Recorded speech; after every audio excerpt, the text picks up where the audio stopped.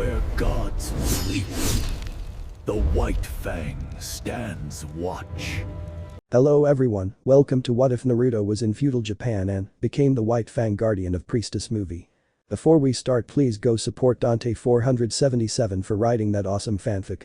This is the translated version I made. There will be some mistaken character's gender, but of course Naruto is a male. Due to a miscalculation, Naruto ends up in feudal Japan.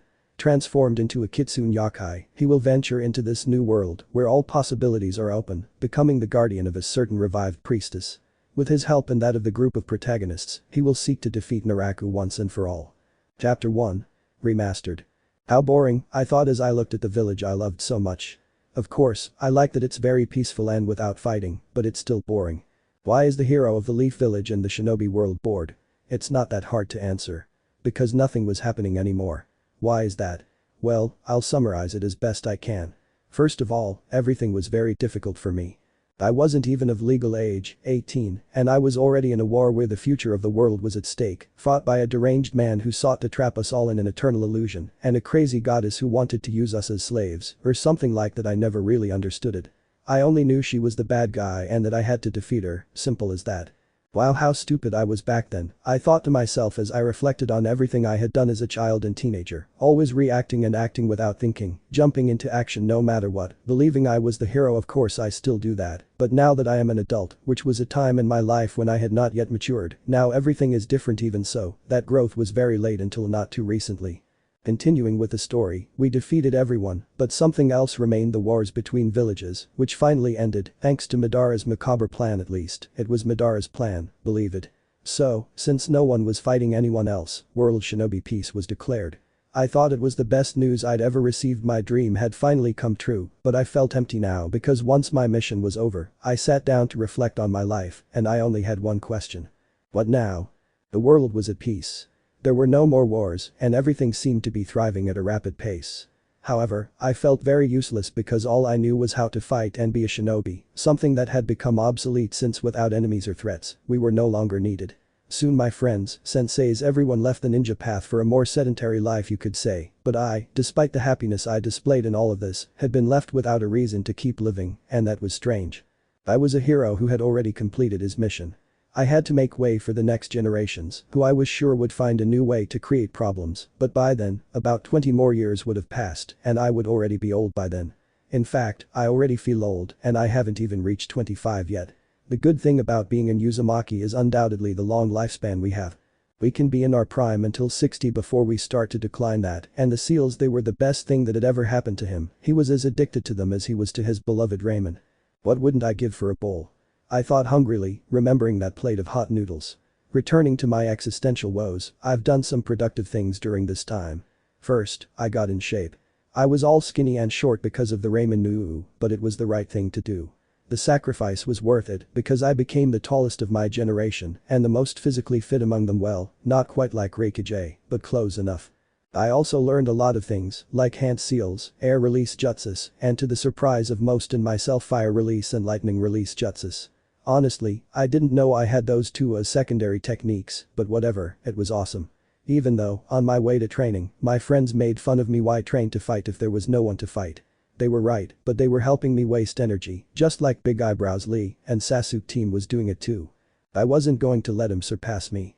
Despite all this, the lack of action caused me to end up like this, doing the same thing as my sensei writing. Of course, I didn't write just anything. I was more of an epic writer, writing about stories of valiant, long-forgotten battles. Yes, I became a scholar. How in hell would the hyperactive blonde guy sit down to read? Believe me, it was as surprising to you as it was to me.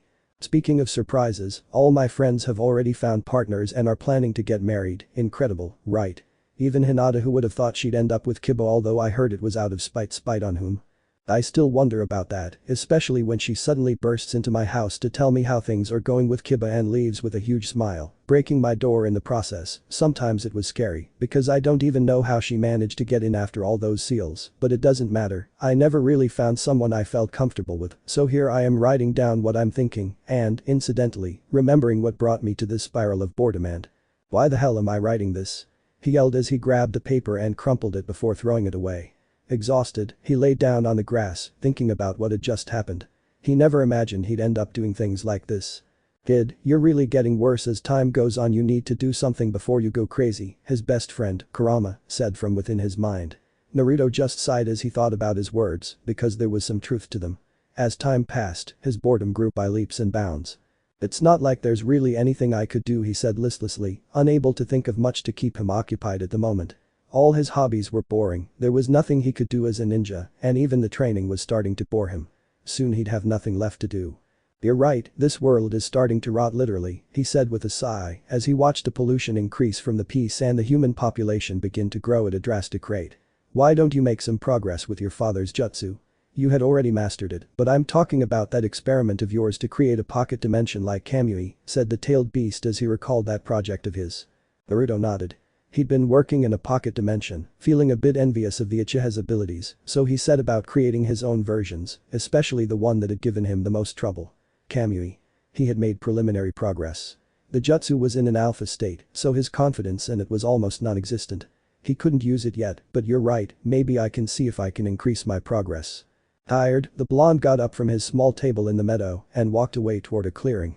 With all the preparations complete, on the ground in front of him was a huge, very complex seal, which would allow him to connect to a pocket dimension where he could have all the abilities that Kamui conferred upon him.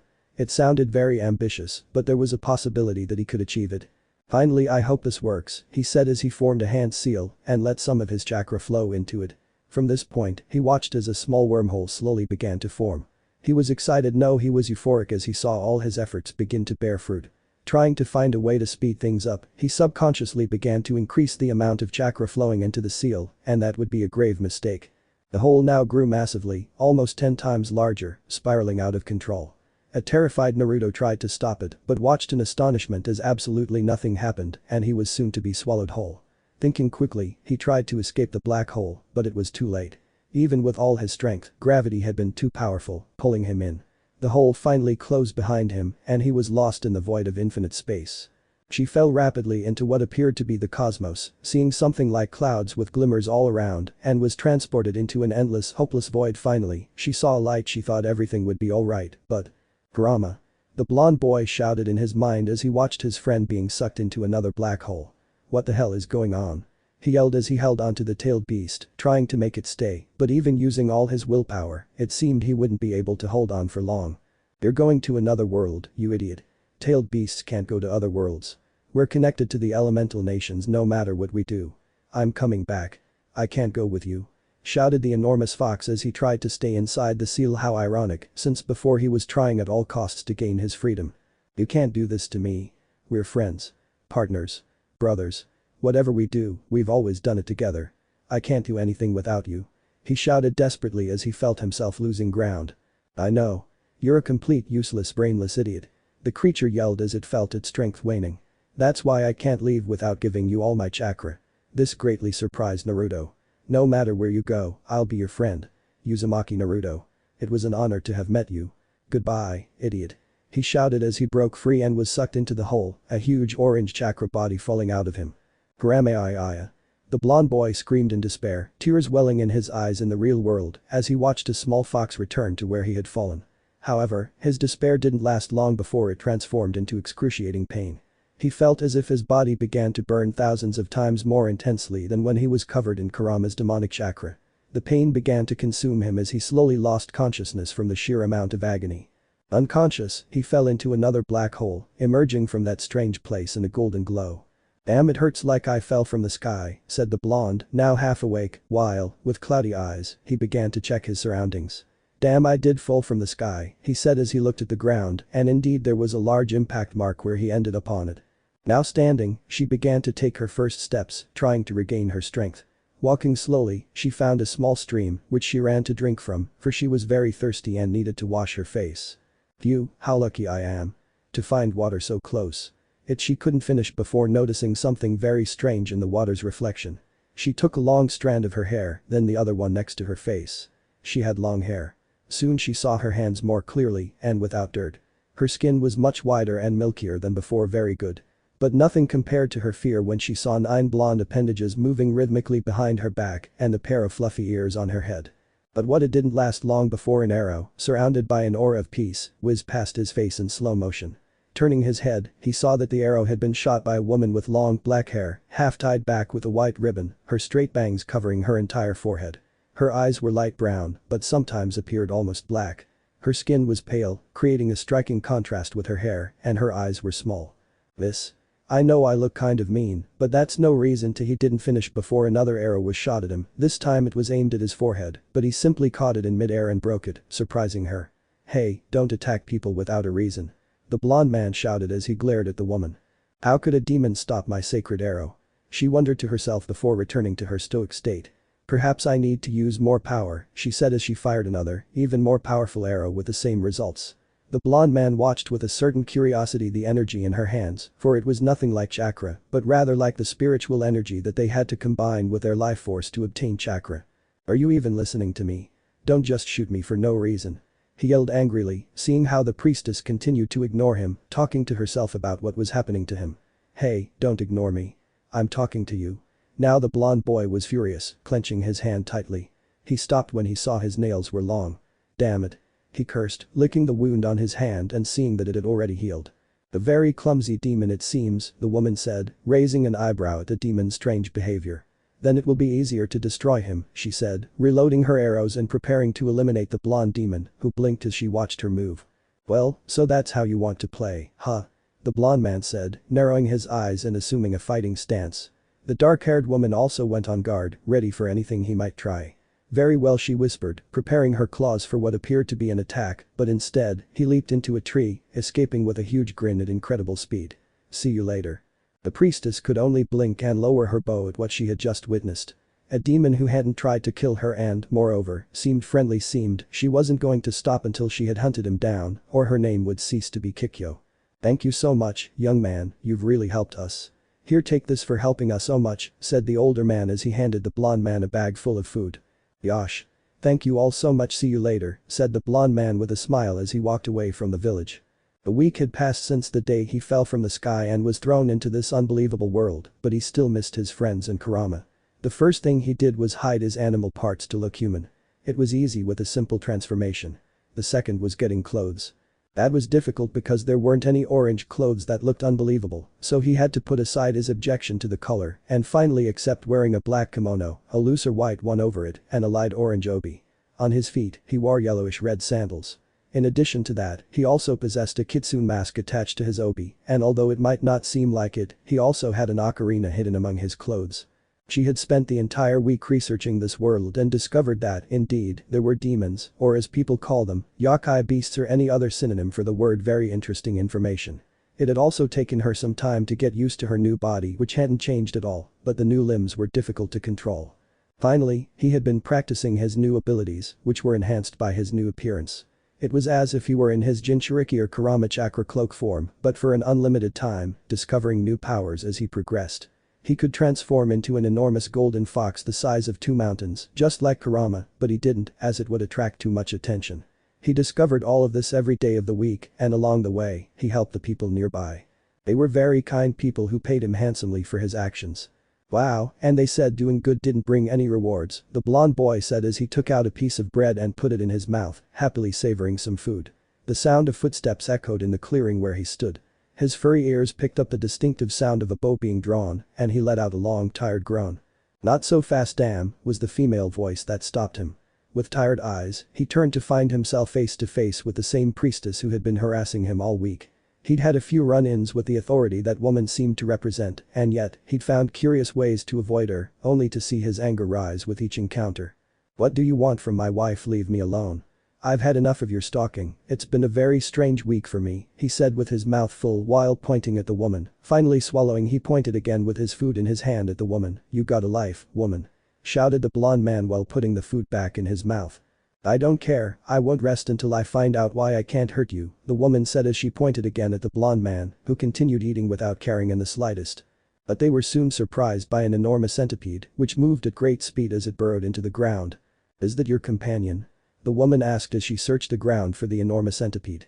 You think so? You should know, you've been following me this whole time, the blonde man said wearily as he continued eating. Then it's a no, the woman said before firing an arrow that missed its target, having been dodged. She grunted as she knocked her bow again. How is he so fast? she asked, firing another shot that missed. It must be because he has one of these crystals in his head, he said as he pulled out, much to the priestess's surprise, a couple of Sharigan jewel shards. It gives him enormous power over weight simple creatures, making them even bigger than they should be. I don't know how he does it, though, but it doesn't matter, he said while playing with the shards. In fact, I think this is what he came for, he said again as he put the shards away and took another bite of his food. How did you get those shards? The woman demanded angrily, observing how many shards her target possessed. Naruto, on the other hand, blinked at the pointless and completely out of context question, considering they were being attacked by a monster. Well, I've killed a lot of those things, so I got a few of these in the process, said the blonde as he slowly stepped aside, dodging a lunge from the beast. Hey, aren't you going to kill it? You brag every day about how good you are at that, said the blonde as he continued eating. I'm trying, you idiot. She yelled angrily as she fired at the beast again. The shot had finally hit its target, but to her surprise, it didn't work. What? Why? Hey, watch out, woman, the blonde man said simply, half-heartedly pushing the dark-haired woman out of the way, thus dodging another charge from the beast. For demon hunter, you don't seem very good, said the blonde man, finishing his meal and sitting down on the ground, unaware that there was a dangerous enemy in front of them. I am a priestess, the woman said in a foul mood as she prepared to attack. She readied her bow, releasing a powerful arrow at the monster, but all it managed to do was make it retreat before the explosion of spiritual energy on the ground. I see then you don't need help. I'm going to sleep. It's been a long day. With that, the blonde man stood up again and began to leave, yawning. As he walked away, he found himself grabbed by the neck. Looking back, he noticed it was the same woman who seemed to have no intention of letting him go.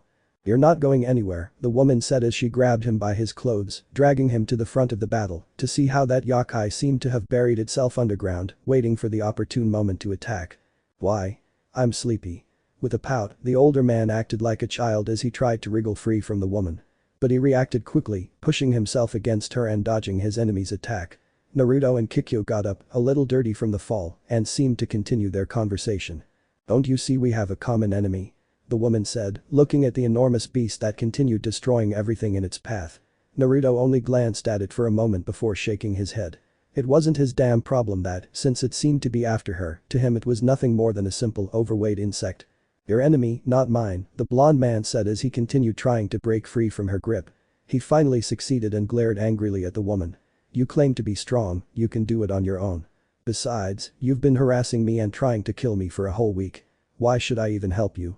Oh, watch out again, the blonde man said before pushing the woman away once more, dodging a dangerous jet of acid that melted deep into the earth.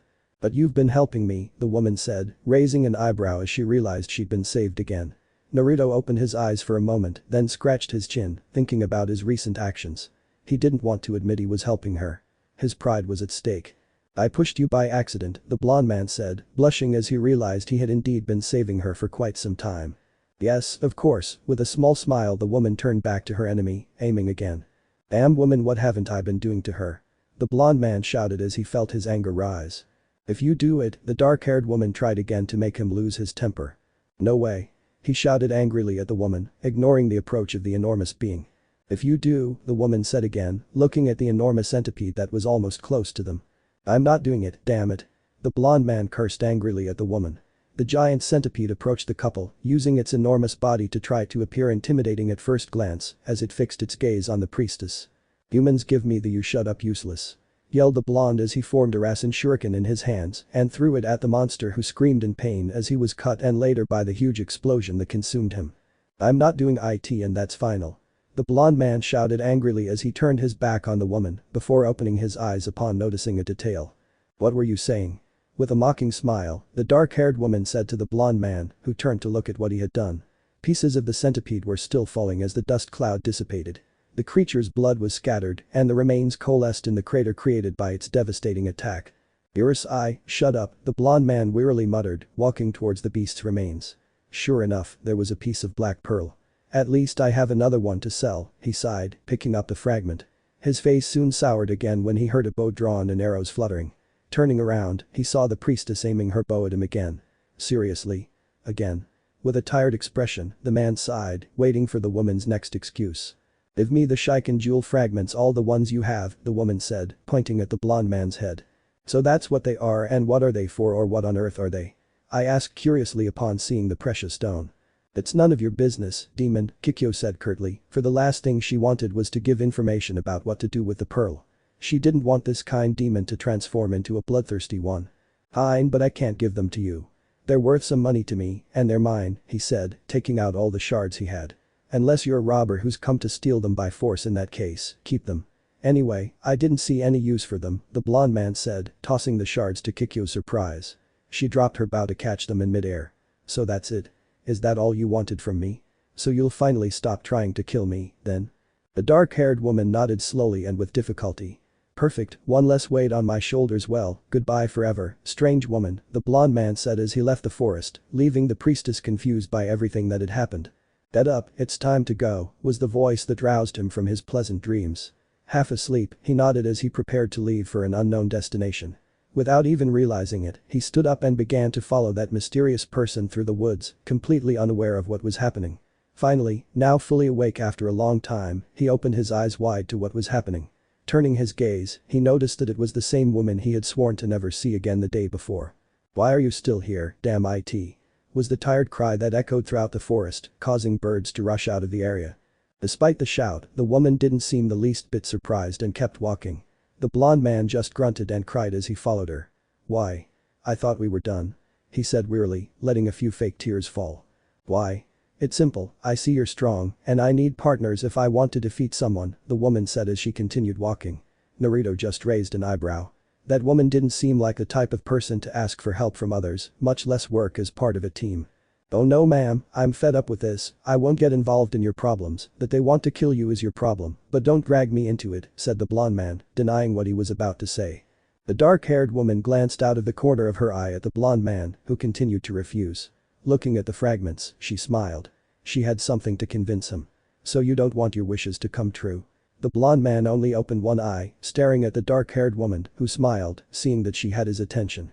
"These fragments once formed a pearl, called the Sharigan," she said, showing the pieces again to the blonde man. "The jewel allowed your wishes to come true, regardless of the cost or how impossible they seemed," the woman said, hoping that greed would change the blonde man's mind. "Are you sure this is a good idea? Things that grant wishes always cause problems in the long run," he said with a sour expression, recalling his adventures as a shinobi. "They always ended up causing more trouble than they solved. Honestly, I prefer to do it on my own. It's safer," he said with wisdom and experience to the priestess, who was just staring in surprise at the blonde man. "I would suggest you destroy it.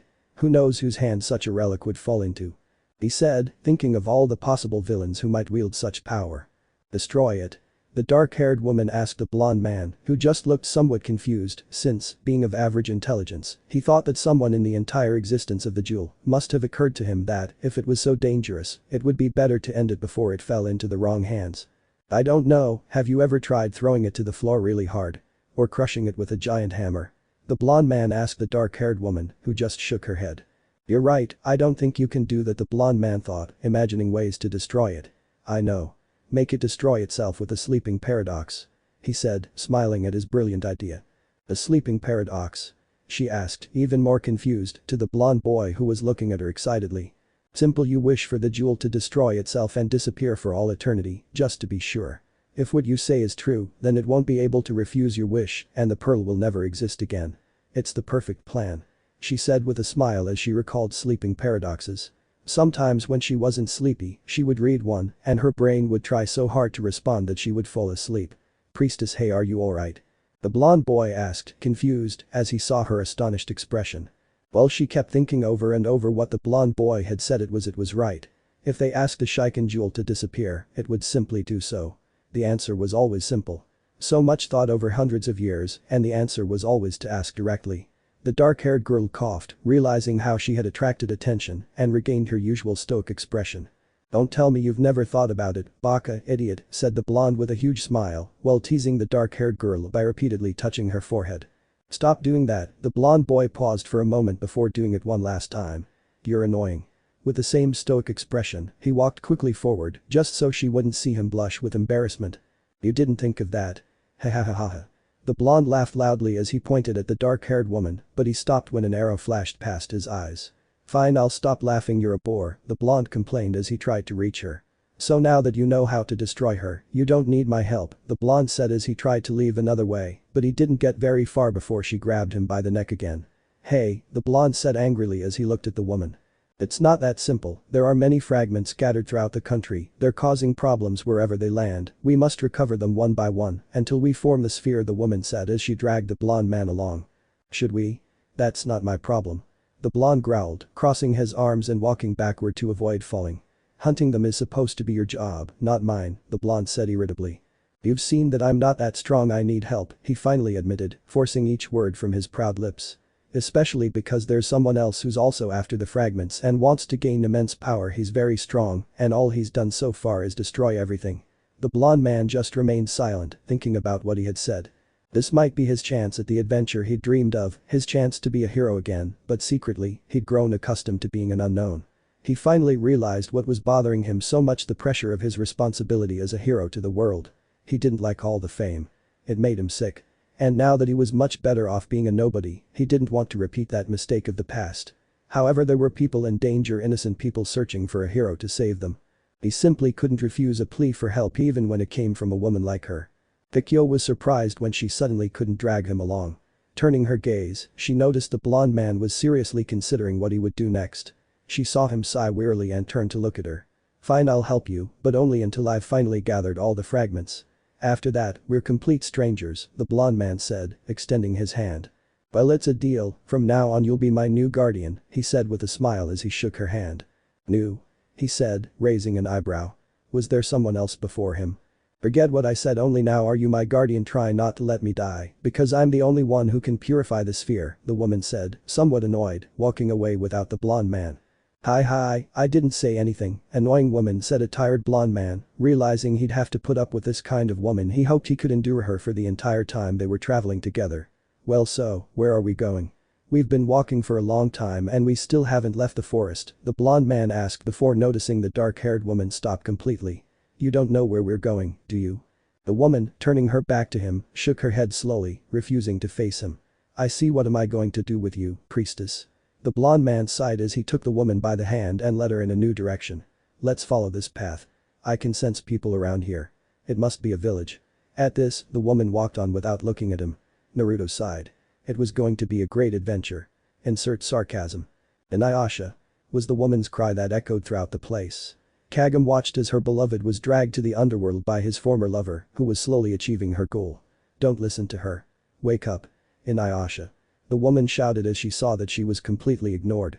Wow, so the priestess is suicidal then?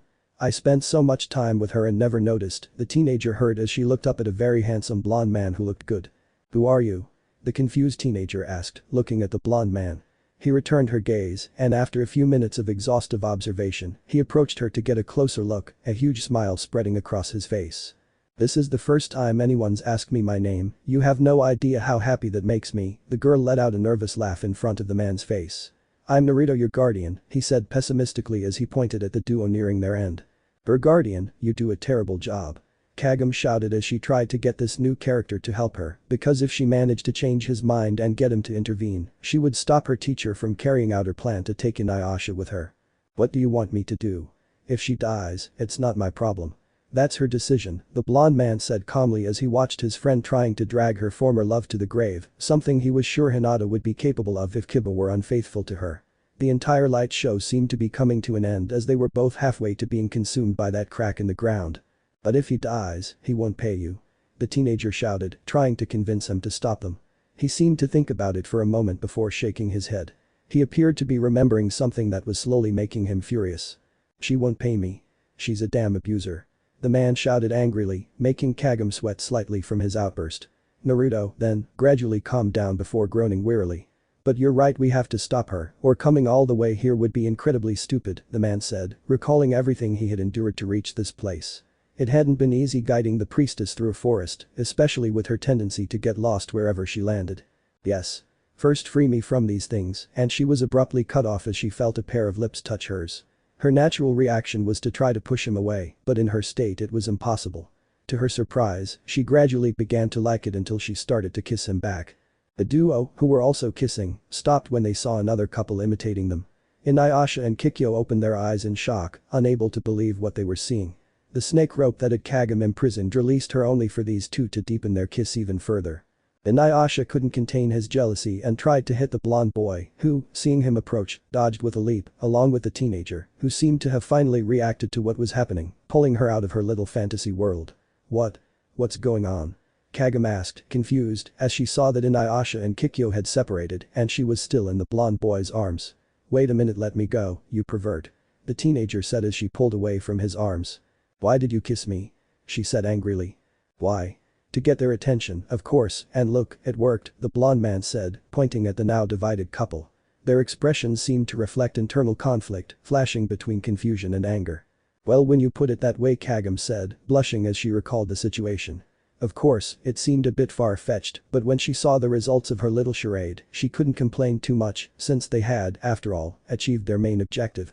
She could overlook the last part. Kagome. Why on earth were you kissing that guy? The dog man shouted angrily, glaring at the blonde man with pure hatred. Well, we were just trying to, the teenager stammered, trying to find an answer. Naruto looked somewhat confused by how things seemed to be going, since it was the same as when a boyfriend discovers his partner is cheating, but as far as he could remember, she hadn't mentioned anything about being his girlfriend. Wait a minute, why on earth do you have to explain? Is he your boyfriend or something? If so, I'm sorry, I didn't know you were in a serious relationship or anything, much less something so unhealthy, she said, reminding her how they had been kissing in front of her. The dark-haired woman blinked several times at what she said and began to shake her head, trying to lessen her growing embarrassment. No. Don't worry, we're nothing, nothing, she finished sadly, remembering that detail before blinking at what the blonde boy had said. However, her embarrassed face changed to one of fury that slowly began to take over her expression. That reminds me, why are you yelling at me? You were kissing Kikyo right in front of me. In the front row. And you almost died before I saved you. The teenager shouted, very angry. I wouldn't call it saving, the blonde boy stammered, searching for the right words, but a piercing gaze from the teenager silenced him. But whatever you say. If it's saving, then that's what it was. He laughed like a fool, sweat trickling down his forehead. He wasn't afraid, but he knew it wasn't the best idea to mess with a woman who was heartbroken. He still wanted to live. Well, Inuyasha didn't know how to answer. Every thought that came to mind turned out to be a bad idea.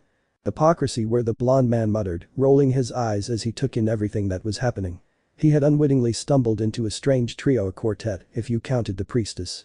I can't believe I ran all the way here for you. I thought you were in danger, I'm such an idiot. She said with tears in her eyes as she ran away. Kagome, wait. Shouted the albino as he tried to reach the girl, before remembering Kikyo. Priestess, what on earth have you done? How could you play with feelings like that?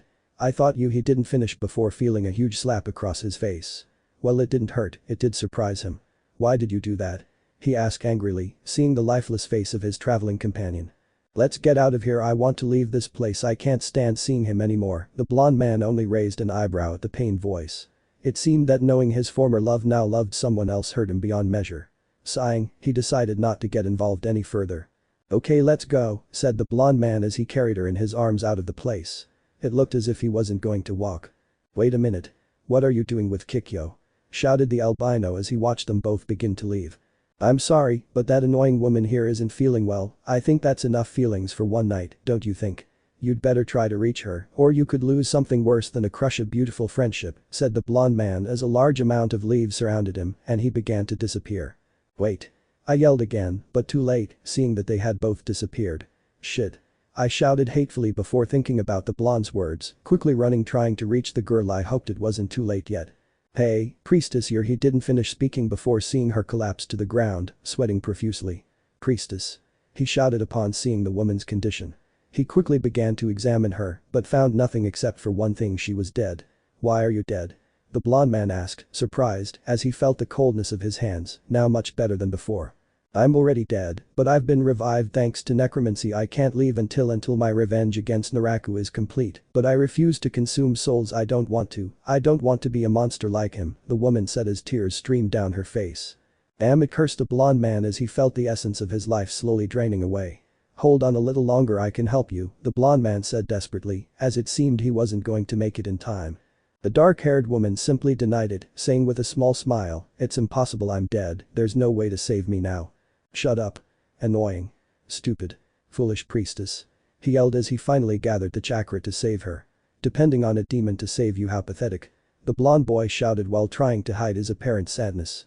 Finally, he placed his hand on her forehead, where he had drawn a bright sun, which slowly began to envelop her. The light began to disintegrate her false body, replacing it with one made of flesh and blood. Once finished, there was a naked woman, now truly revived. Naruto just sighed as some blood trickled from his mouth. It was just like the Rin Tensei, a technique that, if used excessively, could lead to death if he wasn't careful. Maguekio opened her eyes in surprise at the sight that she wasn't dead yet. In fact, she felt more alive than ever. She began to examine herself closely, discovering that she truly was alive now. Surprised, she turned her gaze to see the fox man in a pitiful state, coughing and spitting up a large amount of blood. "Why?" the dark-haired girl said as she watched a blonde boy fall to the side of the cave where they were. "Why did you save me?" she asked again as she saw how tired he was. "Why? Was there really a reason?" "I only helped you because it was within my power to do something. If you have the power to make a difference, you should do it. Besides, despite how annoying you are, you're my first friend," she said as she closed her eyes, trying to rest. "Hey, get up," he didn't answer. "Get up, idiot, don't scare me." He didn't answer again. The woman approached to check if he was alive, and he was. Despite his nakedness, she simply hugged him, not caring that she was getting blood on her in the process. She hugged him tightly, letting out a lifetime of pain and suffering, because now she had been given a new opportunity to be happy. "Why, you're an idiot," she stammered as her eyes filled with tears, and she buried her head in the man's chest, who was oblivious to what was happening, letting sleep help him recover. "So, what about your boyfriend, Kagem?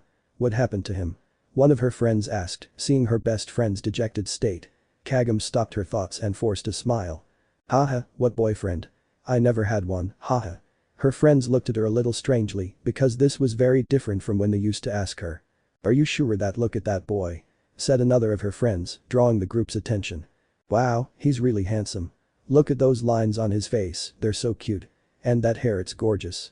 Kagem started connecting the dots as she listened to each description of the man. It was impossible. It had to be a coincidence. Looking up, she saw the same man who had kissed her days before, his eyes from that day, peering through the glass of a restaurant that seemed to specialize in ramen.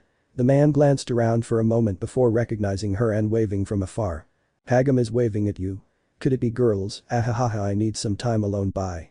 The teenager shouted, running at a very fast pace in the direction of the blonde boy.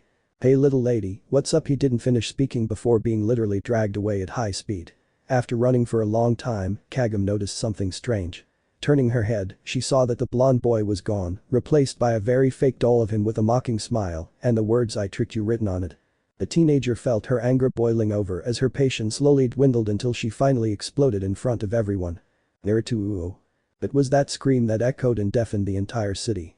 The tired teenager finally arrived home to rest, having wasted time searching for the stranger who was now in her world, her little happy place where she could forget everything supernatural and feudal. Entering her house, it was unusual to see her mother cleaning when she should have been cooking as usual. "Hi mom," the girl said with a tired smile, which was quickly recognized by her mother. "I see my little girl has had a long day," the woman said, smiling as they headed toward the house. "I have a surprise for you today, because I haven't cooked," she added, surprising the teenager with a smile. Once inside, they were in the dining room. Kagem recognized her grandfather and little brother already eating, but they were doing so with a desperation and speed she had never seen before. "Wow. Whoever made this must be really good," she said in surprise as she sat down and tried a small portion. Her eyes widened as the exquisite taste filled her mouth. "Kai, this is delicious." Kagem exclaimed as she quickly devoured it, just like her family. "I told you you'd like it," her mother said with a smile, showing her that she had also eaten, as her plate was next to her, which she was about to take to wash. "A friend of yours came by and prepared this delicious meal for us." At this, the teenager stopped eating, as she couldn't imagine a friend of hers living in her house and interacting with her family. "Friend?" he asked with an awkward smile to his mother, who smiled back. Before he could say anything, a very familiar voice came from the kitchen. He heard footsteps approaching, followed by the characteristic clatter of pots and pans. "Yosh. Who wants a second round?" a voice called out. To his surprise, his whole family smiled and raised their plates, ordering a second helping. From the doorway, he revealed the same boy who had surprised him moments before while he was out with his friends, but this time, his animalistic features were on full display. Kagem couldn't believe it. She was incredulous at what she saw in front of her, because the person who had prepared dinner was none other than the blonde boy who had gotten her into so much trouble, who also happened to kiss her without her consent. "Naruto. What are you doing here?" Haha, it's a long story. Would you believe me if I told you I fell into a well? Chapter 2. Exchange. Kagem was nervous and very worried about all of this. At that moment, she was watching the blonde kitsune getting along spectacularly well with her family. Exactly 2 days had passed since he arrived, and in all that time, neither of them had spoken more than usual. Tired, she decided to go up to her room, ignoring the blonde's gaze. He apologized and followed her. Kagam couldn't process so many things at once. First, what happened with Inuyasha and Kikyo. Then, what happened to her and Naruto. And finally, how he was even there. All these problems were incredibly stressful. Feeling exhausted, she threw herself onto her bed, covering her face, clearly giving up on the whole situation. You know, child, you think too much about these things, just go with them, let yourself be carried by the tide, otherwise you'll hurt yourself more than you think. The same voice that tormented her was heard by the fourth person. Opening her eyes, she noticed she was at the window looking at the sky. Yeah, right, as if it were that easy, the girl said, pouting. It's not like I can forget that easily, she said, referring to the kiss. You like her, don't you? The blonde boy asked while the woman didn't answer. You know I liked a girl too, but she always preferred my best friend who later tried to kill us both. He saw the teenager's surprised look and just laughed nervously. I think that was the worst example I could have set. No, it was perfect, she said, remembering when Kikyo tried to kill Inuyasha and she was in the process. Well, the point is, wow, where to begin? I didn't even really like her, it's just she was the only girl who talked to me back then, and naturally I was attracted to her, but despite all that, there was one thing that was true: our friendship, the blonde boy said as he looked at the teenager who was pondering his words. Maybe love hurts sometimes, but you should know then that when it comes to love a person can be even more of an idiot than they already are, but no matter what decisions we make, the most important thing is to preserve the friendship. The teenager's eyes widened as she remembered all the good times with the albino boy. I understand, thanks I guess, he said with a smile that was returned by the other. You're welcome, we friends and ones should support each other, she said with a big smile before bursting into laughter at the sight of the little woman's embarrassed and angry expression, who started hitting her with her small hands to no effect. Okay, stop before I die laughing, she said as she calmed down and slowly pushed the dark-haired woman away. So what are you and how did you manage to get through the well? The teenager asked as she looked at the smiling blonde boy. What do you think? Said the blonde boy, showing her the pearl fragments, surprising her. When we kissed I stole them thinking it wouldn't be so bad, he said before his smile shifted to a sad one. I didn't know it would end like this, it wasn't my intention. Again, the blonde boy lowered his head slightly, trying to apologize. So I followed you to give them back, he said, handing the jewels to the surprised teenager. How? If I didn't have any fragments, how did I manage to get here? She asked, surprised to notice that detail. Perhaps because this is your real time, you can return whenever you want, but you need the fragments to go back to the feudal era, the blonde man said as the dark-haired woman nodded before stopping and looking at him. What? Don't look at me like that. I came to this world and read a lot of books. I know the whole history of your world, young lady, that and a couple of magic tricks, she said as she took out a handkerchief and turned it into a staff.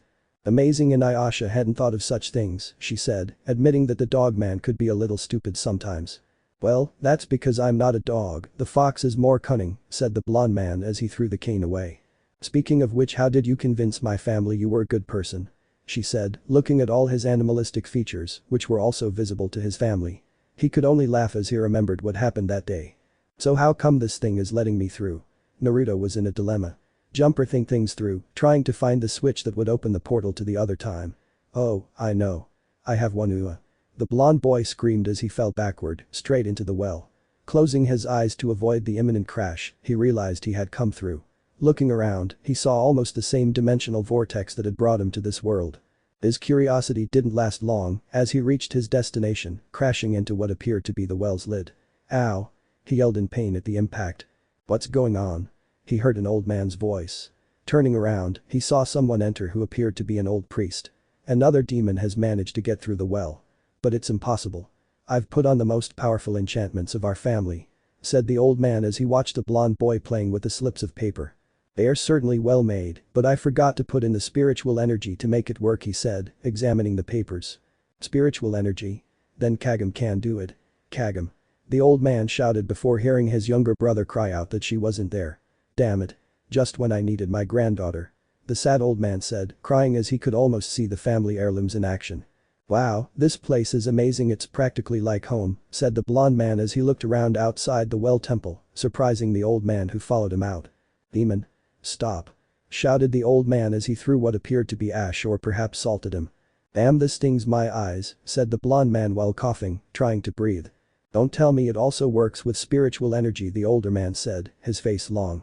The blonde man just gave a thumbs up while coughing repeatedly, choking. Well then I'm useless for now, the old man said, looking at the ashes in his hands. At least I know now that taking care of the family heirlooms wasn't in vain, he said with a smile, remembering his whole life complaining, just like his granddaughter, about superstitions that finally had a grain of truth. Nothing is in vain, old man. All legends have a point of truth. A world where legends are forgotten only foretells that roots have been forgotten, ultimately leading to its own self-destruction, for legends are reborn, and with them the chaos of yesteryear, the blonde man said very seriously, remembering how the legend of the Sage of the Six Paths and the Rabbit Goddess was real, and caused a lot of problems for the current generation who were unaware of this. Finally, someone who understands me, said the old man, his eyes brimming with tears, as the blonde boy let a bead of sweat trickle down his forehead. So are you a kitsune of evil or of fortune? He asked, narrowing his eyes and staring intently at the blonde boy, who seemed nervous. The one with the good boys. He said, laughing nervously. Daughter, we've had a visit from a lucky kitsune. The man exclaimed cheerfully as he hurried out with the blonde boy, facing his daughter, who was staring at the man with sharp eyes. The blonde boy remained motionless, waiting for him to finish his inspection, when he felt hands on his tails. They're real and very soft, the woman said as she caressed them, making the blonde man bite his lip to stifle any guilty sounds. At that moment, he felt she had finished and let out a sigh. Then you must be a friend of my daughter, the smiling woman said, looking at the kitsune.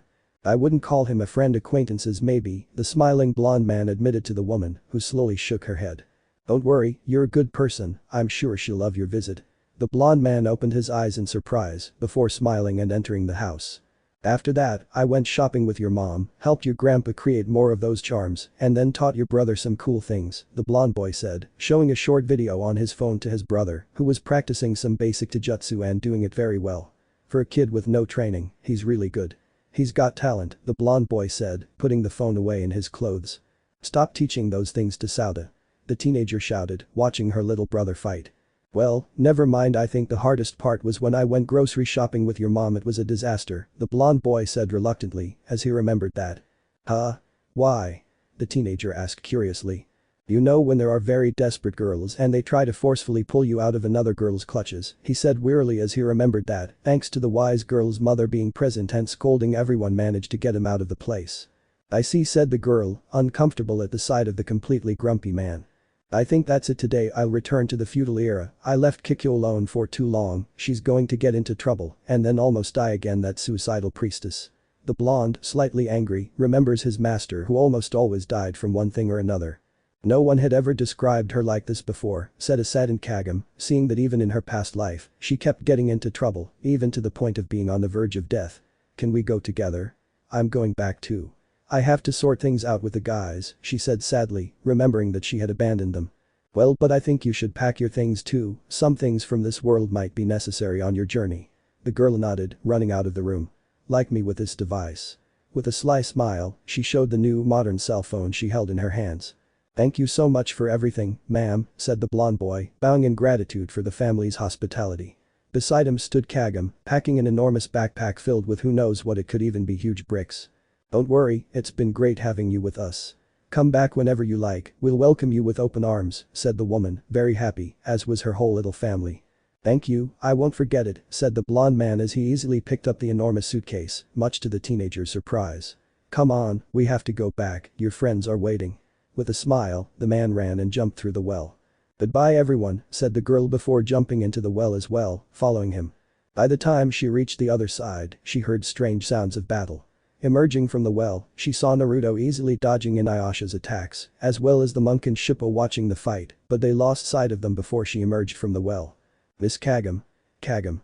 Was the shout Inuyasha heard before turning around and seeing that she had indeed returned.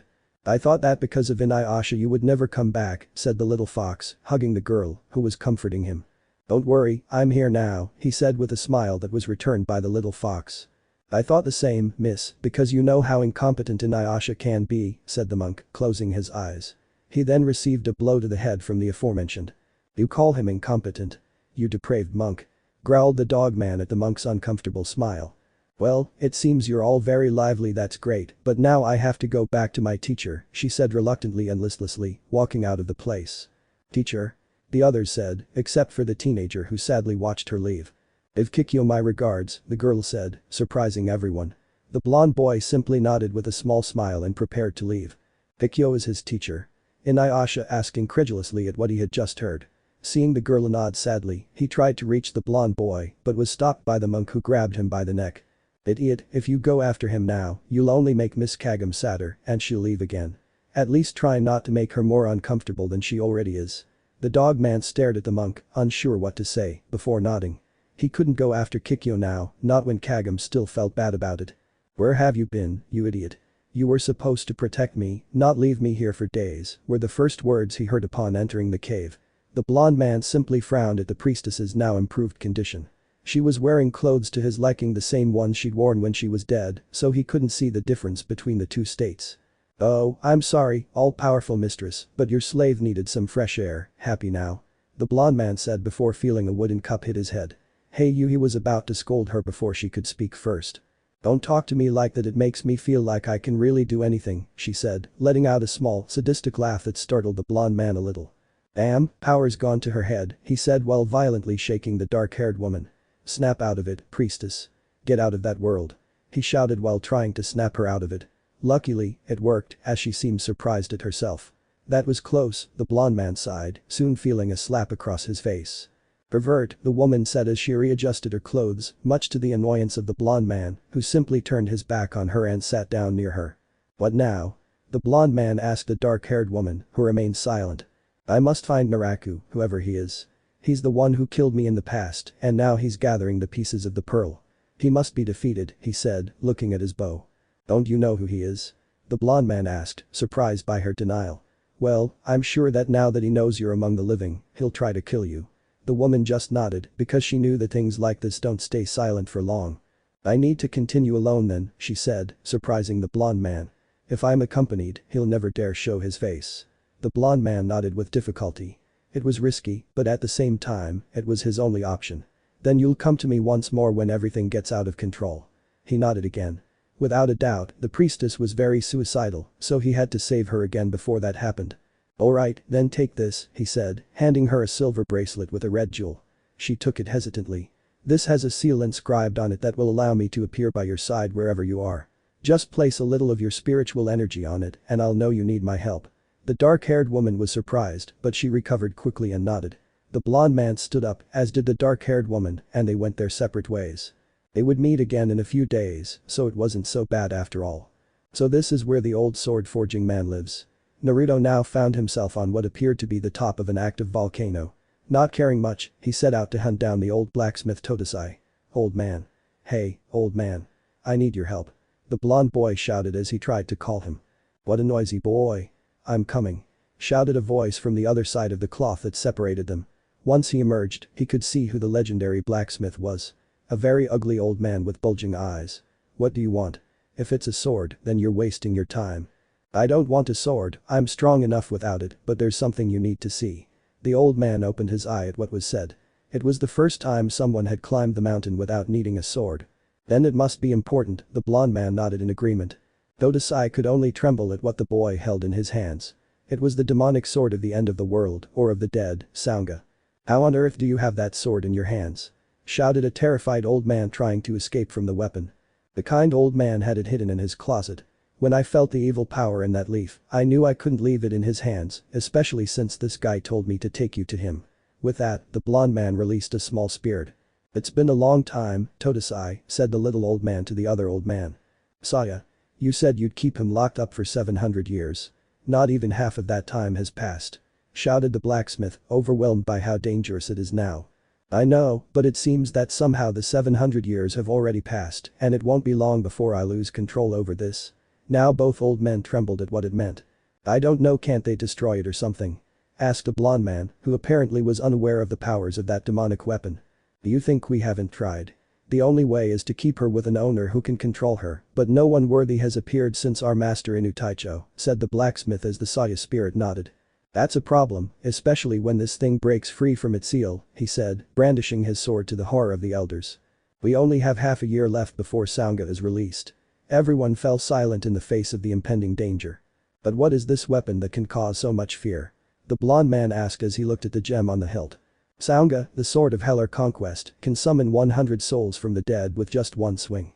But what's truly terrifying about this weapon is its incredible power to shatter hell with earth, separating the two worlds and causing the apocalypse. The blonde man swallowed hard, for it meant that both life and death would cease to exist in a limbo of meaningless suffering. We cannot give it to Sessamaru or Inuyasha, neither of them is ready yet, but neither are they worthy to carry it, Todesai said worriedly, because without his master's heirs ready, there was no doubt that no one would be. Wait. You said this weapon is mostly from the underworld, right? The two old men looked at each other and nodded. So it has something to do with the dead, doesn't it? Again the old men nodded. Then I can do it. The blonde man shouted excitedly as he jumped away and prepared to unsheathe the blade, much to the fear of the two old men. Let's go. He shouted as he painstakingly broke the seal on the saya, and now the weapon was free. I, Saunga, finally free, will take your body, and you will be the new messiah of not so fast, you stupid weapon. The blonde shouted as he expelled a golden power, and black spheres appeared behind his back. Maybe I can't destroy you. But I'll do something better. Seal you for all eternity. The blonde shouted as a Rasengan appeared in his hand with many inscriptions and markings. No. You stupid, inferior demon. I will never be sealed. You are under my control. The weapon shouted as it expelled its corrupted power, trying to manipulate the kitsune. To its great surprise, it didn't work. Why? How's this possible? Exclaimed a furious spirit, seeing that its powers had no effect whatsoever. It's not possible, an Oni descendant. A true descendant of the Oni gods. The sword cried excitedly. Oni descendant. Don't joke around. Shouted the blonde man as he tried to reach the sphere with the weapon, but its power prevented it from touching him. After centuries of waiting. 1,000 years. At last the true chosen one has come to claim his rightful weapon. The weapon's exclamation only made the fight more intense. I don't care. You will be sealed. Shouted the blonde as the Rasengan was about to collide with the weapon. You don't understand. You are destined to wield me. The rightful owner. Nothing you do can change that. Not even me. The sword screamed as its power waned, and it no longer expelled that corrupting power, but was now in complete silence. The blonde man with the Rasengan in hand saw how the weapon now looked tame and seemed to exude no malice. Sighing, he ceased emitting six-path sage mode and reverted to his normal yokai form. Both elders approached to examine the weapon now in his hands. I can't believe it surrendered. In fact, it doesn't even look like a demonic cursed sword anymore, Saya said, looking at the blade again. Even in Inu Taicho's possession, the weapon kept trying to convince him to cause harm, she said, recalling the blade's past. As a blacksmith, I could hear those words from that weapon even in a state of hibernation, but now it's completely silent, she finished, looking seriously at the weapon the blonde man was now carrying. I don't know, he mentioned something about the Oni descendant, but what I remember isn't he didn't finish speaking before remembering something. When his father sealed Kurama inside him, he made a deal with the Grim Reaper, inscribing a seal on him to keep his friend within his body. Now that Kurama was gone, the residual energy of the seal and the chakra left behind by Kurama had merged with him, imbuing the mixture with the power of the dead. Yes, Oni descendant, you have the power of the god of the dead within you, it makes you worthy to carry me, the destined one, the leaf finally said as it remained completely silent, to everyone's amazement. Son, I think there's no doubt that you will be the new owner of that weapon. From now on, it's your responsibility. What you do with such power in your hands will depend on you, said the old man, looking at the blonde man holding the weapon before bowing in front of him. I swear I won't use it for evil, said the blonde man, to the smiles of both of them. Well, you're a good boy, so I think he's in good hands, don't you think, Saya? The blacksmith asked the spirit, who nodded happily. You can take the sheath, just like the other sheaths my friend Todesai made, it possesses protective powers, I don't need it, I can live in freedom from now on. The blonde nodded and sheathed the weapon, placing it on his back. Thanks for everything, I think I should go now, said the blonde man as he tried to leave the place. First, let me ask you something, why did you come all the way here? Todesai asked the blonde man, who turned around, looking seriously at the old man. Easy, to help that old spirit, he said, pointing at Saya, who smiled. When he told me he had been trying to seal Saunga for 700 years without rest, I felt bad and decided to help him, especially when he also told me that this weapon was very dangerous for everyone. I had to do something. I couldn't just stand idly by and wait for Armageddon to happen, he said, looking at the weapon in his hands. Todesai smiled, for it seemed the boy had truly done it out of a desire to help.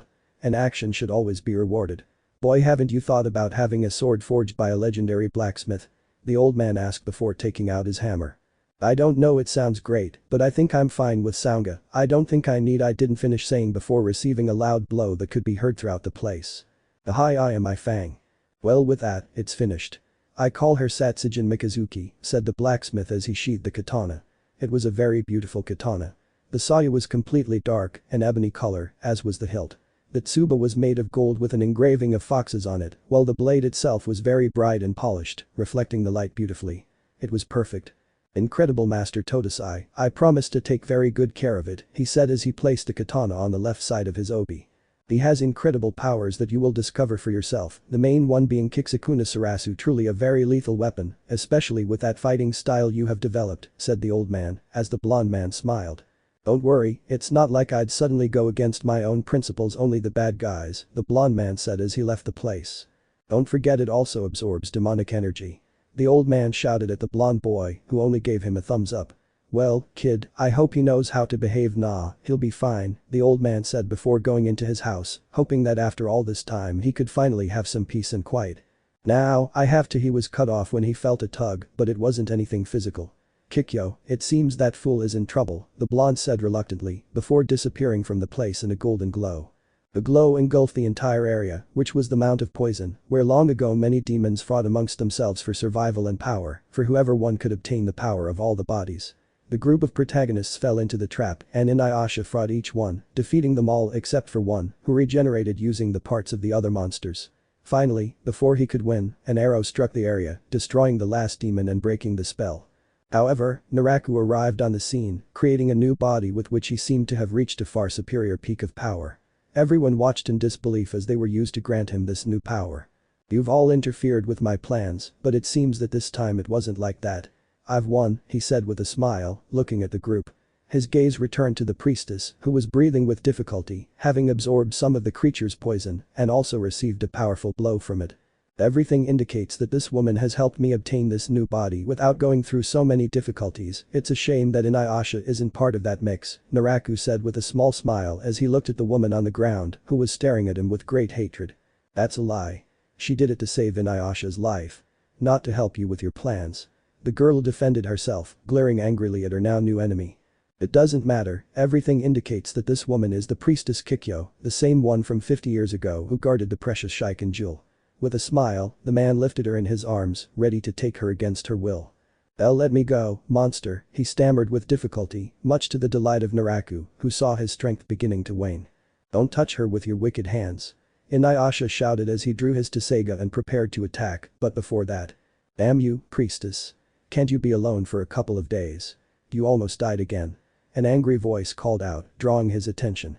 Naraku turned his bored gaze only to find himself literally cut in half, the woman no longer in his arms. He was quite surprised to see that it was a blonde kitsune who held the priestess in one arm and a katana in the other. Who are you? Naraku asked, now reformed once again, looking at the blonde man with slight anger. Another immortal. Do you know how many I've killed in my lifetime? I'm tired of these. He growled angrily before placing the woman on his shoulder. Die, he said as he raised his weapon to the sky, preparing to attack. Seeing this new character and unsure of what he was capable of, Naraku retreated, waiting for another opportunity to change his plans, for an unknown being had entered his web. Damn, she's escaped, the blonde man said, staring at the cloud of miasma. Hey, are you alright? He asked the woman, now on the ground. Sheathing his sword, he decided to attend to the woman, who had a very dangerous poison in her body. Using medical ninjutsu, Iron ninjutsu, he began to purify her body, which was slowly regaining color though not much, as her skin was already very diseased. You again? Let Kikyo go.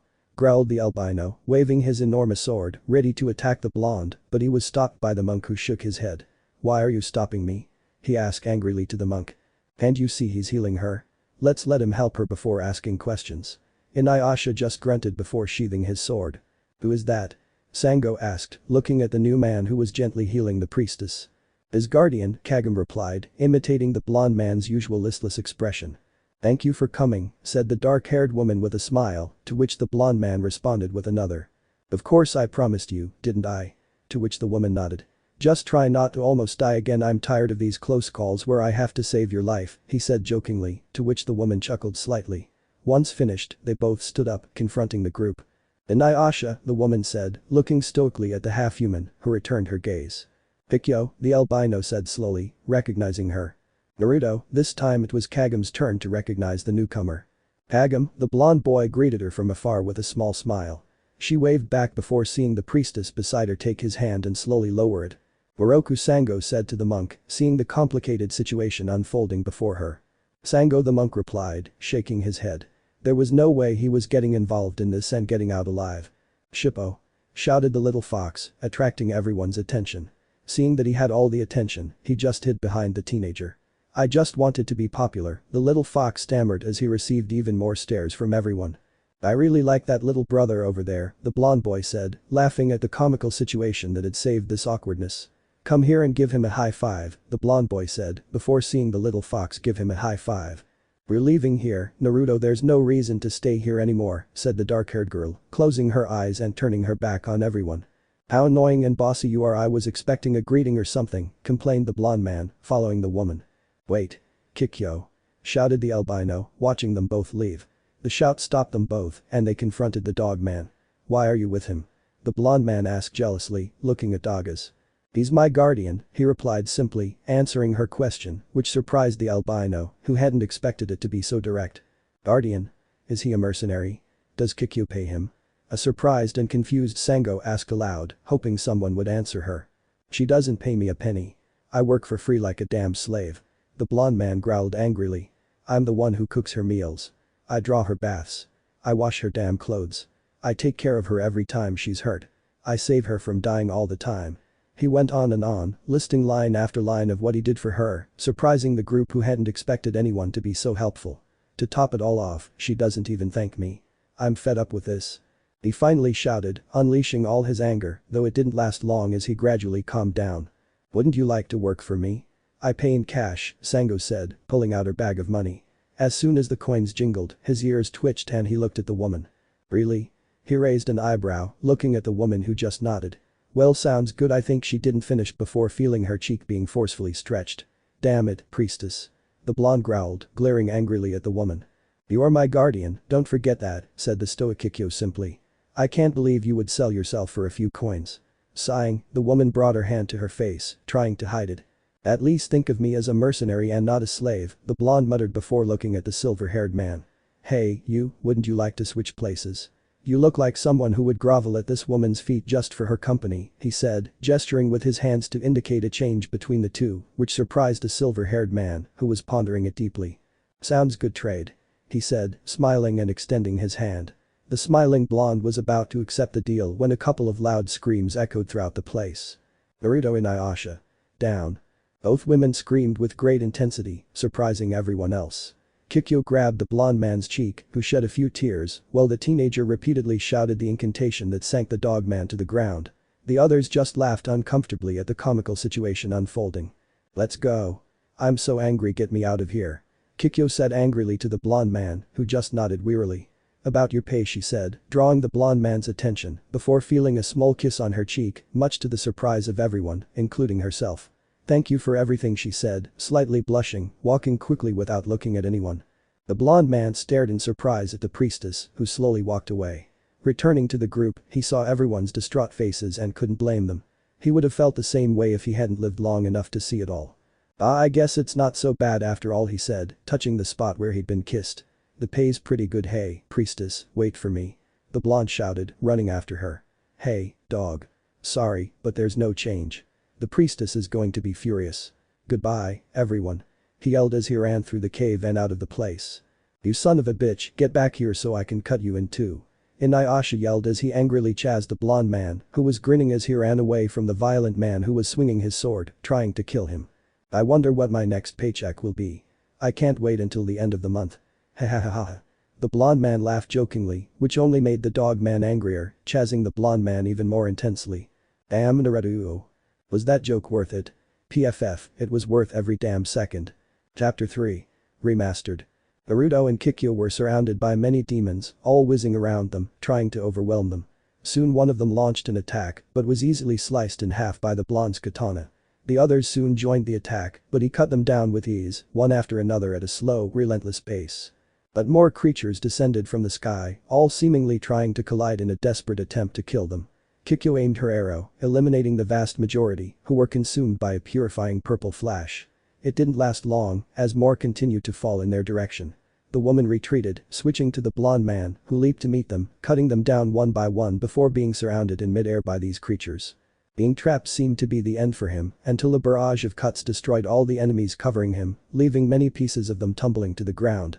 The blonde man fell with an expression that showed no signs of fatigue, his back to the priestess, who also shielded hers, both of them looking at the new horde of enemies that appeared before them. "That Naraku guy must really hate you," the blonde man said before taking hold of his weapon's hilt and bowing slightly. "Kitsukuna Sarasu," he called out as he ran swiftly towards them, appearing behind them in a burst of speed with his katana drawn. He sheathed it as the entire horde of enemies were torn to pieces. "Look at him bringing all these demons just to kill you in such a desperate way," the blonde man said, leaping back near her. "I'd say he hates us both," the woman said as she charged another arrow with her spiritual energy, firing at the many enemies in front of her, clearing everything in her path. But those who weren't hit by the swift arrows approached to attack her. She defended herself with her bow, striking a few and quickly firing a couple of arrows, killing them. "After all, we're a danger to his plans," she said finally, returning to the blonde man. "Us? Sounds like a pack," the blonde man said, swiftly dodging a couple of monsters before striking a pair with his sealed katana and fatally slashing another. He then threw his katana, still in its sheath, at a couple of enemies with tremendous force, piercing them in a row. While airborne, the blonde man reappeared and drew his sword from its scabbard, which was still embedded in the enemies. He then destroyed a small group by throwing his blade like a saw, retrieving it before sheathing it again. He retrieved it completely from the body of the enemy who fell to the ground with a hole in his chest. "After all, I didn't do anything to him," he said, combing his hair as he was feeling somewhat bored with all of this. "Yeah, right," the woman said mockingly before continuing to fire wildly, completely destroying a horde of flying enemies. "You were the one who suddenly appeared and cut him in half with ease," ignoring that he believed he had attained great power, the woman chuckled slightly before loading another powerful arrow, eliminating another ground horde. "I guess you're right, I did exaggerate a bit," the blonde admitted, destroying another group of enemies without even looking at them, his attention focused on the priestess. They both soon stopped what they were doing when they saw a pack of large oni, which looked like enormous hideous titans, behind them what appeared to be Naraku's personal army. "Hey, are we fighting some guy or his personal army?" the blonde asked incredulously, seeing almost all of Naraku's heavy artillery among those preparing to kill them. "A little of everything, perhaps. As a priestess, all demons hate me, so if they see one, they won't hesitate to kill me," the woman said, looking at the enormous group approaching to destroy them. "You take care of this. I'm hungry," the woman said seriously as she turned her back and slowly walked away from the place. "You can never handle anything on your own," sighed the blonde as he looked at the enormous group. "So what am I supposed to do now, Rasen Shuriken? Bijuadama? Or maybe Chaodama Rasen Terengan?" the blonde wondered, considering the possibilities. But he was surprised when he heard the thumping of his katana. It was as if it were speaking to him through vibrations or sounds. "Do you want to fight?" he asked, surprised, before closing his eyes, listening to his weapon. He opened his eyes with a smile, for now he knew what he was going to do. "Well, I guess it's our turn." Ikyo watched from afar, impatiently waiting to see what would happen next. Every day that passed, something like this surprised her. First, there was an enormous sphere with spinning blades, then a massive black sphere that literally disintegrated everyone, and finally, a vast army of clones with giant blue spheres that attacked one after another. All of this had an incredibly wide and powerful attack range. She knew she hadn't seen anything like it yet, but it was still astonishing. Naruto walked to the center of the group, waiting sideways, leaning forward, anticipating the perfect moment to attack. When all the enemies were within his attack range, he unleashed his first basic attack. Dark Sarasu, with that name spoken, a massive time bubble erupted from the blonde man and hurtled toward his enemies, growing larger as it advanced, engulfing everyone within its conical angular range. No one could move before the blonde man opened his eyes and slashed through the air countless times, finally ending his descent and returning everything to normal. He swiftly sheathed his katana without losing his composure. Suddenly, a massive blast erupted from where the blonde man stood. It seemed as if thousands of slashes or blades began to consume everything marked by the bubble, disintegrating all in its path. Its attack range appeared endless, passing far beyond the enemies and continuing until it disappeared over the horizon. It lasted a considerable time, for while the enemies turned to ash or dust, the sound of an explosion echoed loudly in the distance. To the woman's surprise, she literally saw a small mountain being destroyed along with the enemies, all while the blonde man continued to sheath his sword, giving him a cool air. And Ost. "Incredible," he heard in front of him. Opening his eyes, he found himself face to face with a smiling woman. "It seems you've discovered another skill of your sword," she said as she looked at the ebony katana in his hands before sheathing it in his obi. "You're right, there are more abilities than this blade has on its own. I think I still have one more to discover," he said while remembering the echo of the blade, as it still sounded somewhat distant. Very well, it seems that was all of them. Shall we go? He asked the priestess, who returned to her stoic expression, nodding. They both emerged from what seemed like a long road, for with all the chaos, there was only destruction all around them after so much battle. Naruto, however, stopped midway, gazing into the distance. He sensed a strange power rushing by. He could distinguish it because only one person possessed such a powerful energy signature. Todesai-sama, the blonde man recognized, sensing that nervous yet fearful energy. It seemed as if someone was trying to kill him or he was escaping from a great monster. "What's wrong, demon?" the priestess asked, noticing the serious state of her guardian, which she rarely saw as he was always present with a smile on his face. "It's nothing," the blonde man dismissed. Todesai was strong, no doubt about it. He could defend himself, and if he needed help, it would come to him very quickly, which he wasn't doing since he was heading in the opposite direction. "Well, aren't we going to eat? There's a village nearby. We can order some food." "I still have some money," he said, remembering how he had earned a large sum of money by helping people along the way and defeating bandits. "No, you cook, and there's no way you're changing my mind. Let's hurry," she said, quickening her pace. The blonde man just frowned. He was fed up with cooking for her, as it made him feel more like a slave than he seemed. "Fine, but you really have to pay me. I don't work for free, and I'm not in Ayasha, so you can't pay me with kisses," the blonde man said, reluctantly following her. The woman didn't show her face, but he knew she was blushing. He was right. That might work with Inuyasha, but not with him. "I'll send you the bill for my services once the Sharigan jewel is destroyed. You'd better have enough to pay me, or I'll put a curse on you or something," he said, remembering that demons used curses on lying traders. "I don't care," the woman said without looking back. "It's not like you can actually do them." The blonde man just nodded sadly. Maybe he was a demon now, but he never knew, so he was still a complete beginner in his demonic abilities. "I'll find a way, so I wouldn't be so confident." Naruto smiled at the woman, who smiled back. They'd been doing the same thing all this time, challenging and teasing each other. "You're right, let's leave this for later. Let's hurry." This time it was the blonde who took the lead, keeping pace with the priestess, and so they both disappeared into the horizon. "I can't believe that the one after your head was Sesshomaru," Inuyasha said, seeing his half-brother looking down at them both from what appeared to be a two-headed dragon. Sesshomaru had a small smile on his face, observing the situation. He found it all very ironic. The creator of his supposed new sword had come after his most powerful creation seeking refuge. What a shame it was in the hands of his useless brother. "So? When do you plan to create that new sword for me, Todesai?" he asked with the same mocking smile, for he knew that the old man would have no choice. He valued his life even more than the others. "How about a deal?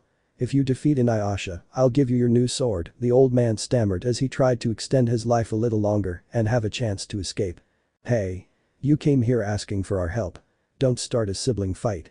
Kagome shouted when she saw the old man about to make the two brothers fight to the death over a sword. "What? I don't remember saying that. Who are you, young lady?" The old man pretended to be demented, but the young girl still got very angry with him. Sesshomaru only let out a small laugh. "I hope you remember that promise, Todesai, because in a few moments you will owe me that sword," said the albino as he jumped and landed gracefully on the ground. "You talk as if you could defeat me. But I will be the one to defeat you, Sesshomaru." Inuyasha shouted as he drew his sword and it transformed into a huge saber, which he waved to attack his brother, who easily dodged it as if it were a game. "Haha, it scares me a little because it seems like you're serious," Sesshomaru chuckled slightly, seeing that his brother thought he could measure up to him. He soon stopped dodging and took the lead, attempting to strike with a poisoned whip from a distance. Inuyasha defended himself as best he could with his Tsuga, then leaped forward and overwhelmed him with his poisoned claws. Seeing that he could no longer withstand the poison, Inuyasha jumped back, watching as his attacker fell to the ground, melting it and leaving a gaping hole. "How slow?" Sesshomaru exclaimed calmly. "It's rare," as in a burst of speed he caught up with his brother and struck him hard in the face, causing him to fall to the ground with a thud. "Well, it seems I gave you too much credit, you're even weaker than last time," Sesshomaru finally said before addressing the group, seeing how they got into fighting stances, but their attention was on the old man. "It can't be. How weak he is," exclaimed the old man who saw that short uneven battle between brothers. "Hey Miyoga, are you sure it's the same boy who was able to overcome the steel Fang?" asked the blacksmith to his flea friend, who was jumping on his shoulder. Well, it was once," the flea stammered as he tried to defend his master. "Don't doubt Inuyasha." The girl defended the half-demon. "Besides, he always defeats Sesshomaru at the end of the battle," Kagome asserted, very annoyed, trying to help the dogman who was still on the ground. Are you sure it wasn't just a dream?"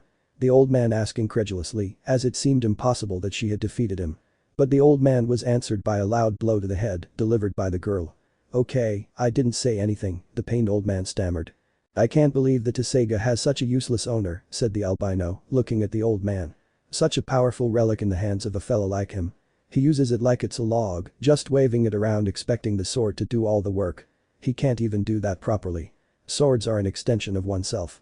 It's up to the owner whether they decide to have life or not." Sessamaru spoke with wisdom, and the old man nodded at every word, for he was right. "You are absolutely right, Sessamaru," the old man said, provoking the fury of the girl who saw him taking her side. "Hey. Which side are you on?" Kagome shouted at the old man, who was momentarily deafened by the shout. "I'm tired of listening to all your damn words," shouted the now recovered Inuyasha as he stood up and ran towards him, desperately trying to land a blow, to no effect. "Anger has consumed him," said the flea, very frightened. "We are lost," she assured him as she jumped away to take refuge in a safe place. Sessamaru easily dodged each swing of the great sword, smiling as he stopped one last attack, gripping the wrist tightly while releasing a large amount of acid from his claws, burning him at great speed. "What do you say, Todesai? Are you finally eager to forge a sword for me? Or do I have to kill Inuyasha for you to do it?" With a small smile, the sadistic Sessamaru spoke to the old man, who was only trembling at the sight. He could go in and help him escape, but Sessamaru would catch up with them anyway. There was no point in escaping when your opponent could locate you from all directions. Before the old man could decide what to do, everyone felt the cold air filling the area. Sessamaru felt the small, swift surge of power that enveloped them, as did Inuyasha, who, sensing the danger as well, leaped back in the opposite direction from his brother, who mirrored his move, anticipating the surprise attack. To their surprise, a barrage of thousands of slashes literally destroyed everything in their path, right where they stood. The older silver-haired man turned his gaze back, somewhat annoyed by the interruption, to the new guest. "Todesai-sama, why on earth didn't you come to ask me for help? That guy is really strong," the voice said through the dust, slowly approaching as the cloud of dust dissipated, surprising everyone when they recognized the figure. "Naruto." They all shouted, recognizing the blonde boy with 9 tails, who wore a small smile as he greeted everyone. "Idiot. You almost killed us both." The half-demon shouted furiously as he remembered that the attack came from that guy. "I'm sorry, but it was the only way I could think of to stop him," the blonde admitted apologetically before looking at the new silver-haired man. "Relative?" he asked, noticing the slight resemblance between the two. Half-brother Inuyasha reluctantly admitted, glaring at his brother, who was angrily brandishing his sword. The blonde simply nodded. A family feud was a very troublesome matter. "Naruto, my son. I'm truly so happy to know you came to help me." The old man, with tears in his eyes, thanked the boy, for it seemed his end had come. "Make sure you don't get into trouble next time, old man with a tired face," the blonde man told the old man, who nodded happily. "Why does this guy want to kill you? What did you do to him, Todesai-sama?" he asked curiously of the legendary blacksmith, who apparently didn't want to answer. "Sessamaru wants me to forge him a sword. One strong enough to defeat the Tsuga." Kagome shouted from a distant location to the blonde man who nodded in agreement before facing the newcomer. Sessamaru watched from afar, assessing the situation. The new blonde man seemed incredibly strong. In fact, the attack had been completely unexpected and almost imperceptible to his senses. It was thanks to his instincts that he had been able to dodge it in time. Otherwise, he would have died. His gaze fell upon the katana in the man's hands. There was no doubt. It was a weapon forged by the legendary blacksmith. He could see his signature on it, a mark of authenticity. But perhaps what caught his attention most was the sword on his back, the same one his father had wielded before his death. If he was correct, it was the strongest weapon in his arsenal, far surpassing the power of the twin swords created from his Fang. The Inuyasha asked Mortal Kombat HQ extended. "How is it that such a weak demon has my father's weapon?" he asked the blonde man angrily. Everyone's eyes widened at this new information, because until now, no one had ever spoken about Inuyasha's father. "Let's just say I found her hiding in a closet and she chose me as her owner." The mocking smile on the blonde man's face only increased his anger with each passing second. "You don't deserve that sword," Sessamaru finished, launching a violent attack at the blonde man, who met it with equal force, crossing his arms and causing a small explosion. The small explosion between them halted them in a clash of strength, neither seeming to give an inch. Soon they engaged in hand-to-hand combat, each attacking with everything they had, but neither could land a single blow, as the other defended themselves effectively.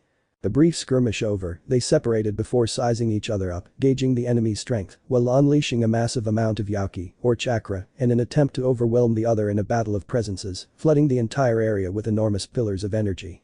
The whole group watched in amazement at the enormous battle unfolding between them. They had never seen Sesshomaru fight seriously, nor had they ever seen Naruto's face so serious. This was a real battle, a sudden death battle where two equals faced off. "It seems you are not the inferior demon I initially thought you were," Sesshomaru admitted as he appreciated the power of his new opponent. "You also seem to be very strong, but I think we've played around too much." With that, the blonde closed his eyes as he concentrated a great amount of power, making his silhouette glow with an orange and gold light. "I see we think alike, I hope you're up to the task," said the Daikai as he mimicked his enemy, letting a greenish-blue glow envelop him. They stared at each other, waiting for the other's attack, the first blow, but something caught Sesshomaru's attention. "Why aren't you using your sword?" he asked, looking at the black katana hanging at his waist. "Oh? Well, it would be a little unfair to fight with a weapon when my enemy doesn't have one," he said with a small smile as he got into a fighting stance. "You'll regret underestimating me," were his last words as he launched himself into a fight against the blonde man. They clashed fists again, but this time Sesshomaru leaped to a moderate distance and attacked the blonde with two venomous whips at incredible speed, unlike when he attacked his brother. Naruto gracefully dodged each one with tremendous speed before being caught by one, then hurled with great force through several trees, shattering them with his body in the process before crashing to the ground. The blonde got back up without any problem and ran towards him. His enemy tried to use his whip again, but Naruto dodged it at the perfect moment, then punched him in the stomach and kicked him in the face, sending him flying a considerable distance. Sesshomaru recovered in midair and landed on the ground without any trouble, touching his swollen cheek, which was slowly healing, leaving no trace. Sesshomaru smiled before a green sphere appeared in his hand, releasing a massive amount of poisonous yoki. He then fired it with tremendous force at the blonde, who countered with a standard Rasengan, causing both spheres to explode and a black mist to obscure the blonde. Without warning, the blonde launched himself forward with the same Rasengan, this time in each hand. The albino began firing a barrage of these spheres, which the blonde skillfully deflected with the orange spheres in his hands, finally coming within centimeters of striking him. However, Sesshomaru managed to dodge one while countering the other with his own sphere of poison. They were locked in a brutal clash of powers, where the surroundings began to crumble from the sheer force of both attacks. Stones and the ground itself began to rise from the immense power, and the sky darkened, creating what appeared to be flashes of lightning. The whole scene was changing as a result of that fight, to the point where the surrounding area was becoming dangerous. "These kids. They're going to destroy everything." The elder shouted in panic as he witnessed what was perhaps the greatest fight he had ever seen between demons in human form. But as they moved forward, the place became unstable and extremely dangerous. They had to either flee or separate them, one of the two. "This is insane. I've never seen a battle between demons of this caliber." Sango shouted in alarm as she looked around. "The demonic power that each one of us expels is destroying everything. We must get out of here," shouted the monk as he saw how everything was getting out of control. "We're not running away. It's my fight." Inuyasha shouted as he tried somehow to regain control of the duel with his brother, but getting involved in that fight was a death sentence. "Inuyasha, we can't do anything. We have to run before the explosion engulfs us all." Kagome cried, equally terrified as she watched both spheres begin to grow at an accelerated rate, enveloping each of the combatants, who continued fighting to win. The dog man merely growled before following his instincts and running alongside his friends to a safe distance. "Now that they're gone, we can increase our power." The blonde shouted with a sadistic grin as he felt the adrenaline begin to surge through him, making this battle a welcome distraction. The albino simply smiled as they both began to power up their auras, which now enveloped the entire area. "Rda. It's the end, R." Both figures screamed as they pushed their powers to the limit, creating a massive pillar that reached the sky. It was the energy trying to escape the chaos. Soon, all that power finally reached its peak, causing a huge flash to consume them both, followed by a massive explosion that engulfed everything in its path. "Shine. Die," was the cry that echoed from the explosion before it grew larger, spreading throughout the forest. The group of protagonists watched as the explosion slowly approached them, but luckily, they had risen high enough to avoid being caught in the blast radius. The entire group watched in shock as the two of them unleashed their power at its peak, now clearly understanding that they were on completely different scales. All that remained was to wait for the massive explosion to subside before descending to see what had happened. Ostfin. The group finally watched as the explosion subsided, leaving its last traces of dust in the air, blurring the vision of anyone nearby. They descended to where the two combatants had been standing and were surprised to find them looking at each other, with a few scratches and burns that were healing slowly, but without any fatal or serious injuries. "I see that we've exaggerated a bit," said the blonde man seriously as he looked around. The beautiful forest and the great meadow no longer existed. I see that, without a weapon, you have no way to manifest your power. In that last instant you managed to create a new movement to counter mine, said the blonde man, remembering that green sphere he had thrown at him. You're right, when faced with the need for a skill, desperation provided the key to a new power, a power that Sesshomaru himself has obtained, said the albino with a small smile, boosting his own ego with his feet. Truly incredible, admitted the blonde, seeing his own great skill and power, worthy of a great opponent. I see I've taken longer than I should have. I wasn't planning on getting into a battle, but it was worth it, said the blonde seriously, letting out a sigh. I must return, he finished as he retreated with calm steps, but stopped halfway. I hope to face him again, Sesshomaru, he said before walking calmly. Next time, I hope to see him with a sword with which to measure the power of mine, the wind whispered, as the blonde had disappeared into the wind and dust. HMPH, what confidence.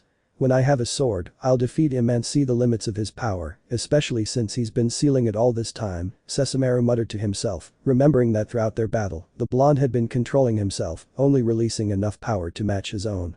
It infuriated him, because it meant he'd been underestimating him the whole time. He also noticed the group watching their interaction from afar, but he didn't care.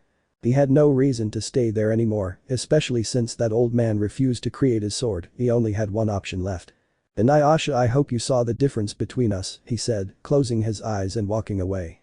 You're lucky you've been spared today, but tomorrow we'll face each other again. Inuyasha, I hope you're ready, because I will definitely destroy you and that sword. Finally, the albino was enveloped in light before disappearing.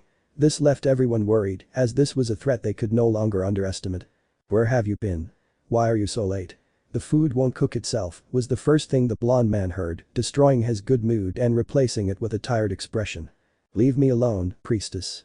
Do something for yourself for once in your new life, the blonde man said as he entered the house, which they now shared for the time being. The locals had given him the place, having lent it to him temporarily after he'd done her several favors. I want to take a bath.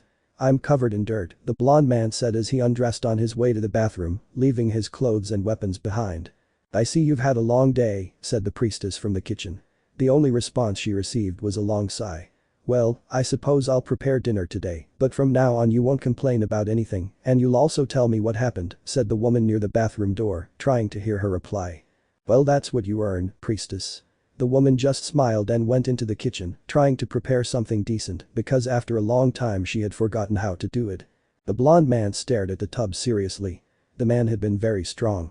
When he had a powerful weapon, he wouldn't hesitate to face him again, but he would face him and thus have his revenge. After soaking for a while, he and his tails were also soaking. He stepped out of the shower naked, expecting to find a towel, but there wasn't one. Sighing, he left the room trying to find any piece of fabric that would help him. To his surprise, he found the woman holding his clothes, looking at him, blushing deeply. Shit, degenerate. The woman yelled before running out of the place. The blonde man just put his hand to his head, denying what had happened. He knew that after this she wouldn't look at him again for a long time. Just when it seemed things were going to get better. Classified Secret 1. 4. Chapter 4. Remastered. It hurts a lot, complained a soldier as the priestess tended to his wounds, bandaging them. Meanwhile, his blonde companion was grinding medicinal herbs before giving them to the woman, who nodded and began applying them to the wound, causing the man to stop complaining. Afterward, the woman opened her eyes as she sensed a presence in the distance. Rising, she disappeared into the forest. What on earth is the priestess thinking? We haven't even finished healing the wounded, the blonde man complained with a sigh as he looked at everyone badly injured. So? Why on earth is everyone hurt? He asked angrily to the soldiers who were frightened when they saw that the demon was now glaring at them. Well, we're at war, so he didn't finish before being hit on the head by the blonde man, causing him to shed tears of pain. Stop fighting, damn it. Make peace and go back to your families. I'm sure they miss you. The blonde man exclaimed angrily to the soldiers, who looked at each other and nodded, as they too missed their families. Very well, that's better, so stop whining like chickens and don't move, this thing is difficult to apply, said the blonde man, while holding the medicinal cure in his hands. Maguekio was walking through the forest with a more stoic expression than usual. The wind was strong, and the leaves rustled loudly. Suddenly, she stopped, her gaze searching for someone specific. Come out wherever you are, I know you're here, Naraku, the woman said, staring at a particular spot. Then the place was filled with a small arrogant laugh, while from the darkness emerged what appeared to be a man hidden in a white baboon suit.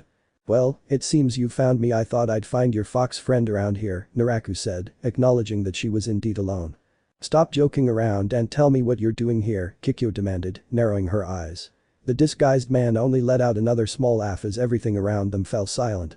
Oh, nothing. I just wanted to know if you could imagine Inuyasha's face when I told him you handed me the Shiken jewel willingly. You should have seen it, the look of betrayal and denial was simply incredible, the man said, beaming. Kikyo's gaze narrowed as her expression turned bitter, which seemed to only make the man happier. Well, that's all. I look forward to our next meeting. Goodbye, Kikyo. He finally finished speaking and vanished like a mirage, disappearing from sight. The woman let out a sigh as she stared sadly at the ground. So that's Naraku. Wow, what an annoying guy. Her companion's voice surprised her greatly as she tried to search for him everywhere until she turned her gaze back to the tree above Naraku, where the blonde was lying. Were you listening to everything? The woman asked, surprised and curious, because neither Naraku nor she knew he was there. Of course, I noticed that strange power too, said the blonde boy as he opened his eyes, looking up at the sky. When I saw you go in his direction, I followed you because leaving you alone for even a minute could be fatal. Now the blonde boy let out a laugh, which the dark-haired girl didn't like. Besides, I was curious about what kind of person this Naraku guy is, she said to herself as she remembered the man behind the mask. I see, said the priestess as she closed her eyes. It seems that the blonde man could be undetectable if he wanted to be, almost invisible to any normal person. So why did you give him the pearl? Have you realized he has great power in his hands? If a fragment can do so much damage, what will become of almost the entire pearl with someone like him? He asked, frowning. This seemed to him the worst idea the priestess could have imagined. In fact, he was completely sure it would bring them more trouble than anything else.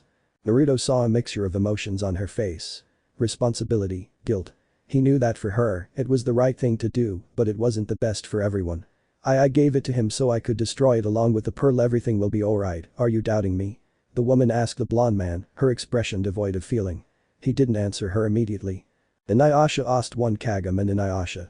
Of course I trust you, but there were other ways. Kikyo, it was the first time he had used her name, and the woman couldn't help but tremble slightly, for she had thought it would be on a more friendly occasion. There were much better ways to destroy you both, but you chose to walk alone. Your decision was made because you alone want to destroy him. The woman lowered her gaze, for he was right, her decision had been made because she would be the one to put an end to everything. It was her duty as a priestess. You may try to do the right thing, but if you continue alone, thinking that you can do everything by yourself, you will fail. The dark-haired woman's eyes widened upon hearing those words. I won't fail. I know what I'm doing. It's my duty. No one but me can defeat Naraku.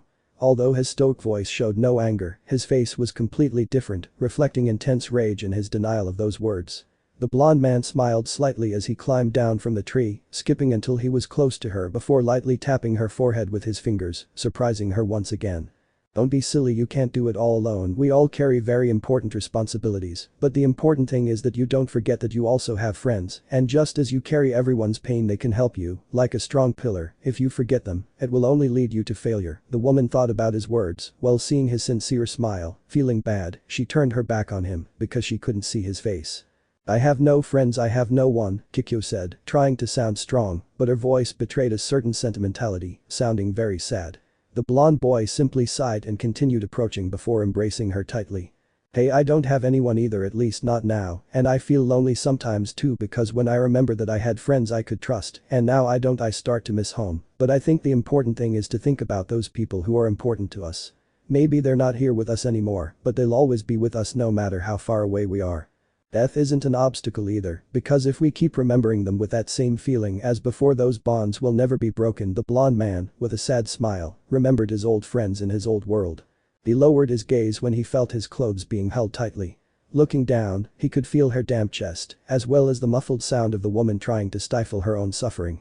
Naruto just smiled sadly as he hugged her tighter. It wasn't her fault she was like this. In a world where everyone she knew was already dead and the other important person in her life was, literally, with someone else, it must be hard. It wasn't that he was trying to defend her.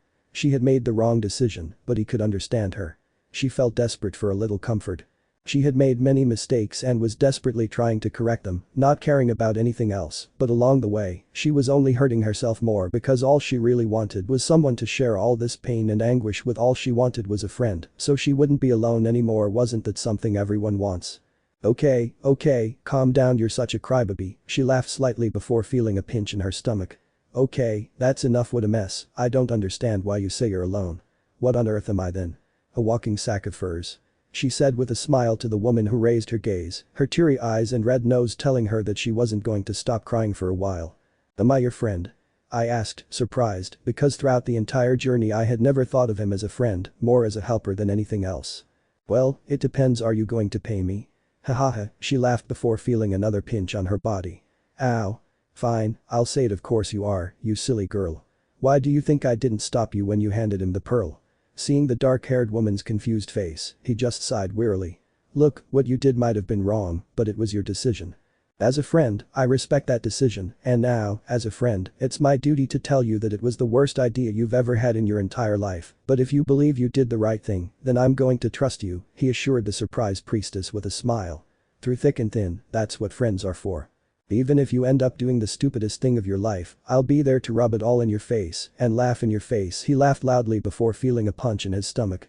Ouch, look, I'm your friend. I'll be here whenever you need me. That's a promise, I swear on my ninja way, he said, raising his hand and promising it with all his heart. Ninja way? She asked curiously at this form of promise. Was it some kind of contract? It's like my own way of living, my goals, all of me. That's my ninja way and now you're part of it, so get used to my presence. I'll be here for a while making your life impossible, the blonde laughed as he set her free. So you're saying you'll be with me forever? The dark-haired woman asked the blonde man curiously, who blinked at her question. Forever? I don't think so. Once you have more friends then I can leave, or when you don't need me anymore, then I can leave. Until then I'll be here, by your side, the blonde assured her as he walked away, slowly leaving her in the clearing. Maguekio turned her gaze back to the blonde boy, watching him slowly walk away. After a long time, she no longer felt alone, because there was someone who truly understood and accepted her as she was, supporting her even when things were bad. Was that what it meant to have a friend? With Inuyasha, it was almost the same, but this was stronger because for the first time in her life, someone had touched her heart, even if their words weren't meant to. There was a glimmer of joy within her for a little companionship. Hey. Let's hurry. I'll make something to eat. I'm in a good mood. Hurry up. The blonde man called after her. The woman snapped out of her reverie and, with a small smile, followed him. They walked calmly away from the forest, leaving a beautiful scene behind them, for a lovely friendship had been forged. I'm not going to pay you, was all that could be heard from the couple in the distance. This was said by the woman, much to the blonde man's shock. What? Why? I knew it was a bad idea to follow you. So I'm working for free. Then I'm getting out of here. Shouted the blonde as he went off to another side, leaving the main path. You promised to stay forever, the woman said calmly, stopping the blonde man abruptly, who had an expression somewhere between indecision and anger. Damn it. Fine, you win. But you're still going to pay me. Being your friend and being your guardian are two very different things. Shouted the blonde as he began to explain the differences in detail. I don't see the difference, but I'm still not going to pay you that way. The debt will be eternal, the woman said as she finished her conversation, ending her chat. MIT. The blonde man cursed the sky, which was heard throughout the forest. It seemed that his kindness had cost him dearly, he and his damn good heart had failed him once again.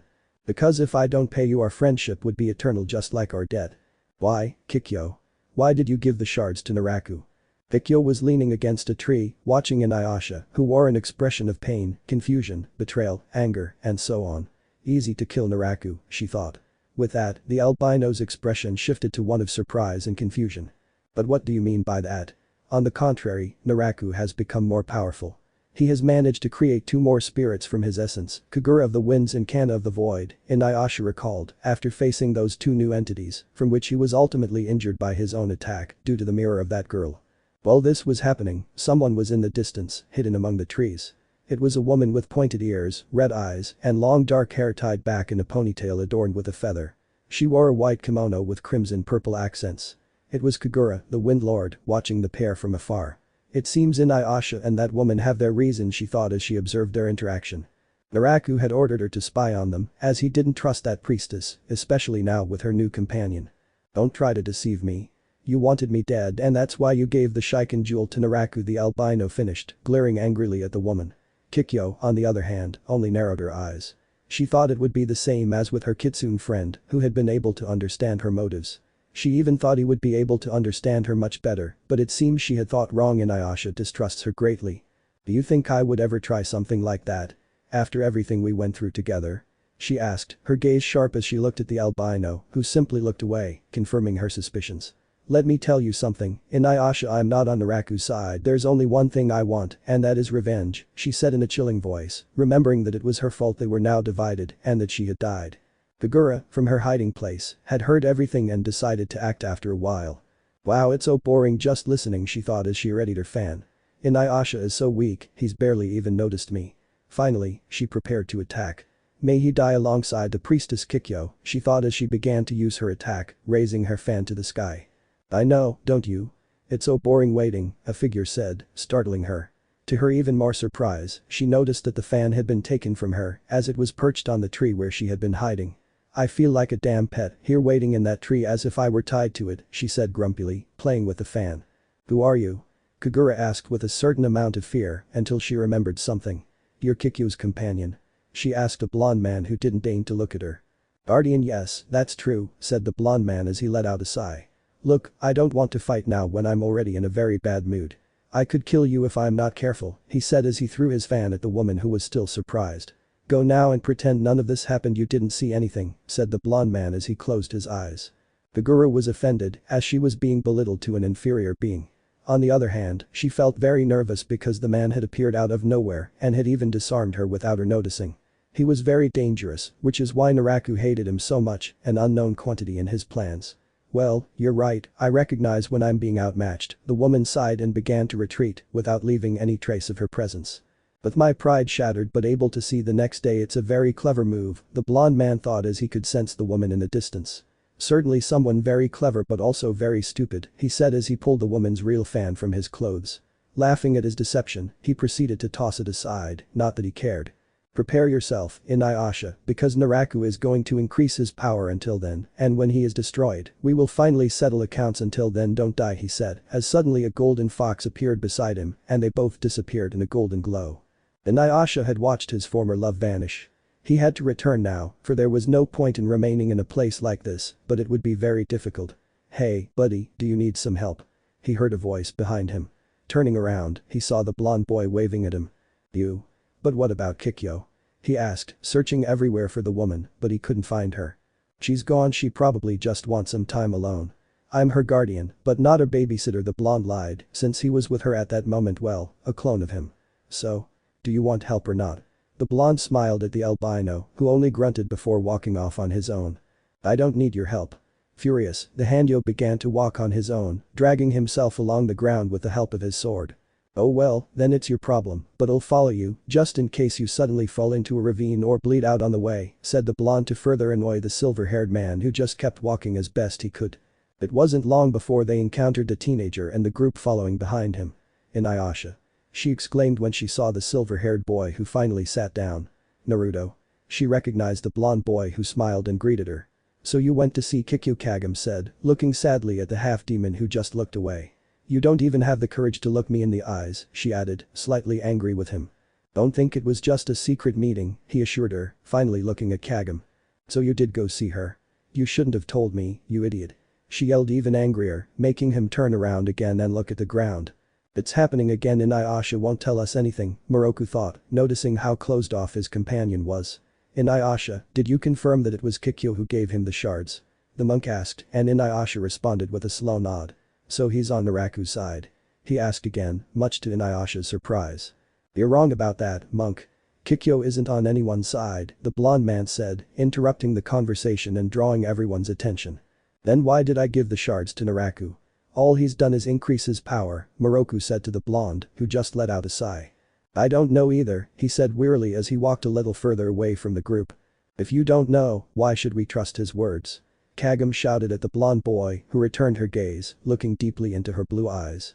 I believe in her. I've spent enough time with the priestess to know that the last thing she wants is to help her worst enemy. I don't know what she's planning for sure, but whatever it is, I'm going to support her, said the blonde boy as he slowly walked away, while everyone watched. Because we're friends. The declaration astonished Kagam, who watched him leave without looking at them once, disappearing into the mist. The group fell silent, repeating the words over and over. In their profound fear of Naraku's newfound powers, they had forgotten that not only did they hate him, but so did Kikyo, whom he had killed. The last thing she would do was ally herself with him. Now they felt like fools, refusing to accept that Naraku's words had pierced their minds and deceived their hearts. They were so afraid that they tried to find any excuse against anyone who wasn't one of them. They were paranoid, believing anyone could be their enemy, to the point where paranoia was slowly blinding them. What are you doing here? Inuyasha shouted as he saw the blonde boy crushing some plants. Everyone looked at the blonde boy in surprise, as he was very focused on what he was doing, not even bothering to turn around and look at them. Trying to help, he said as he looked at Sango, who was sweating profusely. It seems the woman has received a heavy blow. She also has a shallow wound, but what is causing her the most pain is the broken rib that is piercing her from the inside, he said as he looked at the blood in her abdomen. Rib? Did Sango break her rib? The teenager asked, alarmed because she had never thought that could happen. It seems so. She was very lucky that the broken bone didn't puncture her lung or she would be dead, said the blonde man before finishing what he was doing and wiping the sweat from his forehead. Done. Finished. Happily, he lifted the small plate where there was a kind of green ointment. Do you think you can help Sango? The monk asked carefully, his eyes squinting as he watched the blonde man undress her slightly to examine the damaged area of her abdomen and chest. I can, but I'll need time I don't have, so this is going to hurt, he assured her as he brought the ointment on a thick sheet and placed it on the wound. This stuff accelerates blood clotting, allowing my healing powers to work much faster, but it also works as a very powerful painkiller. When I finish setting the bone and healing it, you won't feel any pain, the blonde man said as he watched Sango's expression change to one of calm and tranquility.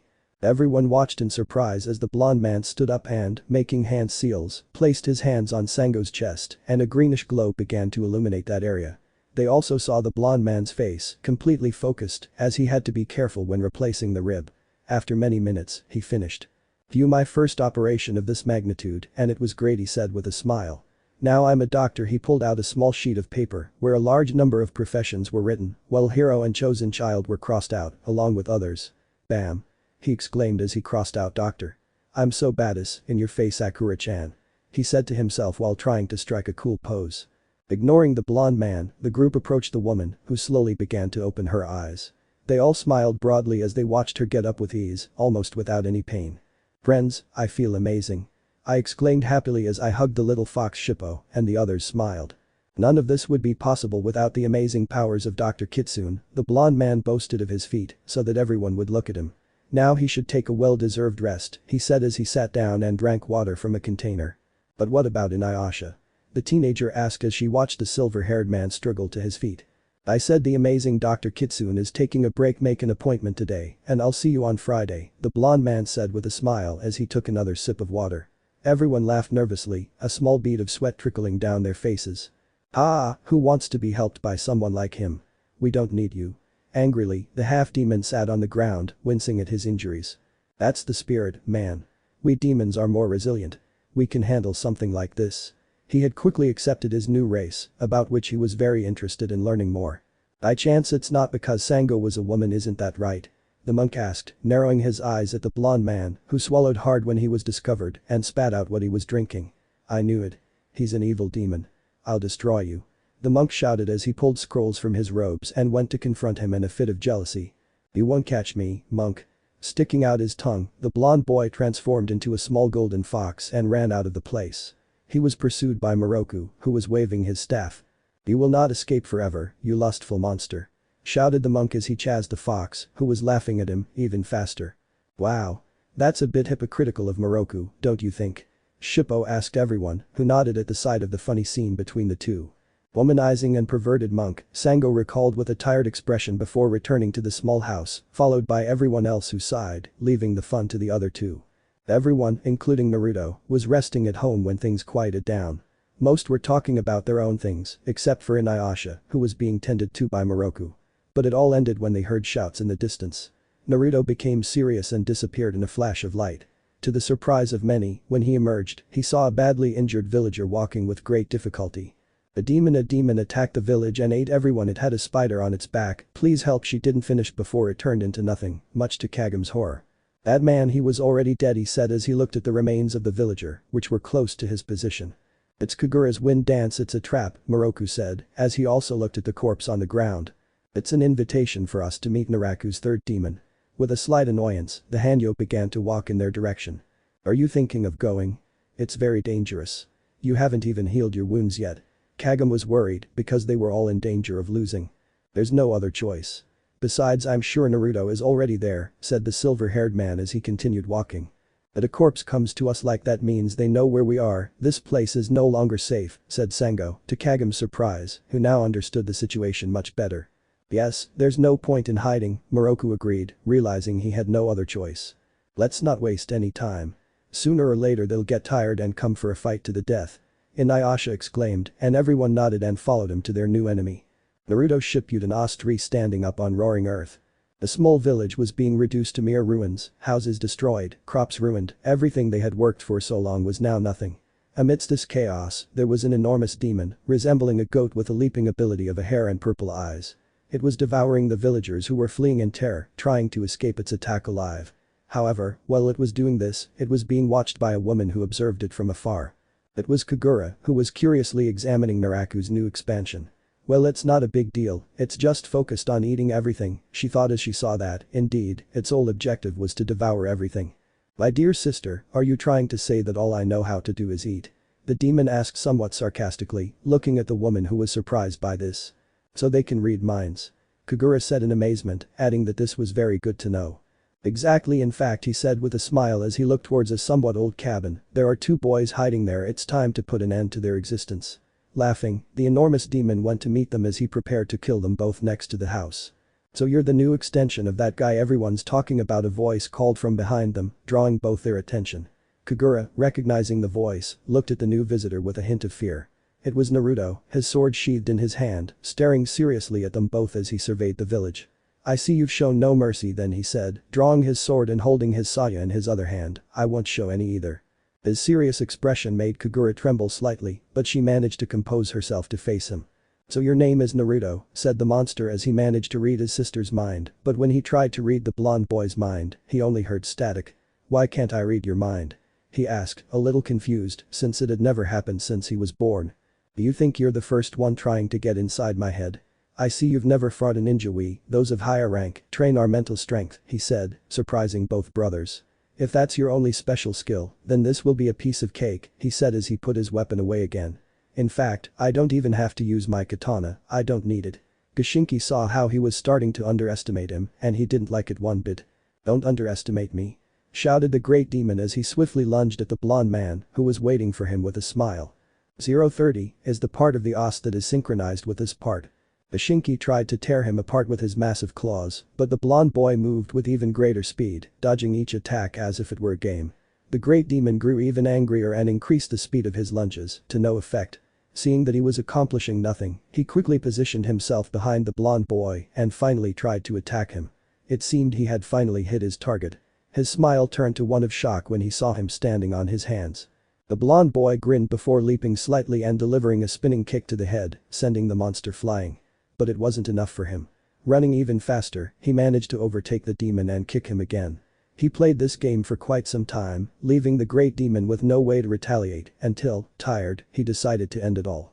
Kicking him, but towards the ground, the blonde appeared where he would fall and, landing a kick, lifted him to the sky, where at the top, the blonde reappeared before spinning multiple times and finishing with a vertical spinning kick, causing a powerful explosion of sound due to the force and speed of the blow. See, repeat imagining the blow many times from different angles.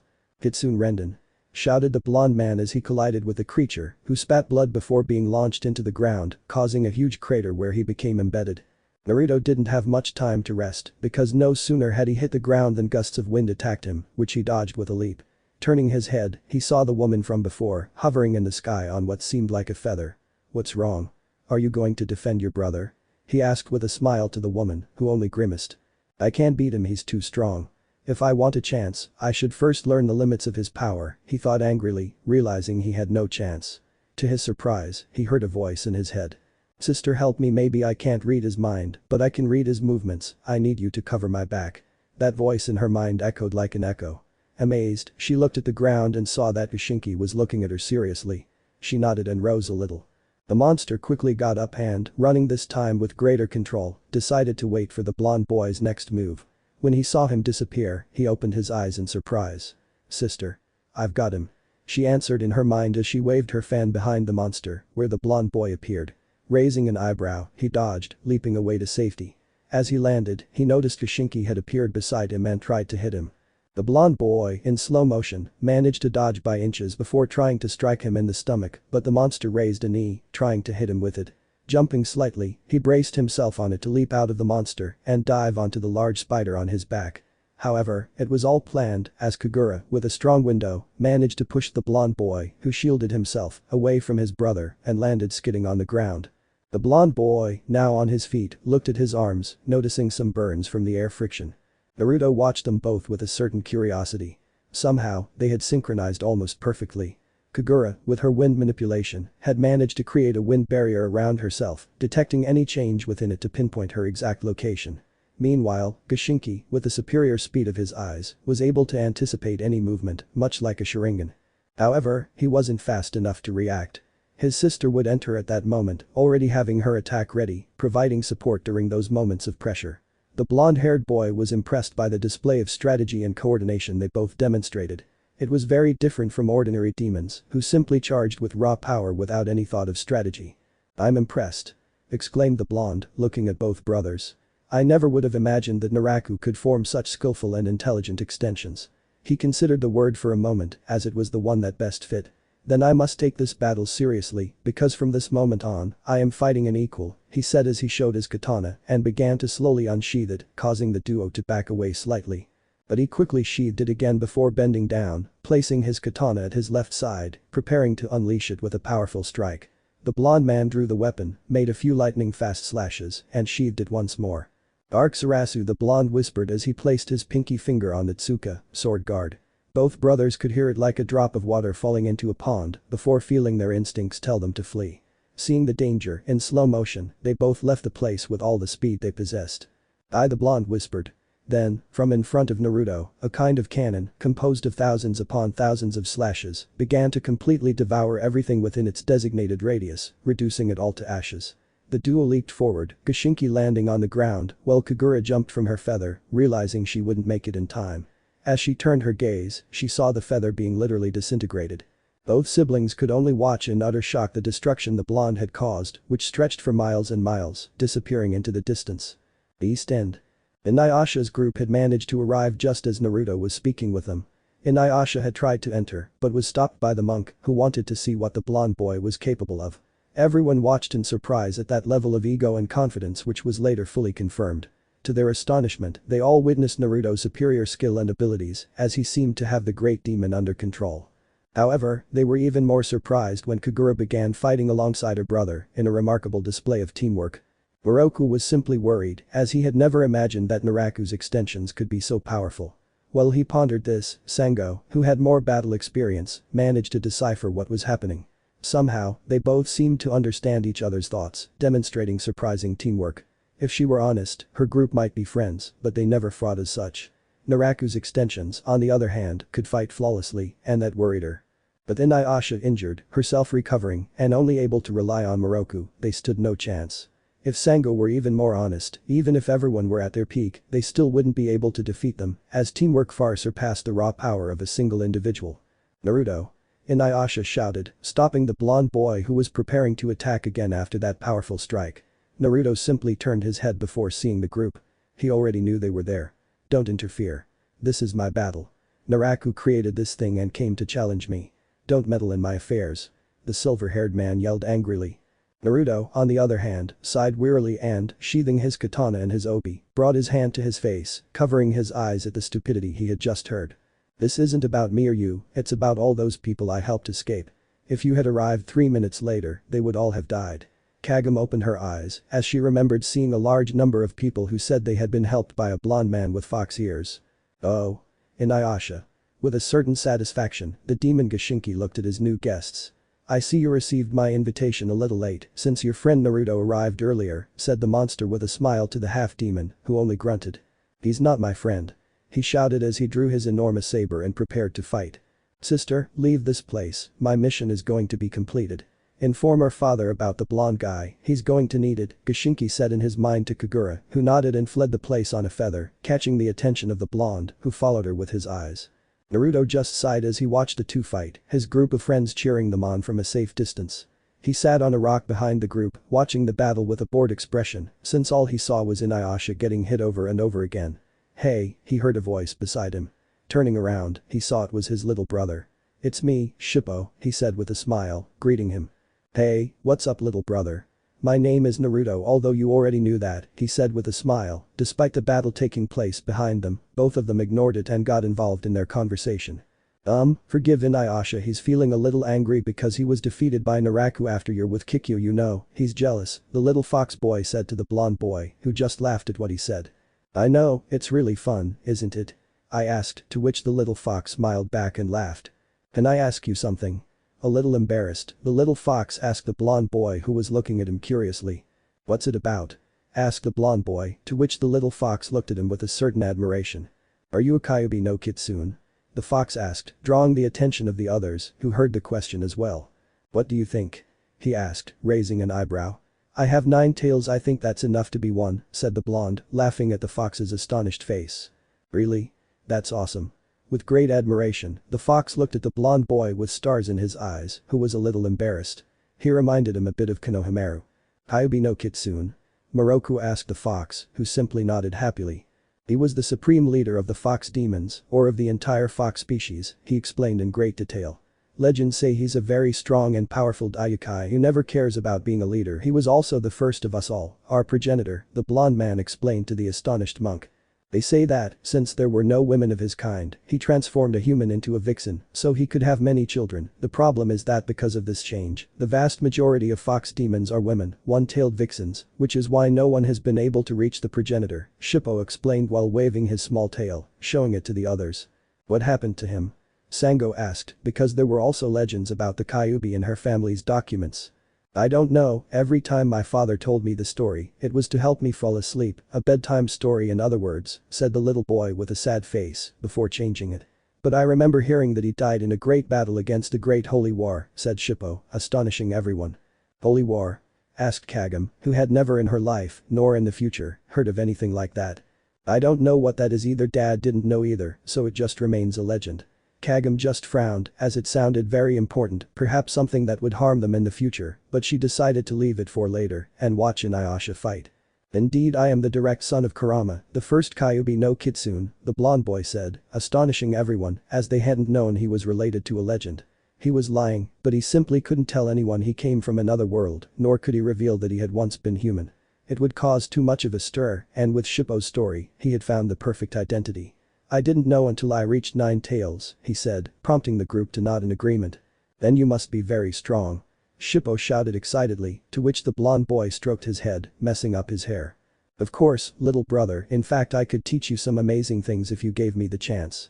The little fox nodded very quickly, to which the blonde boy just started laughing. Wow. How exciting. You'll need it if you want to grow up. The blonde boy laughed at the boy's excitement as he felt like he was back in his days when he lived in Konoha. The cry of pain caught the group's attention as they saw Inuyasha being hit again by Gashinki, who was enjoying their little confrontation. Hey, he can read minds, Naruto informed the albino with boredom, who got up in pain. I know. You said it too late. He shouted as he launched into another desperate attack, further boring the blonde, who let out a very tired sigh. You know, I think I'd better go. Can you handle this? He asked a group of friends who were just looking at each other with doubt. Of course we can. Inuyasha shouted for everyone, getting hit again and crashing into some houses. Well, good luck to everyone, said the blonde as he stood up and started to leave. Kikyo will surely be in a better mood to see me, although she'll probably scold me again for not following her with a sour face. The blonde reluctantly began to leave. Why are you following him? Sango asked curiously, since she had never heard of a demon following a priestess who treated him very badly. Inuyasha retorted, but at least he looks more like the leader than a slave like Naruto. She's my friend no matter how suicidal she is, she's still my friend, the blonde boy said, hiding his face. No matter how weird she is, no matter how much she doesn't pay me back. He grew more and more depressed until he reached a state of complete despair. He recovered quickly before letting out a small smile. But above all, it's fun to tease her and drive her crazy, the blonde boy laughed as he walked away. Naruto, however, stopped abruptly when he heard the distinctive sound of a crack. Turning his head, he witnessed the iron fang shatter Totosai's greatest creation. Everyone else watched in disbelief as that powerful weapon was sliced in half by Gashinki's mighty fangs. A steel fang. Inuyasha didn't finish before being struck by the beast, who laughed at him. Naruto watched with deep concern, having noticed something strange. Inuyasha's Yauki had completely changed. Before, it was a fusion of Yauki and human chakra, but now it was pure Yauki, meaning he was now a full demon. Like his friends, he noticed this subtle change in him, just as he suddenly began to overwhelm Gashinki and ultimately tear him to pieces with his claws. His face said it all. An immeasurable thirst for blood coursed through his veins, lost in his own world where killing provided him with immense satisfaction. However, just when it seemed he had calmed down, he looked at his friends and, in a blind rage, confronted them, trying to kill them as well. Before everyone's horrified eyes, the half-demon was about to slit their throats when the blonde boy appeared above him in a golden glow and landed with an orange Rasengan, causing an explosion. When everything cleared, the group rushed to check on their friend, who lay unconscious on the ground. Inuyasha. Kagome shouted upon seeing his completely injured state. "I'm sorry, but it was necessary, or you'd all be dead," the blonde man said seriously. The others just wore sad expressions, for it was true. What happened? Why did he behave like this? He wondered to himself, trying to find the trigger for this strange transformation. In the distance, he saw the broken sword. Is it because of the broken sword? He thought, seeing that Inuyasha's desperation to live had awakened his demon side. With a frown, he prepared to leave, letting everyone see his worried expression. "You must speak with Todesai-sama so he can restore the weapon. Only then will you be able to have your friend back, although a little different," the blonde man said, recalling Inuyasha's expression of happiness and ecstasy after killing Gashinki. The blonde man vanished in a golden glow, leaving worry in everyone's hearts, for this was not something they could easily fix. "Where have you been? I've been looking for you for hours," the woman said, hearing footsteps enter through the door. Turning around, she was about to scold him even more when she noticed the look on her companion's face. It was one of concern. "Ikyo, we need to talk," he said in a lifeless voice, startling the priestess, who had never heard her companion's voice so subdued. "If I lose myself into a true monster and start killing everyone, would you kill me? Could you do that for me?" The blonde man asked, looking into the woman's eyes, who took a couple of steps back. The blonde man stared at the ground with a hint of worry. When he saw what had happened to Inuyasha, he knew that he too could fall into something like that, especially when the despair of losing someone consumed him. His reason would be lost, leaving him in an abyss of senseless madness. He didn't want to end up like that, he would rather die. "Why are you saying something like that? Why are you asking me for something like that?" asked a frightened Kikyo, who, although she didn't show it, seemed a little desperate. I've been thinking about it for a long time, even though I have very good control, I wouldn't want to hurt anyone. I don't want to hurt you," he said, sinking deeper into his pessimism. Looking at the claws on his hand, remembering that his power had its ups and downs, he had accepted them and had to pay the consequences of his actions. "I'd rather die than harm an innocent person." "Are you an idiot? I know you would never hurt me. When have you ever heard of a guardian ever hurting his lady?" she asked with a sad smile to the blonde man, who responded with one of his own. "Thanks, I guess sometimes I fall too just like everyone else, I have doubts too," said the blonde man as he looked at the sky from a window. "Having doubts in your heart only makes you more human, it shows that you are a good person," Kikyo said, sitting next to him and looking at the starry sky, which was very beautiful. "You know where I come from, having doubts is a weakness because those doubts could get you killed in battle."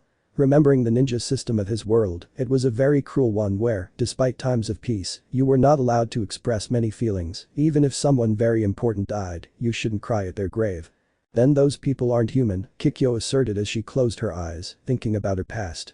"I also believed that until very recently, because a priestess couldn't have doubts, she had to keep going, fulfilling her duty, she had to be perfect, especially since she was the priestess with the Sharigan jewel," the dark-haired woman told the blonde man, confiding her problems to him. "I see you had a tough time too, I'm glad I got to meet you," said the blonde man as he closed his eyes, letting calm flood his being, losing himself in unconsciousness. "Why?" Kikyo asked as she closed her eyes, also falling into the world of dreams. "Because that way we can both help each other." The blonde man was falling asleep and almost everything was dark. "Because by your side I'm learning what it means to live my life the way I want. Thanks to you I am free from myself, and that's why you are so special to me, you are a great friend." Classified Secret 1. 2. Chapter 5. Titanic Battle, Daiukai vs Daiukai. Priestess. "The food is ready," the blonde man called out as he served their respective meals onto plates and placed them on the table. They had stayed a little longer at the house, but they would soon have to leave as they didn't want to stay any longer than necessary. He watched as the priestess entered the house and sat down to eat in silence. Her expression as she devoured the food was a strange mixture of pleasure and stoicism, very odd. Naruto was also eating in silence, thinking over and over what Shippo had said. Holy war, could it be something very important? It sounded like it. Besides, he said it was related to the ancient Daiukai. In fact, if he thought about it more, the old blacksmiths didn't know about the creation of Sanga or how Inu no Taicho obtained such a weapon, either. Maybe it was related to the Holy War. He didn't know, and that made him nervous, because now that he had the sword in his possession, there was no doubt that he would be involved in that problem in the future. "Kitsune, it seems you're thinking about something. Could you tell me what it is?" The blonde boy's eyes widened when he noticed Kikyo's curious gaze, which was very intense. He coughed a little, then went back to devouring his food, ignoring her. It's nothing, the blonde dismissed as he ignored his thoughts and returned to his food. Changing the subject, did you feel that burst of demonic energy? It was very evil and toxic, it's probably something serious, the blonde said, making the dark-haired woman nod. I know, but I don't think showing myself to Inuyasha is a good idea, not yet. The blonde nodded at her words. She was hesitant and needed to muster more courage to confront him. You go, help them fight whoever it is. I'll be fine here. Naruto nodded as he stood up and prepared to leave. Don't wait up for me if you're hungry, make something with what we have stored away. Don't open the door to anyone, try to rest for a while, and go to bed early, oh yes. Don't get into any trouble while I'm gone. Kikyo just smiled sheepishly because her partner seemed very overprotective. Every time she was alone, he did the same thing over and over again. I think after so many suicide attempts and almost dying, he's become a little paranoid. Well, goodbye. With that, the blonde man left through the door and closed it, leaving the woman watching him go from inside. Take care, Naruto whispered the dark-haired girl before returning to her room to rest for a while. Destiny? Hey. Hello. Shouted the blonde boy happily as he greeted Inuyasha's group, who watched him walk slowly to their position. Naruto. The little fox shouted excitedly as he ran and jumped towards him, who grabbed him and spun him around a few times before placing him on his shoulder. Hey. How are you all? Asked the blonde man as he looked around at everyone gathered before finding someone in particular. Todesai-sama, the blonde man greeted the old man, who was happy to see him. Naruto, my son, you have no idea how happy I am to see you again, especially with the crazy thing we're about to do, said the old man, raising the blonde boy's eyebrow. Inuyasha wants to wait for the person who commissioned the Tokijin sword, the monk said, and the others nodded. Naruto sighed before meeting the albino, who knows what he was thinking. He growled at him and turned his back, staring at the sword embedded a few feet away. The blonde boy looked at the sword and examined it closely. It seemed to be the source of the energy he and Kikyo had felt the day before, and even now it was still spreading its energy, trying to consume everything. Tokijin, huh? Said the blonde man as he looked at the sword. It seems to be a very strong weapon, too strong even for its own creator. There's only one person who would commission something of this caliber, said the blonde man as he thought about the other albino who had attacked him earlier. Tell me, Todesai-sama, who forged this weapon? He asked the old man who was rubbing his head, trying to remember. It was my former disciple Kijinbo, who created demonic swords with great power using the blood and skin of the victims. He killed a very cruel ritual to bind negative feelings to the weapon and give it great power, as you can see, said the old man, who was also looking at all the negativity of the weapon. I see, then the best thing would be to get rid of it, said the blonde man as he thought of ways to make the weapon disappear.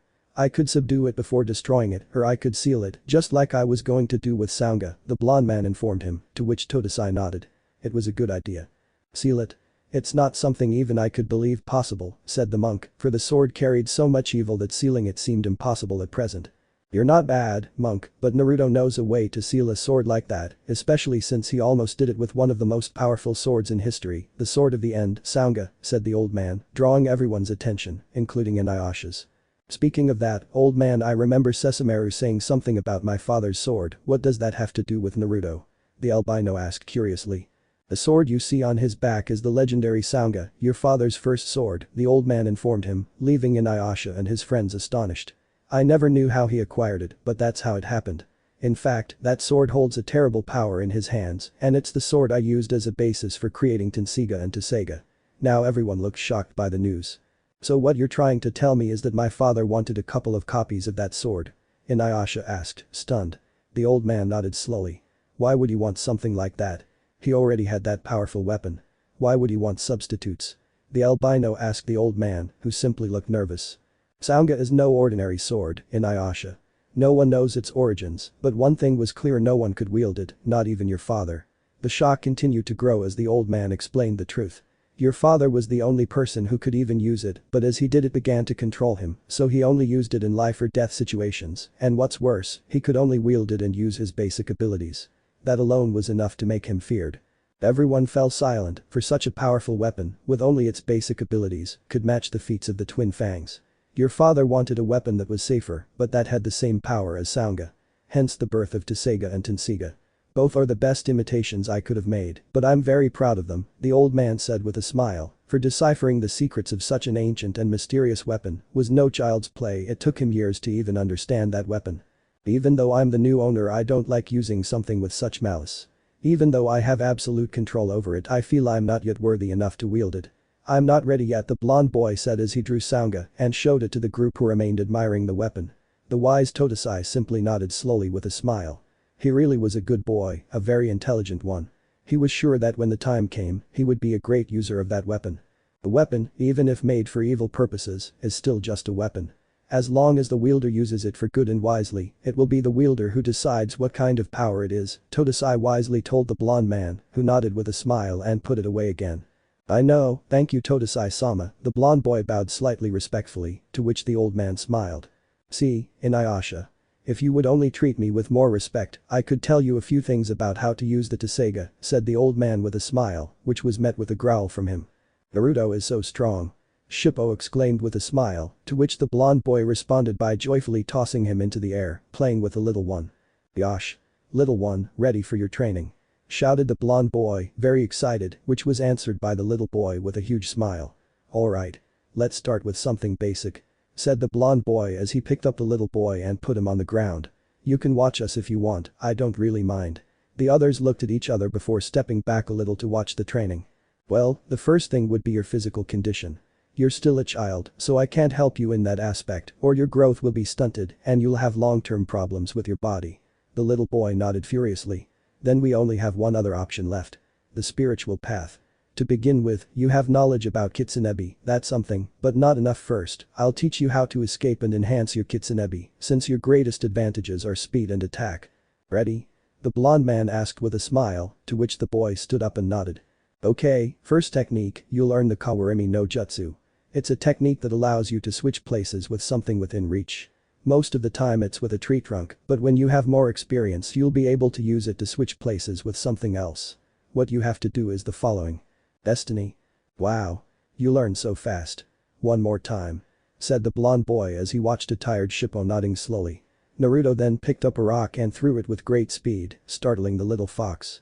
He quickly formed hand seals and replaced the rock with a log. Well done. You're an amazing student. That's all for now, said the blonde boy as the little Shippo collapsed to the ground, exhausted. Shippo. Kagome shouted as she ran and placed him in her arms. That was so cruel. The raven-haired girl yelled while glaring at the blonde boy who just raised his arms. Don't complain about him, maybe it was tough, but there's no power without effort, said the blonde man, laughing as he looked at the fox. Besides he's a little stronger now, he added, turning away to look at the sword. He's getting closer, I see he's found us, said the blonde man, looking up at the sky. Who are you talking about? Asked an annoyed Inuyasha, mimicking the blonde boy and widening his eyes. This smell, there's no doubt about it. You knew about this, didn't you? He asked the blonde boy, who completely ignored him. Inuyasha. What's happening? Asked an alarmed Kagome as she suddenly felt a great pressure. The one who commissioned the forging of the sword was the albino began before being interrupted by a two-headed dragon descending from the dark sky and firing a powerful beam at the sword, weakening it slightly. Sesshomaru. Sesshomaru jumped down until he was behind the sword before taking it and controlling it. Oh no. He's too strong. That kid is scary. Said a frightened Totosai as he watched how easily he could master the sword without even trying. Sesshomaru, we meet again, said the blonde man, looking at the new guest, who smiled and turned to look at him. Wow, I didn't expect to find you here, Kitsune. Waiting for my arrival for our rematch? The albino asked in his characteristic tone, making the blonde let out a small laugh. More or less, honestly I didn't expect you to use the demon Gashinki to create your new sword. I see you took it very seriously when I told you we would fight as soon as you had a powerful weapon, the blonde joked, feeling all the irony of that promise. Better late than never, right? Now with this new weapon, Sesshomaru-sama can defeat you, said the albino as he brandished the weapon and shook it, creating a powerful wave of blue Yauki that mimicked Inuyasha's wind scar. The blonde simply drew his katana and split the wave in two, protecting the group and himself in the process. Sesshomaru, I thought you said we'd fight seriously, or is that all your power? The blonde asked sarcastically, to which he was answered with even more sarcasm. What do you think? I was just testing the quality of Takajin, undoubtedly a great weapon to turn just a flick into such a powerful attack, said the albino before leaping to a distant location. Shall we begin? Asked the albino as he pointed his weapon at the blonde, who also leaped to a distant location while taking his attack stance. You all get away from here, this is going to get ugly, said the blonde man without taking his eyes off Sesshomaru, who was also looking at him. It was going to be a great battle. I won't leave again. I've run away before. I won't run away when I've been waiting for this moment. Shouted to Hanyo as he drew his new steel fang, which fell heavily to the ground, causing Sesshomaru to laugh. Fight. Against me? You can't even lift your sword, long Inuyasha, he said as he swung his sword in his direction, sending out a powerful wave of energy, which he covered with his fang but was still dragged along, which also affected the group who were injured by that wave. Damn it, said the blonde man angrily as he watched the others being attacked. Does it bother you to see those pathetic humans being wiped out by my attack? What a shame, said the albino as he got into an attack position, but unfortunately you two will fall today. With that, he launched his attack. They began a fierce sword fight, each displaying their skill with their weapon. Naruto usually counterattacked, while Sesshomaru was always the one trying to kill him. The battle didn't last long, as they both knew something was wrong. Naruto and Sesshomaru turned their heads and noticed Inuyasha's transformation. He had apparently become a full demon, much to his brother's astonishment.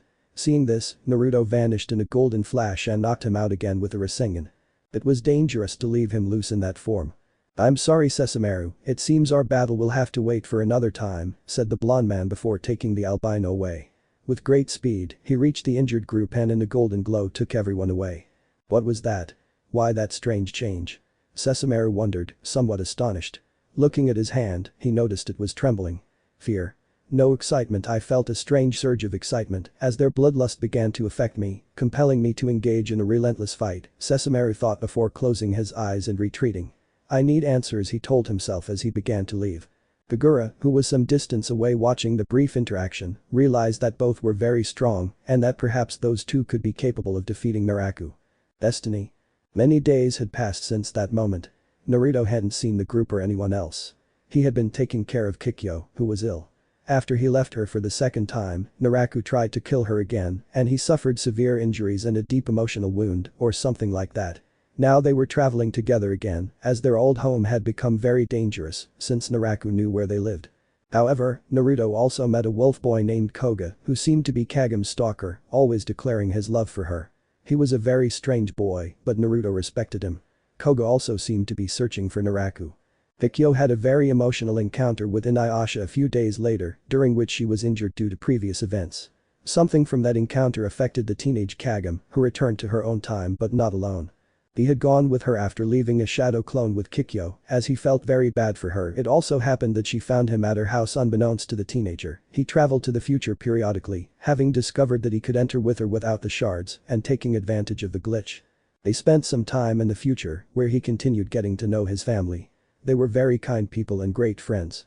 Kagem's mother always took him out whenever she could, sometimes even showing him to other mothers or women, a matter of honor among women. He was displayed like a jewel or an earring, but generally, she was a very kind lady. With his grandfather, or grandpa as he liked to call him, he would spend hours talking about history or his family's heirlooms. His grandfather truly appreciated him because their conversations were so much fun. He got along best with Sauda, perhaps. The little boy showed him many things, from video games to superhero movies. In return, he asked him to teach him basic taijutsu. He was very good and said that since Kagem started teaching him, he had been practicing every day. It was incredible to see so much admiration from the little boy. He was like another brother to him. When the teenager found him at her house, she chased him out, but her mother intervened and let him back in. It was difficult to convince her to even speak to him, as she always avoided looking at him and other things. Thanks to his incredible ability to be himself, he managed to talk to her and advise her to come back. It was terribly chaotic, because getting anything to go through such a stubborn and indecisive woman was madness. He'd rather make a frog return than that. Finally, after much talking, she came out and confronted the albino. It was good to see her smile again, because without her, the group of friends wasn't the same. Something that perhaps caught his attention was the change in Kikyo. He doesn't know what has happened between her and Inuyasha, but she has been more distant since then, as if she were thinking about something deeply, who knows what, but it takes her out of reality, making communication between the two difficult. He hopes that this will be resolved soon, because if not he will reach his limit and shake her until she comes to her senses. He also managed to connect with Sango and her brother, who seemed to be controlled by Naraku like a puppet. After much thought, he discovered the cause. The corrupted Sharigan jewel shard. With the power of Sage Mode, he managed to isolate all the negative energies from the shard, bringing him back to his senses, though still with amnesia. The boy fled, unable to confront anyone, not after what he had attempted. Naruto didn't stop him. He knew he needed answers and had to find them alone. His sister didn't think the same way. She tried to kill him and then herself to compensate for her failures. He stopped her, explaining that wasn't the way, after convincing her that there was a better path. To keep living. A lot had really happened since then, and everything that happened somehow involved him and Kikyo, albeit indirectly. She was always asking about the group's well-being, especially Inuyasha's. But now, little by little, her inquiries had diminished to the point where she didn't want to know anything about them. It was very strange. Ignoring that, he could only sigh as they walked in silence. He was growing bored with all this calm, and at the same time, it frightened him, for it was the calm before the storm. He had wanted to say something for a long time before sensing a great and powerful Yaki signature, just like the priestess. It was immense, gigantic, and uncontrollable, comparable only to Sesameru's own power. There was no doubt, it was a Daikai. What was a monster of such power doing suddenly appearing without any reason? It was very strange, perhaps the work of Naraku. Priestess, I know you see they need you, the woman interrupted before continuing to walk away, much to his annoyance. What had he done to make her behave like this? Was there any way to make everything go back to the way it was? He racked his brain trying to find the cause behind this strange behavior, but he couldn't. In his mind, he tried to ask one of his friends for help. They all told him to do something stupid except Hiro Sennin, who told him to do something even stupider, but it might work. This is going to be the craziest thing I've ever done, but if I never worried about the consequences, there's no point in changing now, he thought before catching up to the woman. Hey Kikyo, the blonde man called to the woman, who was still walking before answering him. What do you want was cut short when her expression changed to one of surprise at feeling a pair of lips on her cheek. The surprise was so great that she froze, unsure how to respond to something like that. The blonde man pulled away before looking into her eyes and smiling. See you later, he said before walking away from her. Kikyo could only see him from afar as she touched the cheek where she had been kissed. A flood of emotions began to overwhelm her again before her brain could process it and her cheeks turned a deep red. There, she groaned as she tried to calm her heart, but she couldn't. Kitsune. She shouted loudly at the blonde boy who didn't turn to look at her. You owe me an explanation for this. The dark-haired girl yelled, to which the blonde boy simply turned and smiled at her. You wish. I won't tell you anything. The blonde boy shouted back before slowly walking away. Don't you dare. The dark-haired girl shouted as she watched him from afar. She was acting like a teenager, and she knew it, but she didn't care. Come back here and tell me what IT means. She yelled at no one in particular, since the blonde boy had already disappeared. Kitsune. She shouted again when she realized she was talking to herself. Damn you. You big idiot. She finished yelling, her face bright red and a surge of fury building. She needed an explanation. No, she demanded an explanation of what had just happened, or else she wouldn't be able to think about anything else. Kikyo was left wanting more, staring into the void of nothingness, pondering countless hypotheses, but nothing satisfied her, for it all stemmed from the person she truly longed to hear from. Exhausted, she stormed off, furious. When she returned, he would be in grave trouble. Destiny. I warned you, my body is tougher than steel, said the great dragon Rikatsuse with a smile. Now die. He shouted as he began to charge a powerful attack in his jaw, and around him, a powerful aura began to rise, reaching immense peaks of power. Oh no. That's bad. Run away, Inuyasha. Shouted the old man who was flying over the place next to the teenager, watching the intense battle. What are you saying? Enough of this cowardice. Don't you know I've been waiting for this moment? He shouted as he raised his great sword and faced the great demon. The enormous dragon began to increase its power dramatically, to the point where rocks were lifted up and disintegrated, unable to withstand the immense pressure. Lightning crackled everywhere, and the sky trembled at the sheer power it was now displaying. There was no doubt it was going to destroy everything. The sphere in its jaw also began to grow, until it became a colossal sphere of demonic power. And if I manage to defeat this dragon, I can surpass my father's powers. Shouted the albino as he launched his attack, his sword swirling in the wind as he charged at the laughing dragon. That attack is very strong, it will affect us too, we must move to a safer place, said Sengo, accompanied by the monk riding Kurara, before moving out of range as did the old blacksmith. The albino ran and leaped toward the enormous monster, which fired the giant sphere in his direction. Shouting, he brandished his sword, watching as the massive sphere possessed unparalleled power, impossible to evade, which only made his opponent laugh. Thinking quickly, he decided there was no other option but to cut it, pushing his power to the limit and colliding with the sphere's resulting energy. This caused strange Yaki vortices and flashes of light to swirl around him. I can see it must be that strange current if I cut through that strange place with the cutting wind I can, he thought as he raised his weapon ready to cut it.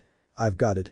He shouted as his sword was surrounded by a strong window before he shook it forcefully, creating a cutting wind that mixed with the sphere, consuming it. What? The demon screamed in shock. To attack me, I mixed the powers of the sword with my Yaki. He yelled, seeing powerful whirlwinds being fired at him. It can't be. This must be a joke.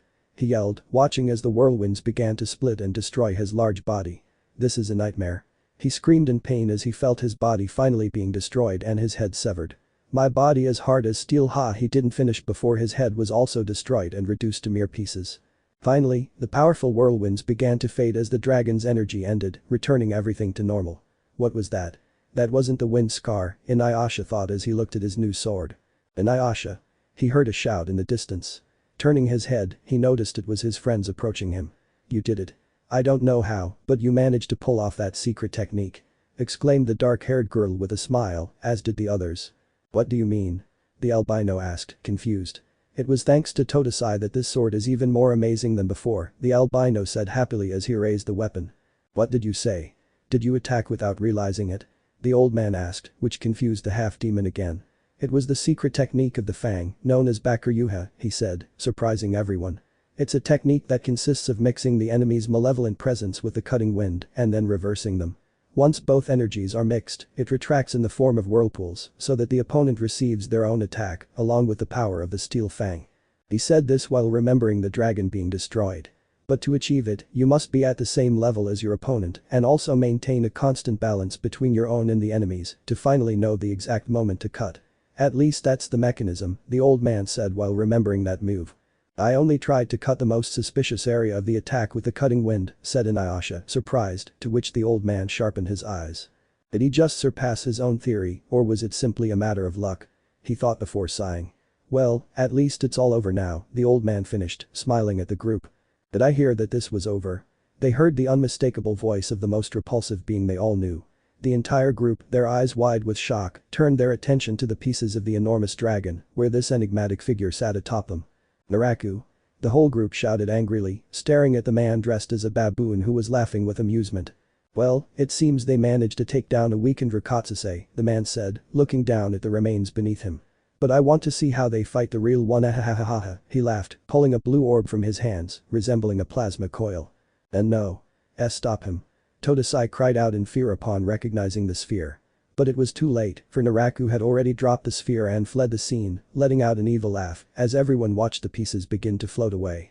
It's the end. Shouted the old man as he climbed onto your bull alongside Inuyasha and Kagome, who soared high into the air, speeding away as they listened to the old man shout that over and over again. What's going on, old man Totosai? Why are we running away? Shouted Inuyasha angrily, having seen what Naraku had done. You don't understand. The old man stammered. You didn't defeat your father's enemy. He revealed, terrified. Did you really think that an enemy as powerful as your father could have so little power? The old man shouted, shocking everyone.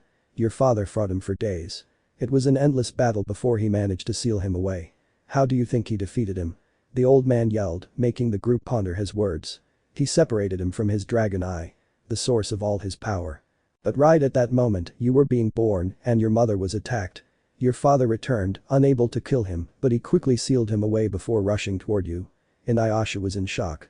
So that was the reason for all this. He was also doubting it, since his father was incredibly strong, and the idea that he could have defeated him with a single move seemed a bit strange. Everyone watched in shock as the creature's pieces reassembled, even those reduced to ashes. The demonic power it now expelled was nearly double or triple its previous maximum. Most noticeably, its eyes had increased considerably, giving it a far more majestic appearance. In short, it was beyond its limits. What do we do? Kagome cried out in fear upon seeing the dragon's new form. We can't fight something like that. We must flee. Shouted Totosai as he retreated along with the others. Even Inuyasha nodded, it was out of his league. As if I would let them escape. Shouted the great demon as he quickly gathered a megasphere of demonic energy and fired it at the group, who closed their eyes staring at their end. Arksarasu was the cry that echoed in the distance as thousands of slashes surrounded the large sphere, destroying it in an instant before it reached its target. Everyone turned to see where the cry had come from and saw a serious-looking Naruto staring at the enormous creature. You. Naruto shouted without looking at them. This is no longer your battle. Get out. The blonde boy shouted angrily while the others nodded and walked far away. Wow. Another insect. The dragon cried excitedly. And a nine-tailed one at that. This will be entertaining. The dragon began to move as he headed at great speed toward the blonde man. The battle had begun. The great dragon opened its jaws as it tried to devour the blonde boy. Dodging with a leap, he saw the enormous creature moving with impressive speed for its eyes. The being's massive body began to encircle him from all sides, like ropes. The blonde boy had to dodge them as they collided from all directions, trying to crush him. Meanwhile, the dragon had emerged from the knot that was its body and was charging a powerful blast, waiting for the blonde boy to emerge, which he did, and fired more than 10 of them. Without wasting a moment, he drew his katana and, dodging at mere centimeters, sliced through each blast and swiftly moved toward the monster's head, which met him with its jaws. To avoid being devoured, he sheathed his katana and formed a massive sphere to strike the dragon in the head. Chm Sengen. He shouted as the sphere collided in a huge explosion that briefly pushed the beast back. The dragon, now enraged, roared as it launched another desperate attack toward the blonde man, who could only open his eyes at the newfound speed. Sensing the tail behind him, he narrowly dodged it before being struck by a part of the dragon's long body, sent flying before the tip of the tail lashed out like a whip, sending him sprawling before he slammed into the ground. Getting up, somewhat sore, he decided this was it. Clasping his palms together, he instantly entered Sage mode. With his newfound power, he unleashed his signature technique, Tajuu Kajebushin no Jutsu, whispering angrily as thousands of clones appeared behind him, an army that charged toward his opponent. The clones began to swarm across the great beast's body before heading for its head. The great dragon noticed and began to move desperately, some of the clones vanishing. Naruto roared, raising his hand, as did all his clones, creating a Rasengan. The clones then grew enormous, mimicking the one that had struck him earlier. The sky filled with that orange glow that slowly approached the beast, who opened his eyes in shock at such power. Senm. Chmdamarasen Terengan. They all shouted as they descended in a series of enormous consecutive explosions. Like a machine gun, the massive body of the enormous dragon was flung out of the area before crashing to the ground with a tremendous force. However, before it could recover, it saw the same clones carrying even more of these spheres, only these ones had what appeared to be spinning propellers. Senm. Ldamarasen Shuriken. All the clones shouted and launched the enormous wind shurikens, causing a massive explosion, along with a large dome from which only screams of agony could be heard. The group was astonished by the immense strength he displayed. It seemed almost unreal that he could keep up with something as powerful as a true Daiukai. Todesai was equally amazed, for when he heard him say he was already very strong without weapons, he hadn't taken it seriously, but now there was no doubt he didn't need them if he could do that on his own. When the dome vanished, a tremendous roar erupted from it, while a tail whipped across the ground, obliterating all the clones in one swift motion. From the smoke emerged the dragon, roaring furiously as it opened its jaws, charging a powerful attack that shot skyward. To the surprise of many, it exploded, unleashing hundreds upon hundreds of massive blue blasts that rained down like stars from the sky, leaving no chance of escape. Naruto, closing his eyes, concentrated around him. With his sage mode, his senses had been heightened, and with this new ability, he managed to cut every shot that came from the sky, creating a dome of cuts around him, avoiding the bursts. While this was happening, the great dragon charged an even larger sphere and fired it as soon as it had the chance, before striking it with its tail like a ball, increasing its devastating speed. Seeing that he couldn't stop it, the blonde man had to rely on a weapon he never expected to use in this situation. Sheathing his katana, he drew a Sanga and held it with both hands, raising it high into the air before swinging it and bringing it down with great force. Here, a Sanga is a very long sword or simply a two-handed sword. The Kuriuha, he shouted as a huge window in the shape of a purple dragon, which imitated a powerful tornado that defended the blonde and literally overcame the power of the great sphere and headed at great speed towards the dragon, who opened his eyes before receiving such a powerful attack, which wounded him very deeply. In a burst, the smoke rose again as everything returned to calm, at least for a second before revealing a tailless dragon, which quickly began to reassemble itself. Ahahaha. What strength. You are worthy of being a Daiukai. Roared the creature as it returned as if the battle between the two had never happened. The great regenerative ability, the blonde whispered, seeing how impossible it seemed to defeat her, before noticing the sphere in her right claw. I see that dragon's eye is a very powerful relic, the blonde said, looking at the enormous dragon that was now soaring above itself once more. You doubt it? This is one of the most powerful relics among the demon dragons. Inu no Taicho managed to steal it from me to defeat me. That trick won't work again. Roared the dragon as he unleashed a massive amount of power. Tauhu Remix E118, Symphonic Metal, Border of Life. This is a small whim of mine, but this song inspired me, listen to it from this point in the Ost, 204. Then I have no other choice, he whispered with a smile. I'll show you my full power.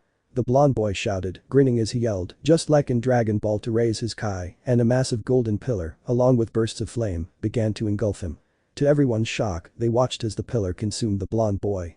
Soon, the pillar began to widen as legs sprouted and took shape.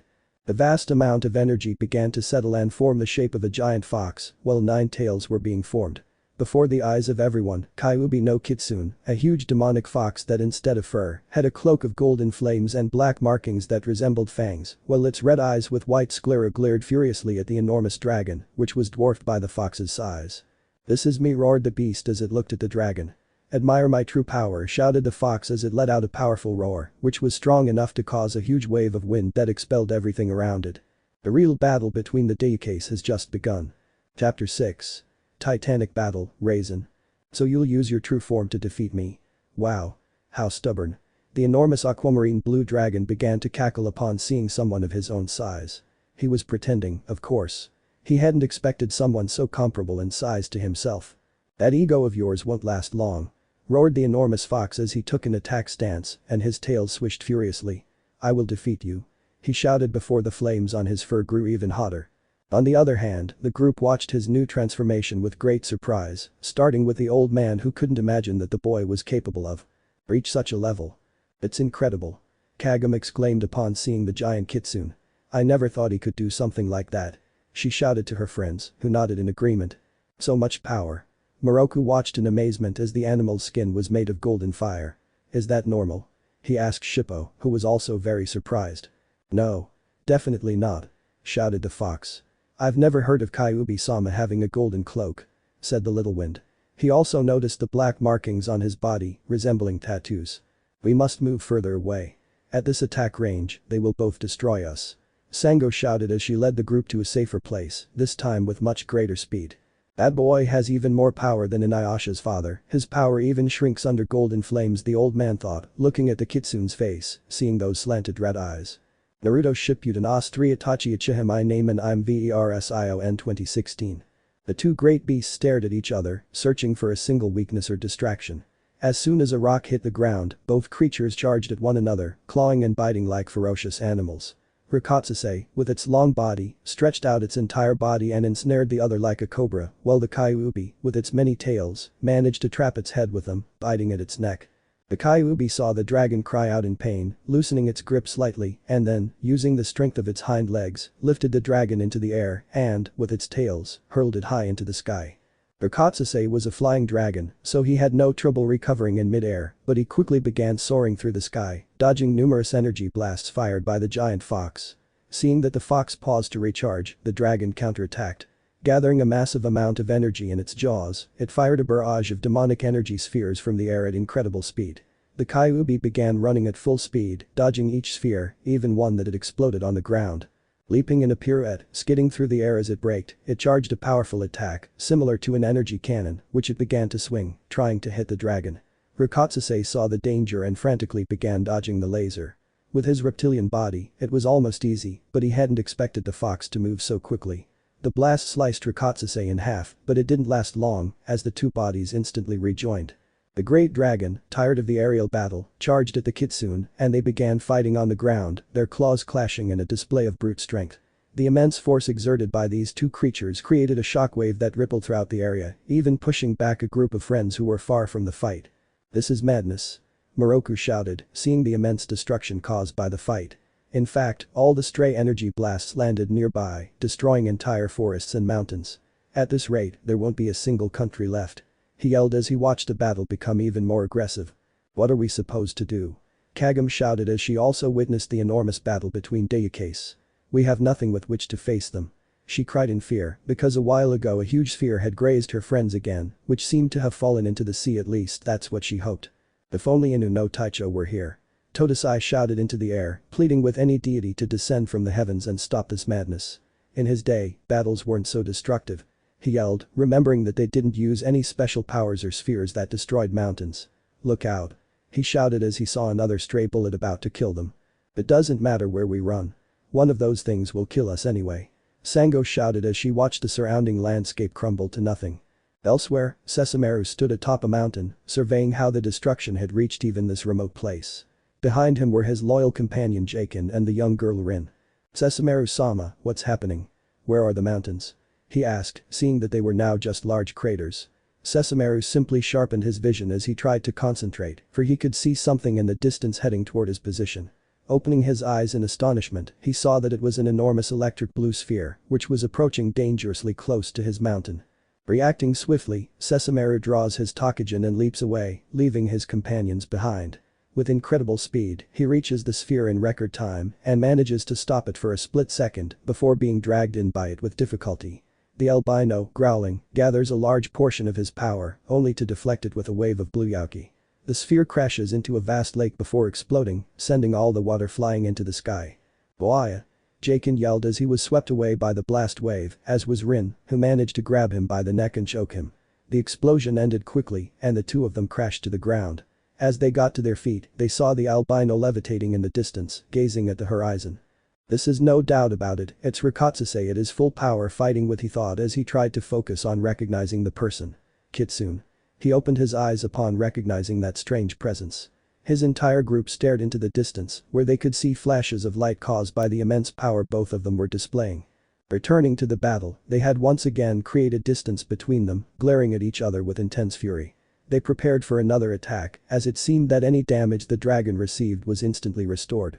But for a moment, when one of the Kyuubi's tailed beast balls struck its body, it only reformed to a certain extent, enraging the dragon, who could feel its desperation growing. Naruto opened his eyes slightly when he also noticed this flaw. It seemed the dragon eye had its limits, and it was reaching them. Seizing the opportunity, he ran toward the dragon and, with his 9 tails, grabbed it before slamming it to the ground and opening his jaws, charging a powerful attack. He unleashed it, causing a massive explosion that engulfed them both.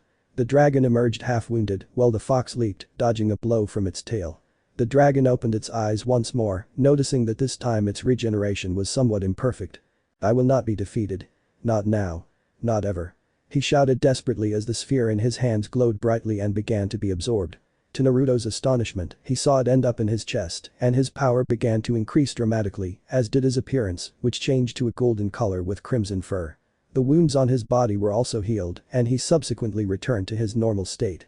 The golden dragon roared as it flew toward the Kyuubi, who met it with a pair of claws, tearing off a piece of its skin. Regenerating, the dragon ignored it and bit the kitsune's arm again, causing him to howl in pain. The dragon then grabbed the kitsune by the head and slammed him to the ground. Rikatsusei recovered quickly before moving his body like a powerful whip, which he hurled with great force toward the fox. The fox mimicked its opponent, using each of its tails to attack and defend itself. Powerful shockwaves were unleashed in all directions, while loud crashes echoed throughout the area. Finally, the Kyuubi manages to win, and after capturing it again, he throws the dragon to another side, which repeatedly crashes to the ground before recovering and flying away from the place in an escape. "You won't escape," shouted the Kyuubi as he began a chase, firing bursts of energy, which were dodged with difficulty. "Who escapes?" Rikatsusei responded as he turned back again before colliding with the kitsune once more in a powerful clash of claws and bites. The intense fight was dragging on as both combatants began to gradually lose strength, starting with Rikatsusei, who seemed to be at his last, trying to conceal his weakness. Releasing each other, they both began charging spheres in their jaws and firing them consecutively in a fit of desperation, destroying everything in a matter of seconds. The subsequent explosion blurred the dragon's vision, so he was taken by surprise when a kitsune's tail grabbed his head before slamming him to the ground, not once, but several times, shaking him violently from side to side and creating numerous craters. The stunned dragon managed to free himself by biting his tail before taking flight into the sky. "You'll pay for this," he shouted angrily as he took flight, reaching the peak of his maximum height before rapidly descending like a powerful lightning bolt as he was enveloped in electricity and his speed was terrifying. "Die," he yelled as he fell upon the kitsune. "Take this," replied the Kyuubi as it opened its jaws and charged a huge sphere in which it concentrated a lot of energy. "Bijuadama," it shouted as it jumped into the sky, confronting the dragon, and when they collided, they started what appeared to be an atomic explosion, but many times larger in the sky, causing a huge shockwave that consumed everything.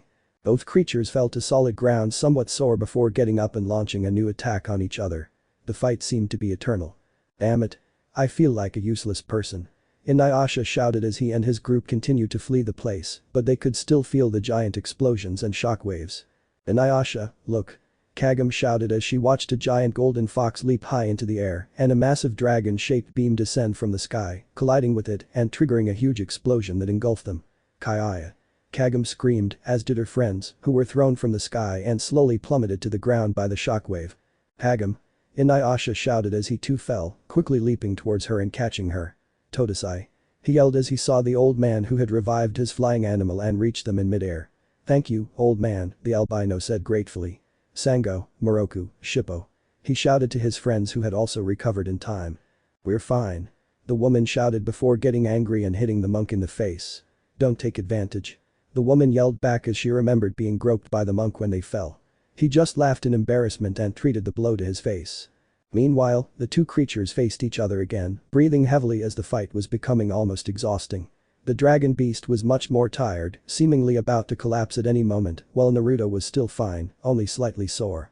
Rikatsuse was more desperate than ever, having clearly almost lost. He had to do something to end this. "Don't joke." He yelled furiously, raising his aura to its maximum. "An insect like you will never defeat me." He shouted as he concentrated absolutely everything he had at his disposal into a huge sphere in his jaws, creating perhaps the strongest attack to date. "Orita. It's the end or it's over," shouted the enormous fox as he created a black sphere the same size as his opponent's, only now it had blades surrounding it. "Take this." He shouted again as they both fired their respective spheres. The Juudamarasen Shuriken. Akuma Kicktai. The two spheres collided, causing a fierce struggle for dominance, but the one launched by the fox began to gain ground, causing panic in the dragon, who increased his aura and amplified his own attack. However, it seemed he could finally hold out when suddenly the tailed beast ball managed to destroy the electric sphere and strike the dragon, who began to scream in pain and was subsequently consumed in a gigantic explosion and dome. The near-nuclear blast lasted for several minutes before absolutely nothing of the beast could be found, only the relic floating in nothingness. End of Ost. "This is over," said the fox as he closed his eyes, but then he noticed something strange. The power of the sphere was still pulsing very strongly. "Apparently not," thought the fox as he watched the small particles that remained of the demon begin to form again out of nowhere, as if it were a meat mace. "I will never be defeated, I will never lose, ahahaha," laughed the dragon as he assumed his true form and revealed himself once more to his enemy. "What's wrong, Kitsune? Have you lost all hope?"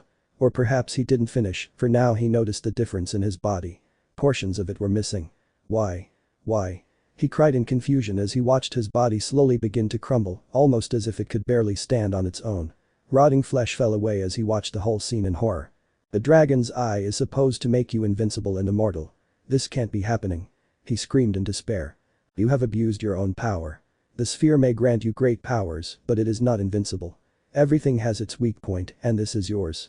You trusted too much in an object than in your own power, and now only your end awaits you. This is over," said the fox as he disappeared and shrank before returning to human size. The blonde appeared in the glow in his normal form, closing his eyes as he began to retreat. "You think after all this I'll let you escape alive?" The beast shouted as it fired a normal electric sphere, which the blonde easily cut through. "I won't die until I take you with me to the other world." He yelled as he unleashed all his remaining power and roared furiously, causing the blonde's long hair to stand up slightly. "I see you're not going to give up, good, then let this be a memorable ending," said the blonde man as he drew his katana and prepared to fight again. Naruto Shippuden Ost 1 Track 02 Downton, Heaven-shaking event. Enraged, Rikatsuse lunged at Naruto, who easily dodged the attack and began walking along its moving body as he made his way to its head. Reacting swiftly, the dragon violently shifted its body, causing the blonde boy to jump and see one of its red claws bearing down on him. Dodging by mere centimeters, he managed to use the claw as a foothold to leap onto its head, but was stopped by its severed tail, which struck him, sending him flying some distance. He recovered and glared seriously at the creature. The dragon, now furious, formed spheres of electricity and fired them into the sky, causing another shower of lightning or electrical blasts.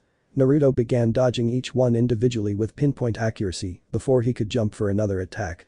But the dragon tried to trap him with its body, which was sliced to pieces by the blonde boy's sword.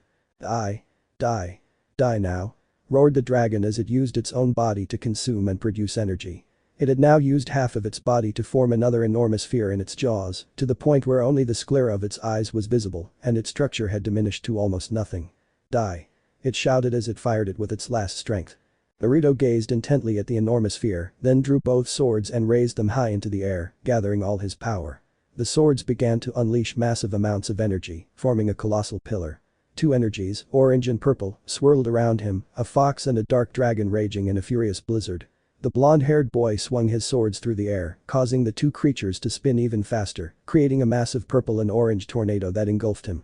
Finally, he slashed through the air with both swords, unleashing the tornado to obliterate everything in its path.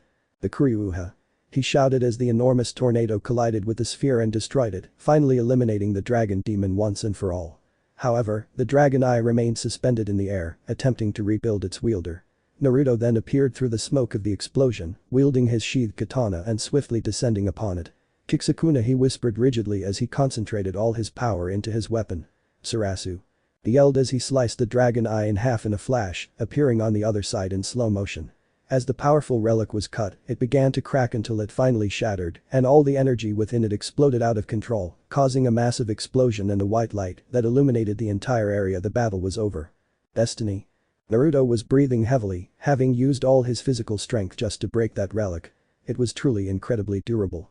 He looked around and there was no doubt that they had put on a show for anyone who dared venture to watch the fight. He quickly entered sage mode, surveying his surroundings and sighing with relief when he realized that the fight hadn't spread beyond this vast territory and hadn't affected any villages, but he could sense Sesshomaru in the distance. It seemed he had also sensed the fight from that distance. Speaking of sage mode, he examined himself closely, noticing the difference. It seemed that he no longer possessed the usual toad-like features he once had. Instead, they were replaced by red markings on his cheeks and around his eyes, similar to Hashirama Senju's. This worried him somewhat because since losing his arm and having it replaced with his Senju cells, he had lost his ability to control the earth and water elements, whereas with Sage mode, he was supposed to have access to all elements. Sighing wearily, he decided to leave it for later. The yellower eyes in his eyes faded and the markings on his face disappeared. Just when it seemed all was over, he felt a small energy signature on his back. Turning around, he gripped his katana to see what it was and was surprised by what he saw. In front of him, small lightning bolts were beginning to converge, forming a new Dragon Ball, but a spiritual one. To his surprise, his katana began to glow blue, reacting to the sphere as the two attempted to merge. Naruto watched this new development with intrigue, unsure of its meaning. He needed someone to tell him this was alright, but he decided to heed his weapon, which seemed to be urging him to take it. Meanwhile, the group who had witnessed the battle's end approached Totosai to observe the aftermath. However, all they could see was Naruto reaching for the sphere. The blonde man had finally taken possession of the dragon's eye. Examining it closely, he understood what he had to do. Raising the jewel, he smashed it forcefully against Hoha, causing lightning to erupt around him. Grasping his katana with both hands, he began to wave and test it, finally raising it high into the sky, summoning a lightning bolt that struck and enveloped him completely. The blinding brilliance finally faded, revealing the blonde man's new weapon. A beautiful elemental katana, imbued with the power of lightning. It resembled his previous form, only now adorned with what appeared to be a bluish dragon's claw and a blue sphere at the hilt. Its most distinctive feature was its eyes, the same as that of Sangar to Seiga, Iron Fang, which is why he held it with both hands. "Well. I didn't expect this to be the result. You're even more annoying than I thought," was the voice he heard in front of him. Looking again, he noticed it was Naraku the mandrill. "You possess great power, too much to go unnoticed for long. Who are you?" the man asked, eyeing the blonde man warily, who only growled at him. "I won't tell you anything. Rikiri," he shouted, unleashing his attack as he swung his sword and left a huge electric shockwave that matched the speed of lightning, managing to destroy the doll with great speed, much to the surprise of Naraku, who had not expected this kind of power. The blonde man was only examining the remains of the doll. Somehow it wasn't alive and managed to get past his nature detection, something he had to keep in mind for future fights. "Boy, you did it," shouted the old man, overjoyed at his new blade. "You've managed to evolve your katana." He was very excited, closely examining the new blade, which made the blonde boy a little confused. "What do you mean, Totosai-sama?"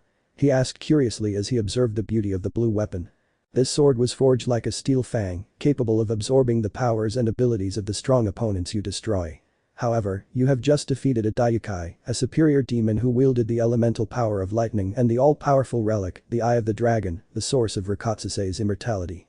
You have proven yourself worthy not only of wielding its powers, but of going beyond them, acquiring a new form. Its name, as he said as he released the blade, its powers enveloping the blonde in an electric aura. Raisin. Thunder/blade, the blonde exclaimed as he swung the blade with great precision and skill. "I see, thank you Totosai-sama," the blonde man said gratefully as he returned his leaf to normal and bowed slightly. "Don't worry, in fact we should be thanking you, because thanks to you, Rikatsuse has finally died," said the old man as he pointed to the other boys in the group who were looking at him very attentively.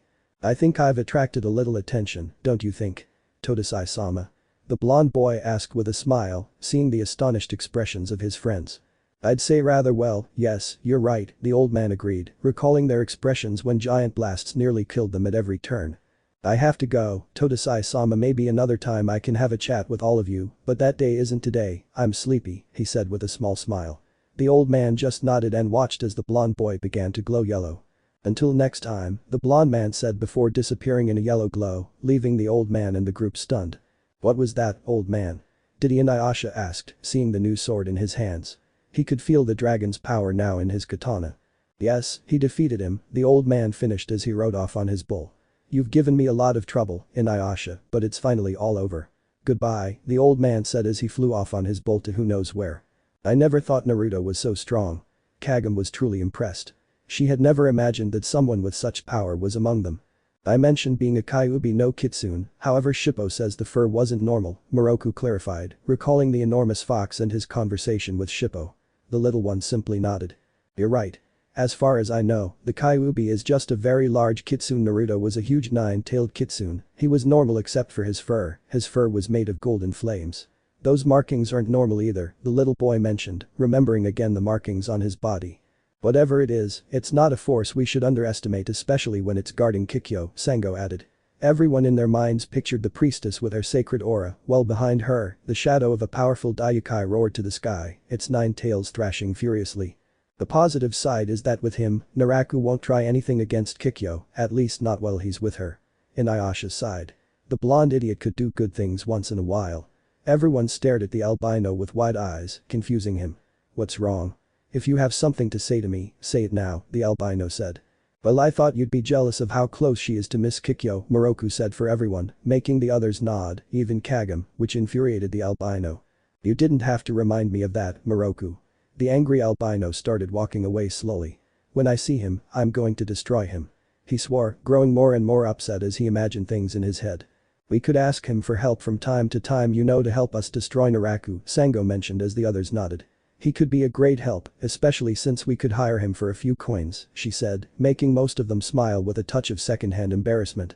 "Well, foxes like shiny objects, maybe that's why he likes money," Shippo said to everyone. After hearing this, most of them paused to think before nodding. It definitely wouldn't be difficult to ask him for help.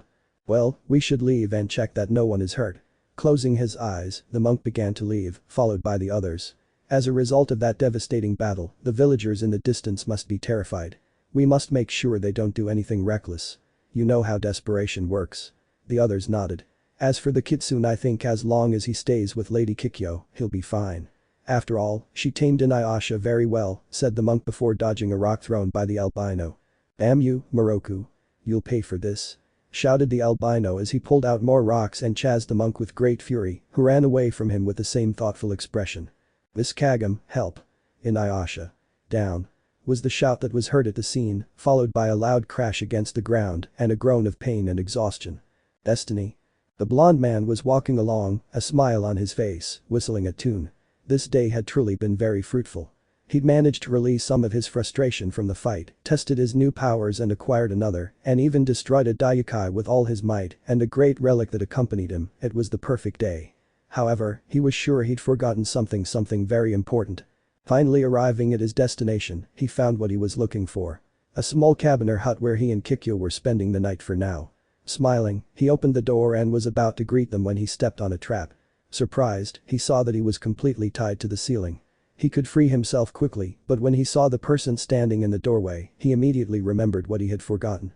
"Haha, very good joke, Kikyo, but I'm really too tired for games. If you want we can play hide and seek a little longer," but he laughed nervously while looking at the woman's face, where there was a mixture of emotions difficult to understand. The one that stood out the most was fury.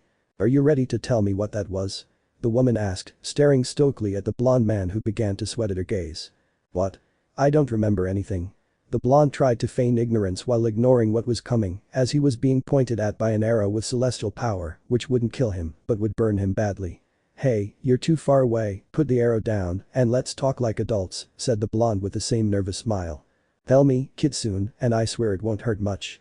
The raven-haired girl's sharp gaze startled the blonde boy, who didn't know what to say, since it didn't really mean much. Then another piece of advice from Jiraiya came to mind. It was his ultimate move to get out of any situation like this, and he knew how effective it was.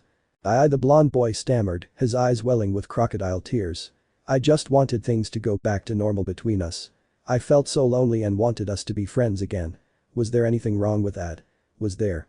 The tearful blonde boy stared at the woman, who seemed to be struggling with her own emotions.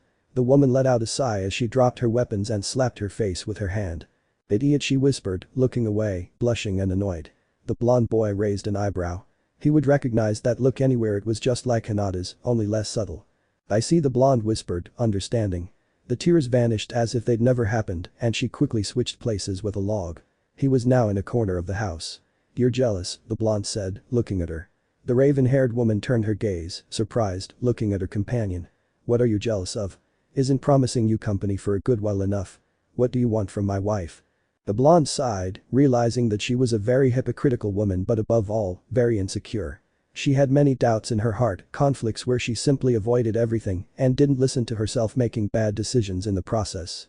Well, I thought that you and that the raven-haired girl stammered, unable to form any complete thought. Her mind was a complete mess as she tried to think of something reasonable. Are you jealous of that kiss between Kagome and me? You know I still don't really know her, right? Why are you jealous of a simple kiss? I don't see anything wrong with it, the blonde boy said in his infinite innocence, or stupidity, whichever it was. In fact, if you're so bothered about it, come here, the blonde boy said as he approached the priestess, who turned around in surprise at his closeness. But what are you doing? He didn't finish before he felt his partner and friend kiss him very deeply on the lips, before reluctantly pulling away from him. See? It wasn't so bad, the blonde man said with a big smile, ignoring the frozen Kikyo who was glaring at him furiously.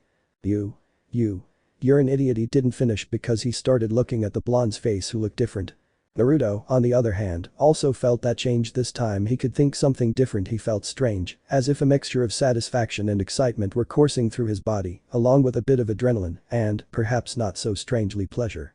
The blonde, now blushing, looked slightly confused, for he had never had the time or opportunity to think about a kiss the way he was doing now. The best way to express it was that it felt good, too good to do just once. It was like a small addiction that had formed inside him, slowly beginning to consume him. Kikyo blushed even more when she saw him touching his cheeks and shuddered when she saw him lick his lips, trying to savor more of that delicious taste. The blonde boy's expression changed, as if a light bulb had gone off in his head. It seemed another silly, stupid idea had occurred to him. Hey, this is what lovers do, right? He asked excitedly to the woman, who simply nodded slowly. Then I know what my goal is from now on. I'll embark on a quest to find a partner. It's time. Naruto Uzumaki Namikaze settled down. He shouted excitedly as he ran out of the small house, his voice thick with emotion. I'll find a vixen. Came the distant shout. Kikyo. I'll be busy. Lock the door and don't open it for anyone. Was another distant shout, followed by vixens. I'm coming for you. Was the final shout. Kikyo, frozen, heard that target who was at odds with everything she wanted. A mixture of jealousy began to rise within her as she reacted as quickly as she could. With her weapons in her hands, she quickly left the house, running after him. Kichun. Get back here, you idiot. Come back and take responsibility for your actions. He yelled as he chased his kitsune companion, firing incredibly powerful arrows that exploded on contact. You're mine, damn it. Come back here so I can shoot you with an arrow and seal you away. He screamed as he continued firing randomly without hitting his target. Don't bother me, priestess. Go find the dog boy if you're so desperate for a partner. I definitely prefer vixens. My blood screams for someone of my own kind. The blonde boy shouted, increasing his speed and enraging the priestess. Besides, I'm sure the dog boy would be very happy. He yelled, further enraging the dark-haired woman, who finally exploded in titanic fury. Kitsune. I was obviously lying. Well, no, I just wanted to get under her skin. I definitely wasn't going to fall in love with that crazy woman, definitely never ever. I don't think so, I hope not. Destiny? So you mean he really has that much power? You're joking, right? Kagura's unmistakable voice echoed through the area, looking at Naraku staring thoughtfully into space, for that power was not easily forgotten. He's not someone we should underestimate. I need to plan things better, or maybe, he thought with a small smile as he looked at the almost reconstructed Sharigan jewel. Everyone has a price, a wish for which they would be willing to take lives and plunge into despair. Maybe that's what I need for someone of such power, a false hope for a wish that won't be granted. Naraku laughed, thinking about his future plans. He had finally recognized him as just another piece in his game. What will you do, Naraku? He's too strong and intelligent to fall for your tricks, Kagura said with a serious expression. You're right, Kagura, but everyone has a weakness. In time he will reveal it, and I, the great Naraku, will be able to end his existence, or better yet, use him for my own purposes. Naraku laughed again. One more piece won't make a difference. They will all eventually fall into the shadow and darkness of the pearl, and I will rise from all that darkness as the rightful winner, so that finally my wish will come true. Chapter 7. Naruto was seriously thinking about what had been happening lately. Everything had really happened too fast for his liking, and he finally had a chance to be alone, at least as alone as he could be. "Kitsune, what are you doing?" he heard the priestess say, sitting on a nearby rock. He was also there, near the lagoon, half naked, curiously eyeing her body. "Nothing, just admiring my own beauty," the blonde teased, making her blush and look away. The blonde man sighed wearily. That woman had been like this ever since the unthinkable happened when he kissed her. Remembering that only made him think of vixens, so he tried to keep his mind off it for now. However, he turned his attention back to what he'd really been trying to figure out since arriving in this world, his new body. His kitsune characteristics and his yokai status were due to the enormous amount of chakra Kurama left him, energy he now produced without needing to rely on anyone, but it didn't explain his pale skin. Then he remembered his prosthesis, the new arm he'd had after losing his own in the fight with Team. That's when he realized why he didn't have his Toad Sage mode. What had happened was that his body had fused everything inside him, even what had been attached. In this case, his new body was composed of Hashirama Senju cells, which was very disturbing to think about. Also, it seemed that this was the reason he couldn't use the water or earth elements, as it appeared that both had merged within him using his Yang chakra as a base, resulting in Mokuton. He hadn't tried to use it because he had no idea how. He hoped someone would know something about it along his path, and indeed they did, but he'd explain that later. Answering his question about why his skin was that color, his mind began to wander through everything that had recently happened, starting with the little adventure of his young apprentice Shippo, who told him he had tried to help a girl, it seemed to be a childhood crush. Then there was the woman who absorbed the life force of men, turning them into old men. Along with Sango and Moroku, whom he encountered there, they managed to defeat her without difficulty, except for the monk, who tried to keep him away from Sango at all times, much to his embarrassment. But without a doubt, the most extraordinary thing that had happened in the last few weeks was when he met a hermit, a true hermit who surprisingly saved his life. After killing Takajin, who ate human fruit to sustain himself, he found several captives, some with no chance of survival, others with a chance. Fortunately, he managed to find the master of that repulsive being and, strange as it may seem, he was able to give him a new body using the same earth. Very strange, but it worked. He still remembers their conversation. Destiny. Naruto was searching everywhere, Sage mode activated, looking for someone in particular. In his brief fight with a human who claimed to be a hermit, the man told him that his master was still in this disgusting place, and if that was true, he could still help him.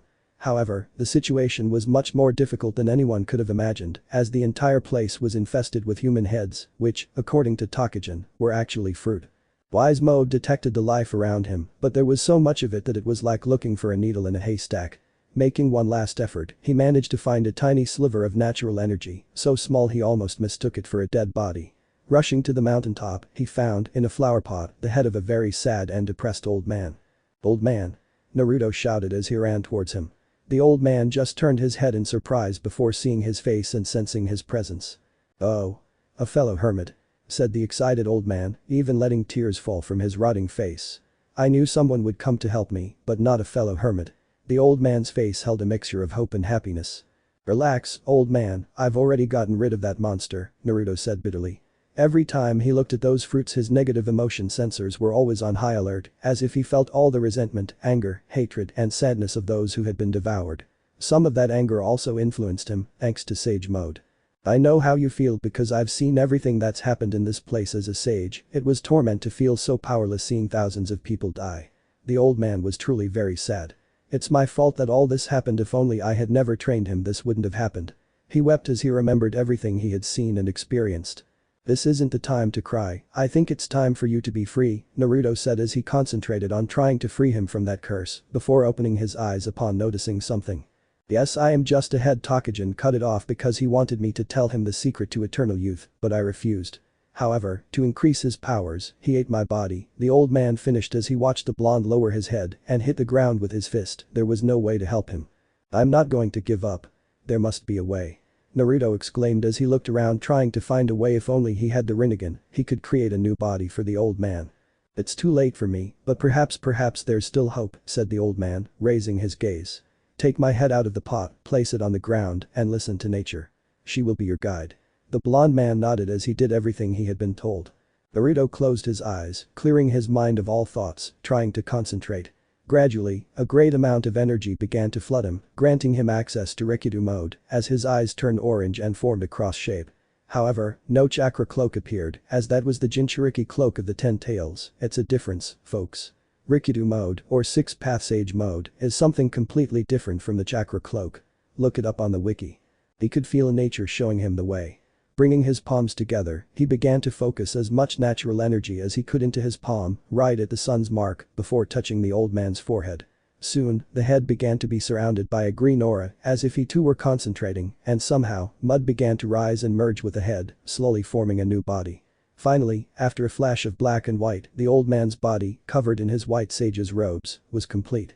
How? Asked a very confused Naruto, because he had never thought that such a thing could be done.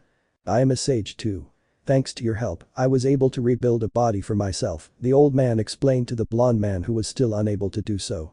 A sage is anyone who has united with nature and is one with it. Their flesh is the earth and their blood, water that flows like a river. That is a true sage. But I have never met anyone who has gone further, reaching to master the very nature of creation. That is something very great, my boy, said the sage, looking into the blonde man's eyes, which were slowly returning to normal.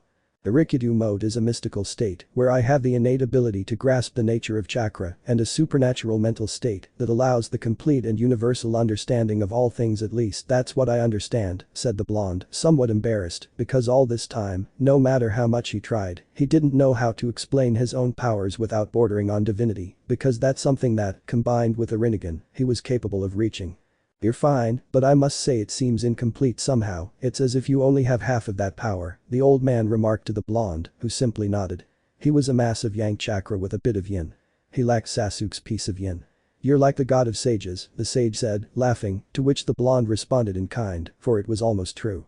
Putting that aside, I should thank you, and in gratitude, I will help you control your true power, the sage said, astonishing him.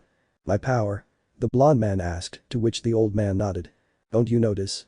You entered a sage-like state almost instantly. That's something only those who are part of nature, like me, are capable of. Boy, your body is made of a tree, the old man said, surprising him. It was at that moment, thanks to the reflection of that vile elixir, that his pale skin became visible, finally revealing the reason for it. I see, said the blonde man with a sigh. Could you show me the way? If what you say is true, I definitely need help, said the blonde man as he walked away from the place. Oh, don't worry, someone of your caliber as a sage won't take long, 3 days at most, said the old man as he took his staff and followed the blonde man. Could you burn these fruits? They deserve to be put to rest, said the old man, avoiding looking at them. Don't worry, I'll do it, said the blonde man, to which the old man nodded and left, leaving the blonde man with those things. Destiny. Thanks to the old hermit, I managed to master the basics of wood release in less than a day. The shadow clones are truly amazing. I took advantage of the bug and returned to Kikyo, only to be captured again for security reasons, as she believed I would escape again to go after some vixens. In fact, that was the plan before I was captured, but that's beside the point. I promised to visit the old man from time to talk and have some tea in peace. Regaining his gaze, he glanced out of the corner of his eye at the priestess, who was gazing at the sky, lost in her own thoughts. However, her gaze returned to him, and blushing, she looked away. Classic Kikyo. Naruto-sama. Was the dual shout he heard behind him. Turning around, he saw a pair of priestesses running towards him at great speed. Naruto-sama. Come quickly. Something terrible has happened. One of them said before falling silent, staring at his naked figure, mesmerized. Girls, if you want you can keep watching, or better yet, take a picture, but we don't have time. Tell me what's going on, said the blonde boy, whose eyes were closed before he opened them when he heard an arrow fall to the ground near both girls, startling them. Turning his head, he saw that it was the dark-haired girl. Kikyo-sama. We swear we weren't trying anything against Naruto-sama. They both shouted in great fear as they quickly hid behind the blonde boy, making the black-haired girl even more furious. Come on, priestess. Don't be so hard on them. The blonde man defended himself, trying to be somewhat rough, but he failed when he felt another arrow pass close to his face. Hey, that was dangerous. The blonde man shouted angrily, looking at the woman, who just huffed and looked away. That jealous woman, she's going to kill me one of these days. I don't get paid enough to put up with her, the blonde man thought pessimistically before turning to look at the girls. So what's going on? He asked, somewhat worried. Boten has heard that the Batman clan is very good at creating force fields, Boten said excitedly, very happy. Perhaps with your defeats, we can make you strong enough to face that vile monster called Naraku. The girl's enthusiasm also excited the blonde boy, as this was great news. But that clan is said to be attacking the village near their nest. They've been attacking nearby villages. They'll soon destroy everything if they aren't stopped in time, said a terrified Boten, to which the blonde man became serious because they had to stop them at all costs. Alright, we know where our next stop will be, said the blonde boy as he got fully dressed and prepared to leave. Girls, could you stay with Kikyo? Make sure she doesn't try anything suicidal again, Naruto asked very kindly, to which the girls nodded enthusiastically. We promise we'll take care of Kikyo-sama. We won't let you down. They both shouted, making the blonde man just smile and have a few tears on his face, trapping them in a hug. They're the best thing that could have happened to me. Especially when they do it for free. Cried the blonde boy as he increased the strength of the hug. Naruto-sama, let me go, Kikyo-sama will get angry again, Boten whispered, making the blonde boy react and remember her. That's right, you're right, the blonde whispered, letting go of them. Take care, he said, waving goodbye, to which they nodded. Hey Kikyo. Take care. He shouted as he walked away into the distance. The two girls watched as their hero slowly walked away until he disappeared from sight, then turned their gaze back to the stoic woman with a huge smile. Kikyo-sama. We're ready to learn from you. Momoji said happily, quickly approaching the woman, as did her companion. We will obey you faithfully so that we may one day become great priestesses like you. Boten responded like a soldier, mimicking her friend who was making the same gesture. Kikyo looked at both girls with utmost seriousness. They had some talent, no one could deny that, but sighing, she stood up and looked at them both. Fine, I'll train you, but only if you follow 3 simple rules, said the raven-haired woman as she circled the group, just like a military general. Anything to make her proud of us. They shouted in unison with great conviction. That's good to hear. The first rule is that you will always follow my orders and you will learn the way of the priestesses just as I did. Both girls nodded furiously. Second rule.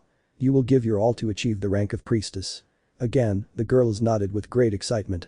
And the last one, she paused, turning her back on them, before turning her slightly narrowed eyes sharply, looking at them both. Neither of you will approach Kitsune for any purpose other than friendship. Is that clear? Seeing her gaze, both girls nodded slowly and somewhat fearfully. Good, are you ready? I'll see you in 15 minutes at the clearing. Don't be late. With that, the woman left 2 frightened girls at the lake, watching as their idol slowly walked away.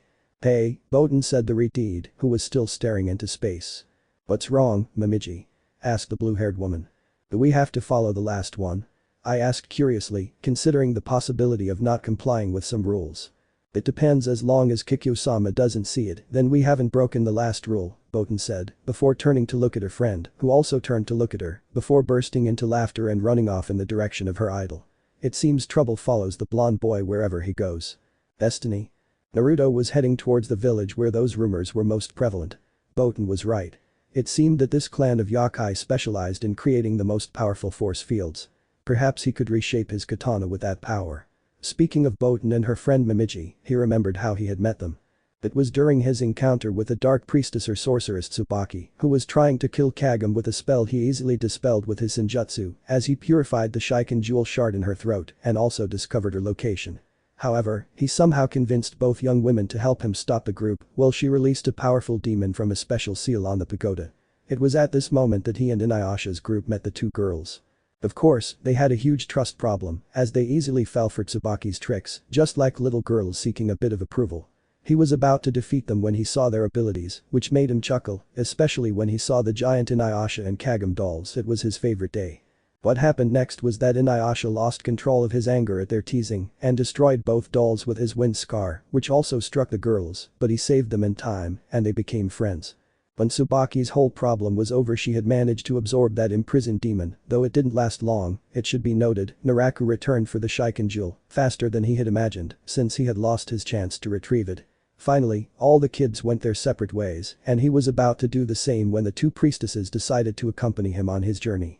With 2 new companions, he approached Kikyo, who initially responded with a firm no, until he convinced her that they would be very effective in the fight against Naraku once they learned more advanced skills, as they were still novices. Once he had convinced her, he welcomed them to his small group of assistants, inaugurating the new Sacred Kitsune team, dedicated solely to eliminating evil. The creation of the name was quite amusing, as it was the 2 girls who suggested it with great enthusiasm. He couldn't refuse, it sounded very fitting. Playing with a small fragment of the Sharigan jewel, compared to those possessed by Kagome and the others, he was preparing to face both humans and demons. If he wasn't mistaken, neither could coexist peacefully due to the many deaths that had occurred over the years.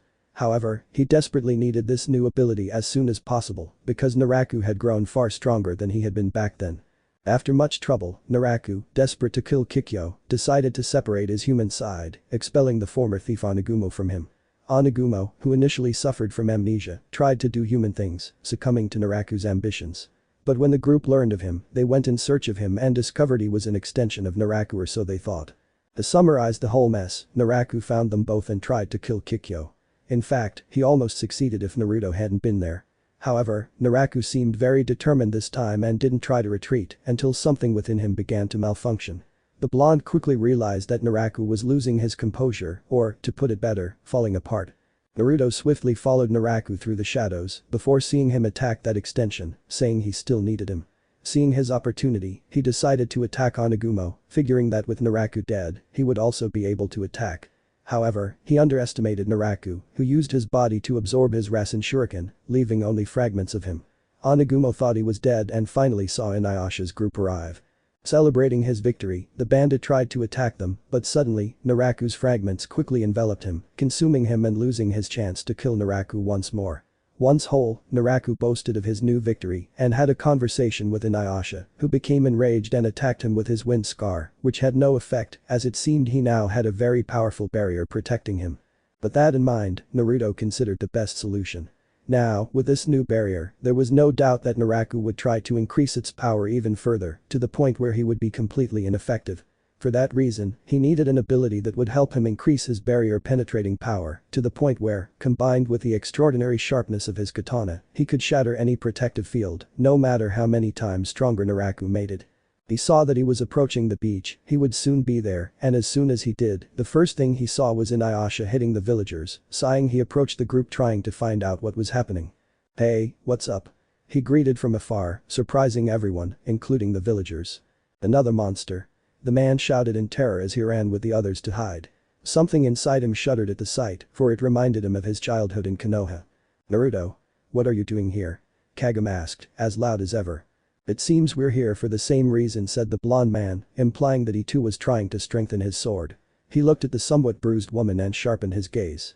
"I see that the villagers are more desperate to cling to their own lives, to the point that they're starting to blame innocent people." At this, the woman's eyes widened as she quickly drew the correct conclusion about what had happened. "So?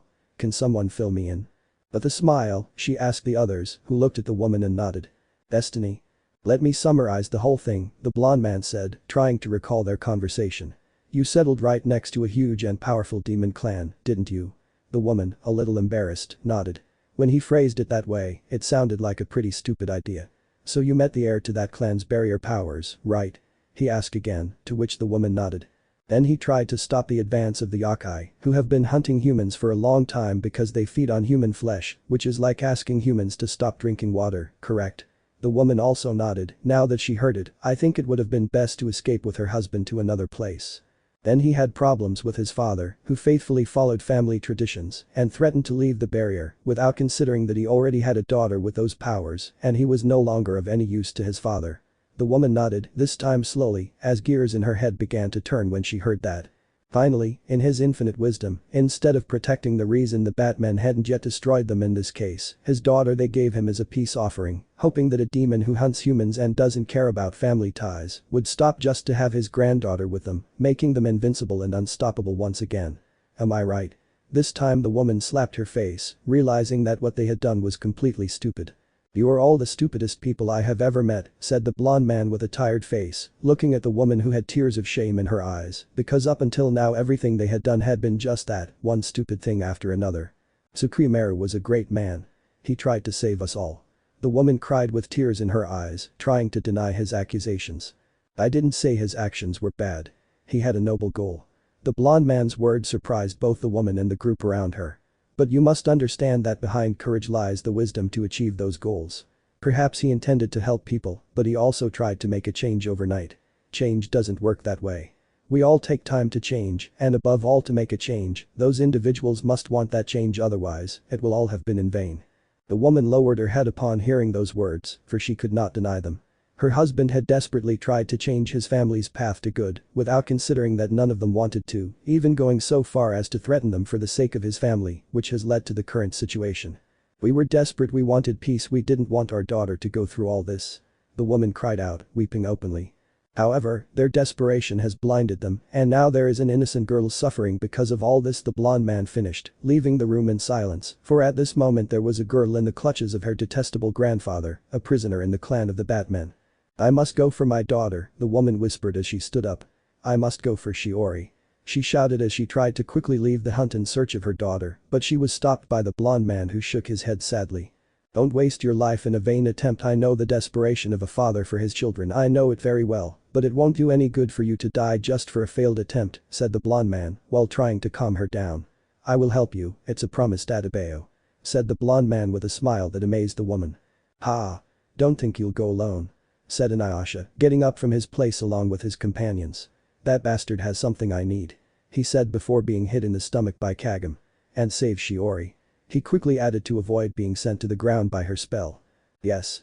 We'll go and get your daughter back, added a happy Kagome, who felt motivated to help because this time they were going to reunite both the daughter and the separated mothers. Thank you all so much, I'm truly so happy, the woman said, tears of joy streaming down her face. I think you can understand the situation we were in. A half-demon isn't well regarded by either humans or monsters. I can say that you're just like my daughter, she added, a little sadly, while Inuyasha could only nod slowly. Before anyone could add anything else, Naruto and Inuyasha got serious and sped off in pursuit. The group followed, only to see a huge dark cloud approaching in the distance, composed of what would become their enemies. Togakumaru stood at its center, leading his massive army toward the village, finally determined to destroy it completely. Damn it. Someone help us, shouted a villager as he ran in terror, hiding in his house.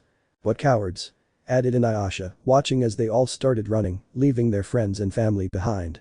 There are too many of them, said Kagome as she looked at the enormous army, which soon completely obscured the sky. You're right, there are too many of them, Sango added, perched atop Kurara on the ground, since flying would only bring them trouble. Ha ha ha ha. Let's go. Destroy this miserable village. Now with Shiori in our hands. No one can stop us. The old man shouted, prompting everyone to yell in unison and try to jump down quickly. However, those who tried ended up being cleanly sliced in half. What? He yelled as he watched some soldiers fall. The old man narrowed his eyes, noticing the blonde man sheathing his katana next to a woman he would recognize anywhere. Shiori. The woman shouted upon recognizing the girl in the hands of the enormous old man. Mommy. The little girl cried out, tears of joy streaming down her face as she saw her. Togakumaru. This wasn't part of the deal. You promised not to harm Shiori or the village. The woman shouted, glaring furiously at the old man. Did you really think that I, the great Togakumaru, would honor a promise made to a human? Don't make me laugh. Laughed the old man as he looked at the entire group gathered together. Now with Shiori we will never be defeated, whispered the old man, this time looking at all the remaining villagers, who were only women, the elderly, and children. But your son wasn't doing it for me. Or for the villagers. It was so our daughter wouldn't suffer anymore. She wanted her to be free of pain. Don't let her last wishes be in vain. The woman shouted, trying to convince him to stop attacking the village. That boy let himself be seduced by a human. He's a disgrace to our clan. He even dared to threaten to stop protecting us. His family. And all because of a woman. He shouted angrily before his expression changed to a smile. That's why. So what's that? The woman asked, slightly frightened. He killed his own son, Naruto replied, shocking everyone, including the woman who collapsed to the ground. Her daughter, seeing her fall, cried out her mother's name from a distance. Why? The woman asked in shock, tears welling in her eyes. Why? She screamed, weeping and glaring furiously at the demon. Why? Because we don't need him anymore. As long as we have Shiori, that useless thing is nothing but a nuisance. Cackling, the demon began to laugh, to everyone's astonishment. You're a truly detestable fellow. Inuyasha shouted as he yelled and leaped towards him. Wind cutter. He yelled, unleashing his attack as a massive gust of wind hurtled towards him, colliding with his barrier without leaving even the slightest scratch. That won't do any good, you half-demon. Shouted the old man as he laughed along with his entire army. Go away, the little girl whispered from her hand, surprising the old man. Go away. The girl shouted, igniting all her power, expelling in a white flash everyone who was in the barrier. How could you? How could you betray the family too? The old man shouted in fury, but in his mind something else was going on.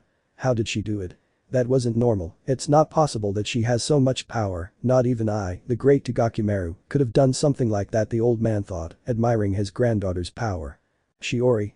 Her mother shouted as she tried to catch her daughter who was falling from a great height. Shiori may be a half-demon. But we will never let her fall into human hands. Attack. The old man shouted, finally unleashing his army to attack everyone. Taking advantage of the chaos, the old man gathered a great deal of power and expelled it in the form of a sonic beam toward the girl. Everyone could see how it seemed to be the end for the girl and the woman before this too was cut short and the girl was saved by a black shadow. Togakumaru watched as the blonde man had once again interrupted his plans. "You again. Die." He yelled as he unleashed more of his powers, but he didn't expect the blonde man to grab the woman too and jump to the other side, switching places with Inuyasha. "Inuyasha. I've got him. Bakuryuha." The albino shouted as he returned his own attack, much to his own astonishment, killing him along with the others. "That was easy." He yelled happily, now that it was all over. "You're forgetting about those," said the blonde one, looking at all the others flying through the air, very angry with them. "There are like 1,000 of those," the blonde one assured, still counting. "Inuyasha," shouted the others who were still fighting the Batmen. "There are too many of them. We need your help." He yelled before firing an arrow, killing some of them. "I'm coming," shouted the albino, running alongside them to eliminate them. While he ran off, the blonde man stayed with the family, checking if everything was alright. He examined the girl and found that she was fine, as was her mother. "I see you're a very strong girl. Your father would be very proud of you, little one," he said with a smile to the girl, who looked up and smiled back. "Ma'am, can you stay here with your daughter? I'll go help those boys over there, I won't be long," the blonde man said, and the woman nodded. Leaving behind a shadow clone, he prepared to run, for he could see how those demons were slowly overwhelming them. The blonde man ran and killed everything in his path with incredible speed. Using the body of one of the bats, he leaped and began fighting them in the sky, bringing down many in the process. However, for every one he killed, 10 more appeared. He managed to dodge an attack to his back, but not a blow from one to his side. Recovering on the ground, he looked at all those who were still missing. There were many. Turning his gaze, he noticed that the group was also tired, as was Inuyasha, who had already used his wind scar many times. "So I guess it's all in my hands," he sighed, addressing the small group. "Retreat. I'll use a technique with tremendous range and power." With that, he shouted, and the others nodded and ran to safety. Seeing the clone in the distance, he nodded and took the family with him. Seeing that everyone was gone, he had the army before him. He closed his eyes as he raised his katana, which began to crackle with lightning. Raisin. He summoned his new sword as a burst of lightning engulfed him, killing everyone within its range. The blonde, covered in a cloak of lightning, looked at all the creatures above him. "Are you ready?" he shouted with a huge grin. The demons only growled and roared. "Good, because you will witness the true power of this weapon." With that, the blonde lowered his sword to the ground, closing his eyes and concentrating. To everyone's astonishment, dark clouds began to cover the sky, followed by thunder and lightning. A bolt of lightning struck, enveloping the blonde man and his sword in a powerful pillar that lasted for a moment before returning to the sky. Completely shocked, everyone watched as something resembling a large, enormous electric dragon hovered among the clouds before disappearing with a tremendous roar of thunder. "Shine," he whispered as he put down the sword and plunged it into the ground with great force. "Kirin." Naruto shouted as the enormous electric being suddenly appeared and fell, with the same speed as lightning towards the earth, killing each and every one of the Batmen and along with it, a large piece of beach. While the others kept running, they saw the clone catch up with them, taking the family and leaving them on what would be the other side of the beach. "Are you both alright?" Kagome asked worriedly. The others approached, checking on their condition as well. "Yes, don't worry, we're fine," the woman said before raising her eyes to the sky and seeing that being of energy, which illuminated the entire sky. "What is that?" she screamed in fear upon seeing such a monstrosity. Everyone turned to look at the clone, but there was only a burst of smoke. Wait. Sango cried out in terror. "Does he plan to kill everyone with that thing?" he screamed as he watched the enormous creature circle through the sky.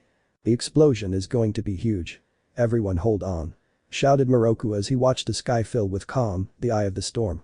"Take cover," he yelled before seeing a huge bolt of lightning strike in the distance and a massive electrical explosion form a large dome, sending everything flying, including water that rose hundreds of meters into the air. "That guy's crazy," Inuyasha shouted as he shielded Kagome from the explosion, while Moroku and Sango formed a barrier for the woman and the girl. The explosion gradually subsided, leaving a huge crater visible even from that spot.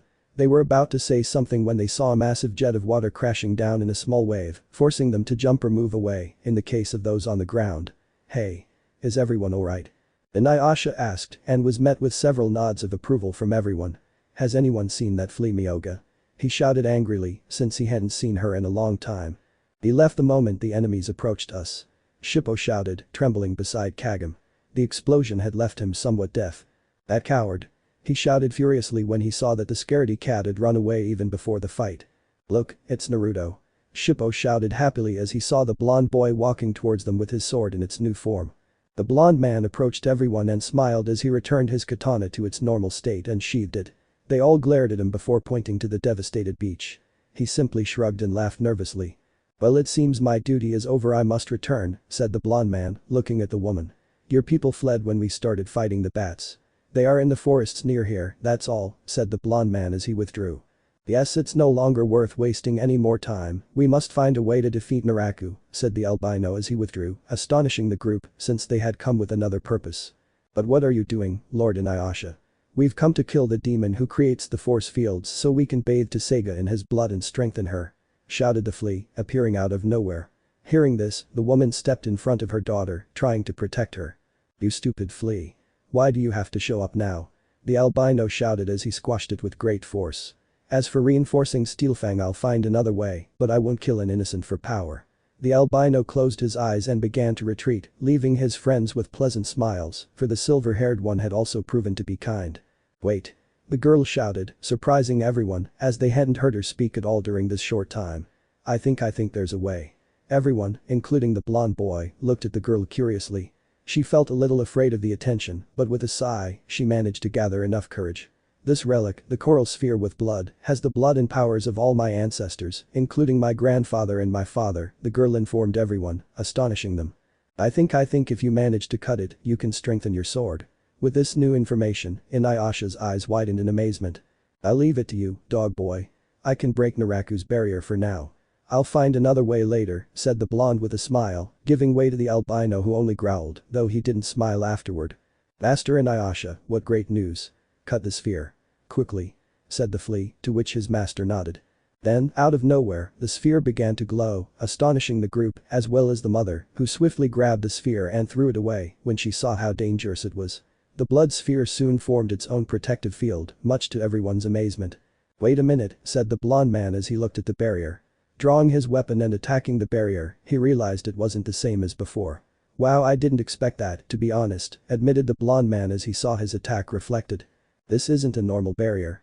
It's more powerful than Naraku's, at least twice as strong," he reported, examining the barrier, which was shaped like a perfect reddish bubble, unlike Naraku's, which was an amorphous sphere or had missing colored parts.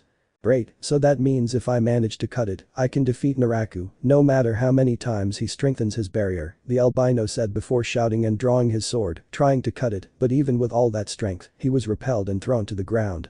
"I don't think so. Tsuga doesn't grant you the full ability. You'll only have a portion of it, enough to defeat Naraku in his current state, but it will be ineffective if he manages to make him as strong as he is now," the perfect bubble pointed out, clarifying what would happen with his new powers. "That's enough for me, because Naraku will meet his end before that happens," he shouted as he tried again to cut the sphere, achieving the same result. "Damn it." The albino growled when he saw that it wasn't working.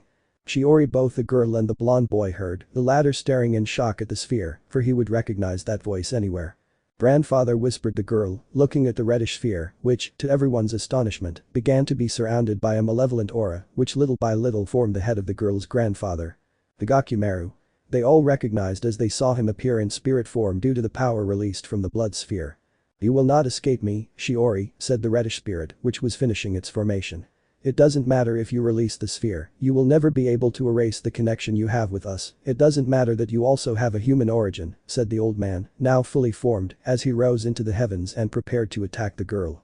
"I will annihilate you now," he shouted as he descended with great speed. "You insolent old man," shouted the albino as he jumped to destroy him, but he was blocked by a mysterious protective field, identical to that of the sphere. "Inuyasha." Kagome shouted as she saw the albino fall, crashing to the ground. "I'll take you to hell with us," the old man shouted, desperately trying to kill them. Naruto, however, stood before the family, sword drawn, but before he could do anything, a blue shield appeared, protecting him and his family, and repelling the old man. "But what?" both the old man and the blonde man thought. "Thank you for saving my family." The blonde man opened his eyes as he found himself in his mental landscape, which was now different. It was just a yellow world with nothing in it. Turning his gaze, he noticed that the voice came from a dark-haired man with silver hair. "You are," said the blonde man, incredulous, since he was supposed to be dead. Yes, I'm Shiori's father, and I've come to thank you for everything you've done for my family, the man said, smiling kindly as he thanked the blonde man, who simply shook his head. It was nothing, I only did it because it was the right thing to do, said the blonde man, making the Batman smile. I see you're someone I can trust. You won't be able to defeat my father now, who has become one with the sphere and the thousands of guardians inside, the man informed him, making the blonde man nod, who finally understood what had happened. That's why I'll help you destroy my father and the rest of the clan once and for all. The determined man looked at the blonde man, who simply nodded seriously. Do you know of any way to break the field? The blonde man asked, because if there was one, it would be very useful. I'm sorry, I don't know, but if I can help you to save my family, I'll bestow my powers upon your katana. The blonde man was astonished when he heard that. Perhaps you don't know, but I was the strongest heir the clan has ever had. I, unlike everyone else, possess 2 powers. Senki, piercing, and Kagamigeshi. This surprised the blonde man. It was that latter ability that I gave to my daughter to protect her, as it grants you perfect defense, and the former will help you defeat my father, as it possesses the power to pierce any force field, as long as you have enough power to match it. The blonde man nodded as he watched the man begin to dissolve into small molecules of energy that were soon absorbed by his weapon. Use my power to defend my family, and all the weak please, it's my last wish, the man pleaded as he vanished. Don't worry, helping those in need is practically my daily job. I fight for all those who cannot defend themselves. With that, the man smiled as he finally disappeared and the place was illuminated in a white glow. Destiny. Naruto Shippuden Ost 1 Track 02 down. They won't be saved. There won't be a second chance. The desperate creature screamed as he lunged at his granddaughter for the second time. Then suddenly, the blonde man appeared in front of him and kicked the barrier, sending him flying like a ball. Erg. Damn it. He yelled as he looked at the blonde man, who smiled at him. That day will never come. Your time has arrived. Vanish, Tagakumaru. He shouted as he drew his katana, which was then surrounded by a reddish glow. The katana remained the same, only the blade was crimson. Then, unleashing his attack, he sliced through Tagakumaru's barrier, shattering it into thousands of pieces, just like the crystal, leaving everyone stunned. Impossible. He shouted as he saw his maximum power destroyed. This can't be true. Desperate, he watched as the blonde man rose into the air, sheathing his katana. This is for all the evil you have caused. This is the righteous power your son has given me. And it has only one purpose. To destroy you. He shouted as a great amount of power surrounded him. Disappear at once. He exclaimed as he lunged towards him, sheathing his weapon and charging his attack. Kitsukuna Sarasu. He yelled, appearing on the other side of him as his head was sliced into thousands of pieces. And no. I will never be defeated. The old man cried out in pain before turning into red ash that fell and vanished into thin air. When Tagakumaru was defeated, the barrier surrounding the sphere of coral and blood also disappeared, to everyone's astonishment. Inuyasha. Now. Naruto shouted, to which the albino stood up with his steel fang, raising his sword and lowering it as he tried to split the sphere. Ikii. Come on. Or, you can do it. Was the collective cry from all his friends as they watched the silver-haired boy struggle to accomplish his goal. To put an end to it, Inuyasha concentrated his power, increasing his strength and managing to shatter the sphere, which finally stopped emitting that evil energy. After a long time, it was all over. End of Ost. Is that it? Is he dead? Inuyasha asked, seeing that it seemed he wasn't coming back. To his astonishment and that of the group, they saw the sphere begin to lose its crimson color, reaching his Tsuga and infusing and reddening his sword. What is this? He asked curiously, seeing the new appearance of his sword. He did it. The sword has been strengthened. I knew he would succeed. Announced the flea very happily on his man, who then crushed it. Well done, Inuyasha. Kagome congratulated him, to which the albino smiled. It seems that Steel Fang has increased its strength, Moroku reported while also looking at the crimson Tsuga. The albino approached the girl, who was looking at the pieces of the sphere on the ground. Thank you, child, because I have increased my strength thanks to your help, the girl said, looking at her before denying it. Don't worry, thanks to all of you, I am finally free, the girl said with a smile. You've done more than you know, child, the blonde man's voice surprised everyone. He approached her. Your father gave me the power to protect you and your mother. You're the reason we're all still alive. Thank you, Shiori. The girl was surprised to hear him speak of her father, and Naruto knew he had to tell her everything. Your father somehow managed to overcome death itself just to give me the power to destroy your grandfather and free you from the clan. He loved you very much, Shiori. He loved you so much that he gave his life for you. Never forget that. With a smile, the blonde man stroked the little girl's hair before leaving a family weeping and gazing at the sky because her father continued to watch over her from the other world. Alright, let's go. shouted Inuyasha as he was followed by all his friends. I'm leaving too. Kikyo's going to kill me. He shouted, now terrified, running towards her because he had forgotten to leave food prepared and days had passed since then. Hey you. Don't run. Tell me where Kikyo is. Shouted the albino, a shout that went unheard as the blonde leaped through the trees and disappeared into the horizon. Damn it. Come back. Was the maniacal scream that echoed throughout the forest. Destiny. Naruto ran incredibly fast, as it had been days since he'd left her. He would have reached the village sooner, but he heard rumors of kitsune in the surrounding area, and where there's a kitsune village there are vixens. Shaking his head, he increased his speed again. He was so focused on the kitsune women that he forgot he could use the flying thunder god technique to get there faster. It took him exactly 3 hours to reach where his friends were. Opening the door after finally gathering his courage, he saw something that shocked him. Boten and Momiji, the two priestesses in training, the two girls who, not so long ago, had been so saintly and kind no longer existed, for they were now wearing strange clothes. Both wore outfits with sleeveless white tops trimmed in red ribbons in Momoji's case, and blue in Boten's red and blue, Kunoichi-style pants, and black and gold high-heeled boots. He was so shocked that he froze in the doorway before the two embarrassed girls noticed him. Naruto-sama. Kaya. Don't see us. They both shouted while trying to cover themselves. The blonde boy snapped out of his reverie thanks to their shouts, which made him react. Why are you dressed like that? That's not something a priestess would wear, the blonde man said curiously, for he had never thought of them in any other way than as innocent girls. He saw a mixture of guilt and shame on both their faces. Let me guess you're not ordinary priestesses, the blonde man said with a tired expression on his face. No, they both said, their faces drooping. We're natives of a ninja village. This surprised the blonde man, as he had never imagined that ninjas existed on this side of the world, or at least not in this era. When we were children, we saw that our village was struggling with missions to exterminate demons or to protect ourselves from them. We wanted to help by becoming stronger, so we dedicated ourselves to being priestesses, they said, recalling how they had both left for a world they didn't know at a young age and were later found by the monk who instructed them. It wasn't long before the master died of old age and we were left alone. We tried to return to our village, but it was gone, they said sadly, remembering how everything had been destroyed. That's why we decided to stay with you. We have no one. This time, both girls began to shed tears. Naruto just stood there, unsure of what to do, until he decided to simply comfort them. Look, I don't have a problem with you staying. We're a team now, right? And this is going to last for a while. The blonde boy smiled at them both, who wiped their faces and smiled back. It was my fault. I just accepted you without knowing you, whether you had problems or not. I'm sorry, the blonde boy apologized as he bowed slightly. No. Don't worry, Naruto-sama. Yes. It was our fault. They both said as they tried to get the blonde boy to stand up, and he did, but he slowly shook his head. That's not true, it was my fault, and to fix it, today we'll talk about ourselves as people. Let's get to know each other. I'll start. The blonde boy shouted excitedly, entering the house and sitting down wherever he could find a spot, followed by the girls. First, a little introduction. My name is Naruto Uzumaki Namikaze, I'm 30 years old, I also lived in a ninja village a long time ago, I like ramen and my friends whom I cherish, I dislike people with evil intentions inside them, and I also dislike senseless suffering. My dream is, well, I don't know, since everything I had in mind has already come true, maybe a partner with whom to spend my last days together, he said with a smile and a slight blush at the end. Both girls were equally surprised to learn that he was also from a ninja village. Well, I'm B. Boten, and the girl stammered, getting nowhere. I'm sorry. I'm so nervous. She cried, covering her face. Relax, we have all night to get to know each other. I'll make sure I know everything about you, and you can learn everything about me, except that I come from another world. He kept that last part in his mind as he watched both girls looking very nervous.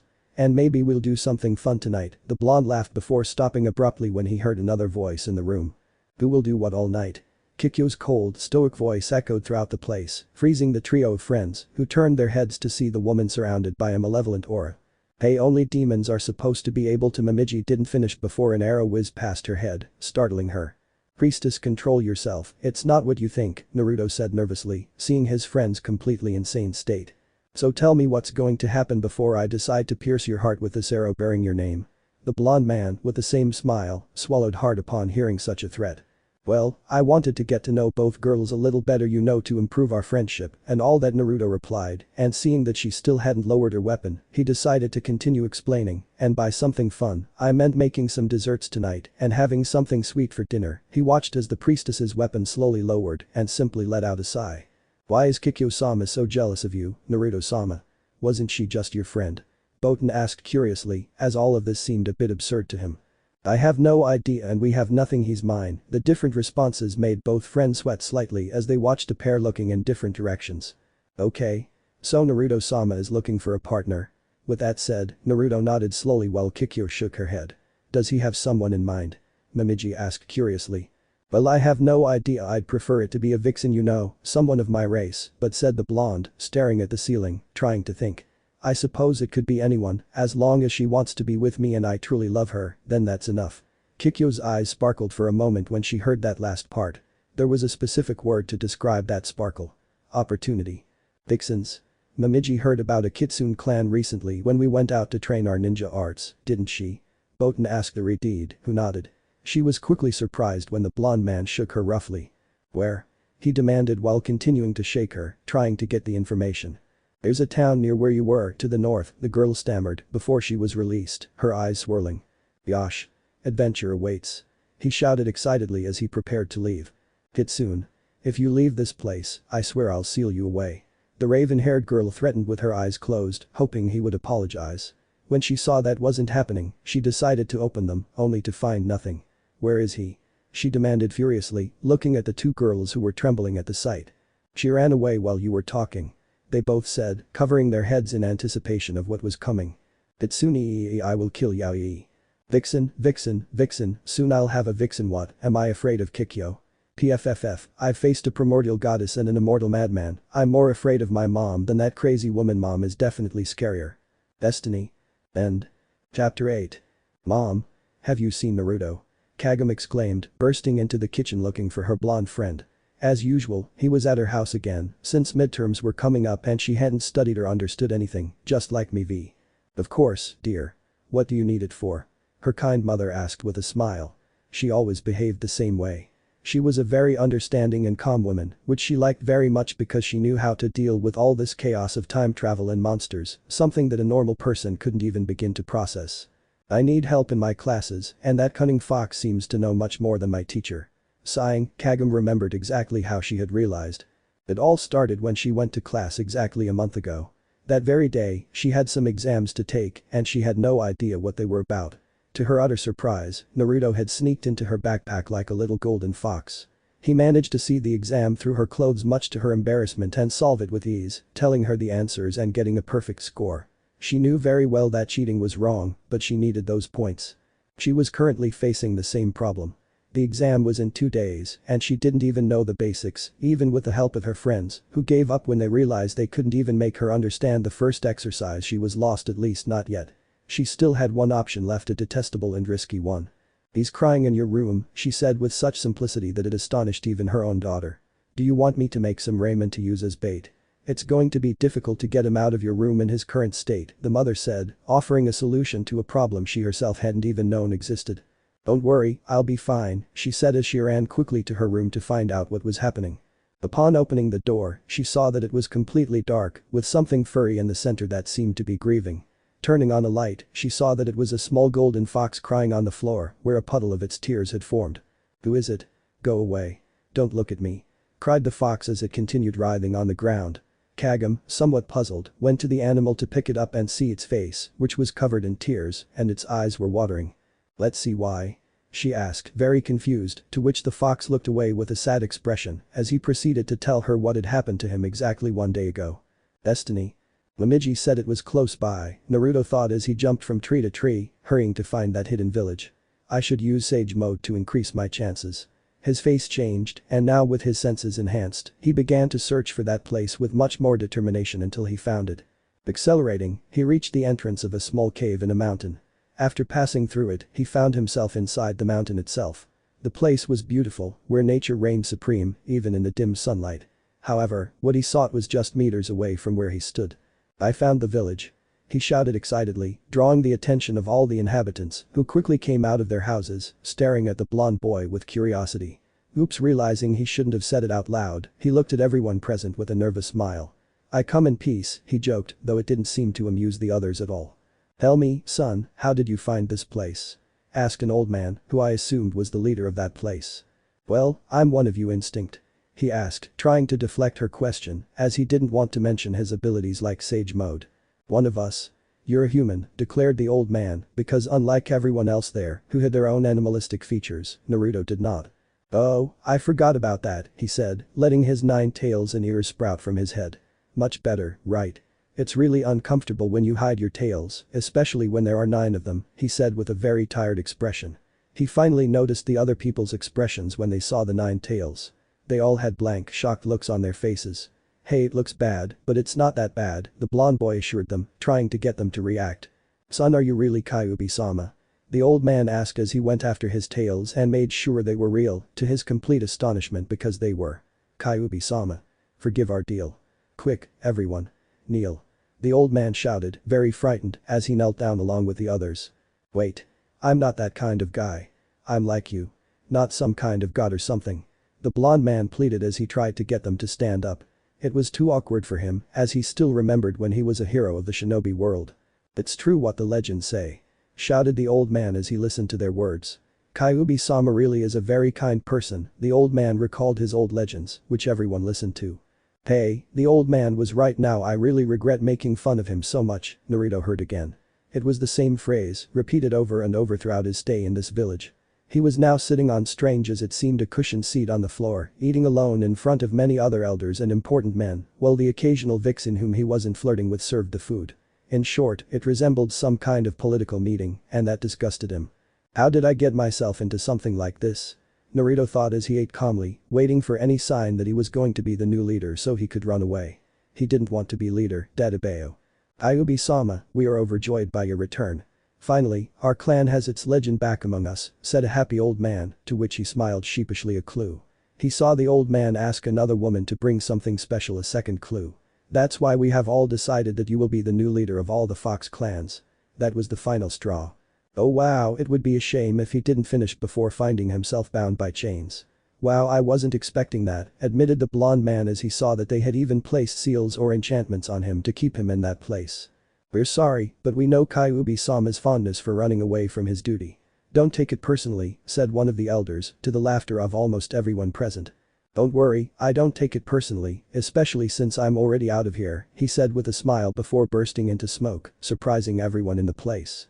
Quick. Catch him. Shouted the old man, to which the others just looked at him as if he were crazy. Seriously? You expect us to face a legend? Sorry old man, but we'll have to pretend this never happened, said one of the men while taking a sip of sake, which made the old man depressed. Why didn't you just ask him? One of the women asked. I'm sure if you ask him nicely, he'll come back, she said with a smile, supported by her companion, while the men of the place just pondered her words. You might be right, the old man said, nodding. See? Not everything is achieved by force, he said with a smile, to which the others just lowered their heads in shame. It doesn't matter if they ask me like that. I'll never be a leader. Was the shout that was heard from one side of the room, surprising everyone, since the blonde boy was eating the ramen that had been prepared for him and didn't even finish it. How come she didn't finish before? The old man just sighed wearily. You know what, daughter, your turn, the older man said as he sat down to watch his daughter solve this problem. They really needed a leader. Kyuubi-sama could be the new leader of never. This was the half-spoken dialogue they had, as the blonde man refused each of the woman's requests without even letting her speak. The others watched as her smile slowly cracked and her patience wore thin along with it. From the clan of the definitely not. You damn you, you're going to accept, even if I break your face in two. Did you hear me? The woman yelled as she grabbed him by the neck and shook him violently, making everyone in the place laugh nervously. Not everything is achieved by force, right? A random man said mockingly, laughing at what he was seeing, only to receive a brutal blow to the face from a kitchen utensil thrown by the same woman who knocked him unconscious. Because they need a leader. Can't it be someone else? He asked, tired of all this. Naruto would really rather be at home than all this. Daughter, let him go, the woman reluctantly released the blonde boy, who fell to the ground, unwilling to get up, staring at the old man who was calmly sipping his tea. You see, Kyuubi-sama, the Fox clan has been divided for a long time. Those from the north, south, east, and west refuse to form a single unit, as each one lives by the same legend that, one day, the Kyuubi will unify all these clans into one, the old man explained, outlining their shared problem, which made Naruto serious. Believe it or not, each clan was led by one of the 4 children of the original Kyuubi. This central clan was led by Kyuubi-sama's wife until the last century, when she died. Therefore, we need the new Kyuubi so that you can unify all these clans, since our comrades have become so scattered that there have even been attacks on different clans, destroying villages with our people among them, the old man explained, triggering sadness among all those gathered there. Naruto is a little guilty. Look, I have a problem with this whole leadership thing almost my entire life. I've had the responsibility of saving thousands of people, or had the same duty to do so, always living with the responsibility and pressure of everyone. Now I'm free and I like this freedom more than most people think. However, asking for my freedom at the price of hundreds of people is selfish of me. I think it's time to be responsible once again, he said, sighing at what he was about to do. I'm going to be the new Kyuubi, he said seriously, looking at everyone in the room, who simply nodded happily at the news. See, father. There was no need for violence, the woman said, smiling at her father. Yeah, right. You almost killed me. The blonde boy yelled, clutching his neck where fingernail marks still lingered. He was quickly met with a flying saucepan that struck him on the head, knocking him out. Oh no. It slipped. Again, everyone laughed at what they had seen. It was a new golden age for the Fox clan. Destiny. So you became the supreme monarch. That's great news. Said a cheerful Kagam, to which the fox only managed a yeah, right, putting him in a bad mood. Then why are you sad? She asked again, since the two things seemed unrelated. Well, as supreme monarch, I thought that asking for a wife was perfectly acceptable and it was. But said the fox, lowering his head in great sorrow. But what? I ask again, trying to figure out the root of this whole problem. They were all married. There wasn't a single woman. The fox cried, his eyes mimicking a waterfall and further staining Kagam's floor. How is it possible that someone with so much power and status I'm single? I'm a disgrace to my clan. The fox cried even more intensely. Look, there's nothing wrong with mom. Dad. Forgive me. I've let you down. Will you shut up? The raven-haired girl shouted angrily at the animal, whose eyes were still teary as he listened to the now calm girl. There's nothing wrong with being single, just look at me, I'm doing well in my life, the girl said with a hint of self-importance. You're only saying that because the one you like is looking at someone else, whispered the fox before being shaken very hard, making him dizzy. What did you say? Take it back. In a fit of rage, the girl began to play with the small animal with malicious intent. You spinster. You got friend-zoned. Kikyo has the biggest bust. He yelled in revenge, making the girl's fury even greater, and now she was trying to throw him out the window. Help. The spinster wants to kill me. Cried the fox, who was about to be thrown by the girl. Pagam. Was her name, she heard. Turning around, she noticed it was her mother who had heard all the commotion and had come in to see what was happening. That's not how you treat animals. Especially not friends. Her mother scolded as she took the fox from her, instructed. But mom. No buts, now think about what you've done and come down for dinner, said mom as she left the place. Can I have ramen? It would help me feel better, the fox asked sweetly, to which the woman nodded. The fox turned to look at the girl before smiling wickedly at her. Sly fox, the girl whispered as she watched a fox leave with her mother, leaving her alone. He had done all this for his own benefit. He truly was very cunning. Destiny. After that incident, officers and some special equipment arrived to deal with these difficulties. It is believed that everything will return to normal in a week. Among other news, the video of the man cooking half naked has gone around the world, being featured on different websites. It is believed that he would live in Naruto. Changed the channel before Kagam saw that news, finding the transition of that incident in Kyoto again. Wait a minute. Give it back. Shouted the girl who, for a split second, had seen the news report. The blonde man simply ignored her and continued changing channels, much to her annoyance. The girl ran and snatched the remote control from him, then searched for the news report, which had vanished. What was that? She demanded, staring at the blonde man who seemed expressionless, simply staring at the blank screen of the television. Nothing, he said simply before taking the remote and looking for something entertaining to watch. However, he came across that news report from Kyoto again, and among the officers present, he saw a man with long dark hair down his back, dressed in a formal black suit, directing everyone to help. Naruto squinted as he tried to recognize the man, as he seemed very familiar. The girl simply sighed and began gathering her things for school before stopping and remembering something very important. The day is the exam. She remembered with great panic and horror because she hadn't studied at all. What will I do? She asked herself as she paced back and forth, thinking about the answers to her problems. I have no idea, the blonde boy said before turning back into a fox and settling into the armchair. But I'm definitely staying in tonight and enjoying a nice sleep, he said contentedly as he closed his eyes. However, he felt someone watching him, and when he opened one eye, he noticed Kagam's intense gaze. Hey, are you going to stare at me all day? She asked, trying to make him leave. Her gaze intensified. "Hey, you're scaring me," the fox said as he watched a girl's shadow completely envelop him. "Destiny. You're the worst," growled the fox as he climbed out of her backpack. It was recess time, but she was still very nervous about someone seeing her talking to an animal. "How could you bring me in that thing? It was so uncomfortable." The little fox grumbled again as he brushed the dust off his fur. "I need help, okay?" the girl said, a little desperate. "I haven't studied at all and I need your help to pass." She explained her plan to the animal, who simply raised an eyebrow. "Cheating again? I thought you said I was a very bad and dishonorable person that time I helped you with the exam," said the fox, remembering how she scolded him all the way home. "It's different. It's still really bad." But the girl said, remembering that it was her fault for not remembering her exam. "I suppose I can help you this time being a student girl, and then a time-traveling priestess can be very overwhelming," said the fox, remembering exactly why she couldn't study properly, yet it still wouldn't be nice for her to depend on him so much. "Thank you. I owe you a bowl of ramen tonight," said the happy Kagam, making the fox jump for joy. "Kagam!" was the shout she heard as she saw the door of the empty classroom open, revealing her three friends. "We heard you talking to someone, and one of them cut herself off upon seeing the golden fox on one of the desks. I swear he came into the classroom," the raven-haired girl shouted, trying to ignore the golden fox's betrayed glare. To her utter dismay, when she opened her eyes, her friends were no longer at the door, but rather behind her, petting the fox, who writhed at her caresses. "Look. It's so cute." "Who's the cute one?" one of her friends asked before seeing the fox jump and bark. "Wait, did it just bark?" The stunned girl reacted to the sound, which also paralyzed both the animal and Kagam. "Think, Naruto. What sound do foxes make, meow?" said the fox, once again surprising the girls. "It just meowed." Kagam reacts quickly, takes the fox from their hands, and hides it behind her back. "You're imagining things. I think I've given you one of my diseases. You need to see a doctor soon," the girl said, pushing her friends out of the room.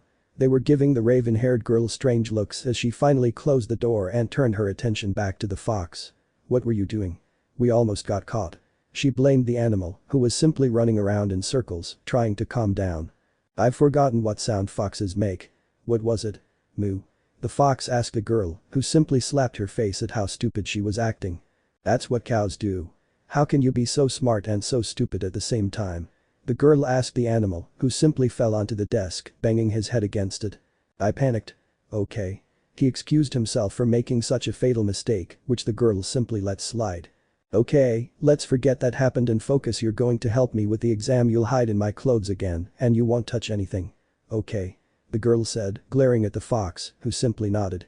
Last time, he'd gotten too clever and touched a few insignificant things while trying to climb up. "I don't have a problem with that, after all, I don't think I'm touching something that doesn't exist," the fox said before having to dodge a notebook that appeared out of nowhere. "It was a joke," said the smiling fox, which caused Kagam's mood to return to normal. "But seriously, a black lace bra? Wow.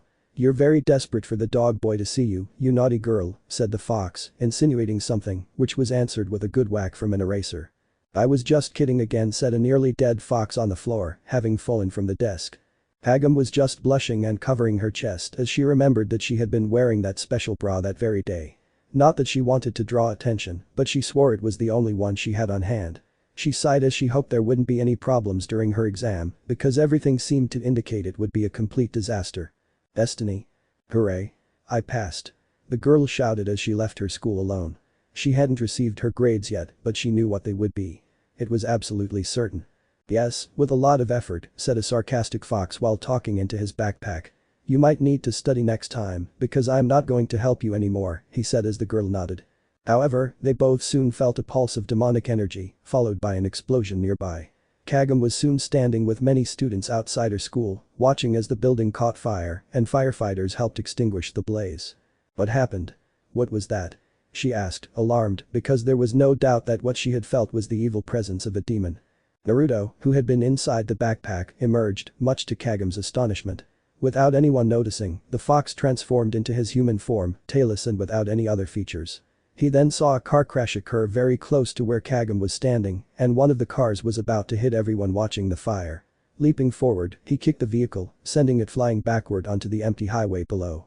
Kagam was the only one who had seen everything. The others were screaming in panic and staring at the ground. She saw the blonde boy, suspended in midair, grab a motorcycle, which had also been propelled by the explosion. He jumped on it and sped off, disappearing from sight, leaving Kagome stunned and watching him go, completely bewildered. The blonde man was on the highway, speeding along on his motorcycle, skillfully dodging the vehicles he was quickly passing. Just before his cell phone rang, he had to answer it. "Who's speaking?" he asked as he dodged several vehicles again, this time driving in the opposite direction without crashing, demonstrating his great driving reflexes. "It's me. Explain to me what happened." Kagome's voice sounded very angry, politely asking sarcastically for an explanation of what happened in the fire. "What do you want me to say?" "They were yokai," he explained as he watched himself being attacked by hellbirds, which were swooping down on him while he was driving. He had to perform acrobatic maneuvers to dodge them while simultaneously avoiding other cars. "You know what? I have a problem here, so I'd better explain it to you quickly," the blonde said. He jumped onto his motorcycle and fought hand to hand with the suicidal birds, somehow managing to steer with his foot on the wheel. "Don't you find it strange that there were so many monsters in the past and none in the future? That's what you thought, but it's not true. Yokai live for a very long time, and 500 years might be a long time, but not long enough. There will always be demons, never forget that," said the blonde boy, leaving Kagome stunned, as she had always thought this time was very peaceful and free of demon problems. The blonde boy threw the cell phone into the air. Now, upside down, he spun his feet, striking two birds simultaneously with a spinning kick before jumping back and catching the device. "As I was saying, it seems there were demons who did this with a remote device. I don't know why or the reason, but that's what I'm going to find out." With that, he increased his speed, moving away from the city and spotting a bridge in the distance. "I had my doubts about this too, but I never thought they'd be so close to us," the girl said into the cell phone. Naruto now watched as cars appeared out of nowhere, all possessed, and on top of them, monsters with what looked like cannons made of flesh. Kagome, I think I'm in trouble, I'll call you later." Hanging up, he had to dodge an energy ball that shot out of the cannons. Increasing his speed, he had to dodge thousands of those demonic spheres before seeing that there was even another monster in a truck in front of him, flying and creating several electrical networks. The blonde had to walk through them and jump next to the motorcycle. Having nothing he could use at range, he had to jump off the motorcycle before landing on the truck and destroy the monster with a Rasengan. Without warning, portals opened above the truck, bringing in several humanoid monsters, all armed with what appeared to be swords. The blonde man moved through them effortlessly, striking with Rasengans in his hand, dealing with all the monsters. To his surprise, the truck was then stopped by a huge colossal monster. Leaping out of the way, he dodged the explosion caused by the truck's destruction. He was incredibly lucky as he found his motorcycle still moving. He jumped on it and proceeded to dodge the enormous monster by climbing the arch of the bridge before landing with his bike right in front of the giant. The wheels defaced the bike and he ran off and continued on his way. Naruto felt his cell phone vibrate again and answered, "What do you want now, Kagome?" He had to stop speaking before he saw the previous giant he had deformed running towards him, along with 10 more, all of them furious. "Come on. What have I ever done to you?" he shouted as he increased his speed, trying to leave them behind. "Naruto. I think they're after your Sharigan jewel shard," Kagome shouted through the cell phone, startling the blonde boy who now remembered he had a shard hidden in his clothes. "How do you know?" he asked, confused, since until now, no one knew he was carrying one. Looking behind him, he saw how accelerating hadn't helped. One of the giants lunged at him in a sweeping motion. He had to jump and go after it before having to jump again because the giant had rolled and was trying to kill him with one of its enormous arms. "So you have it. It was a joke. You're going to have to give it to me," the furious raven-haired boy shouted from the other end of the phone, making the blonde boy growl. "But now it makes more sense. Those creatures are after my Sharigan jewel shard, that's why you left so quickly with them, right? We'll have to hide them better," the girl said, making the blonde boy nod. When he took the shards out of his backpack, he had moved at great speed. His own shard was completely undetectable. The problem was the ones Kagome had. Naruto looked back again, seeing the fallen giant who had brought down the others, making the blonde boy smile. However, he felt that same spark of energy again, the same one he'd felt when the explosion occurred. Accelerating, he moved even further from his comfort zone, now surrounded by nature. Arriving at the location and noticing that there were no more monsters nearby, he knew this was the place.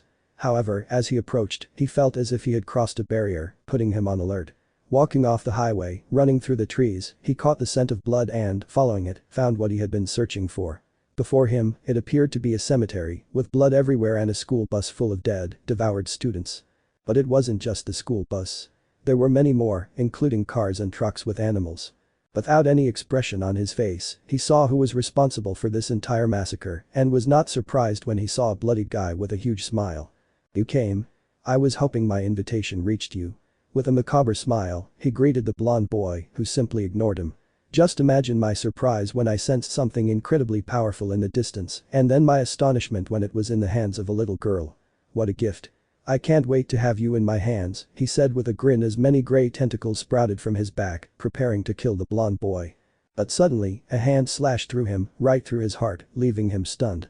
Turning his head, he saw a familiar face before his expression turned to pure terror. You. Don't kill me. He screamed in fear before yelling in pain as he was disintegrated into nothingness.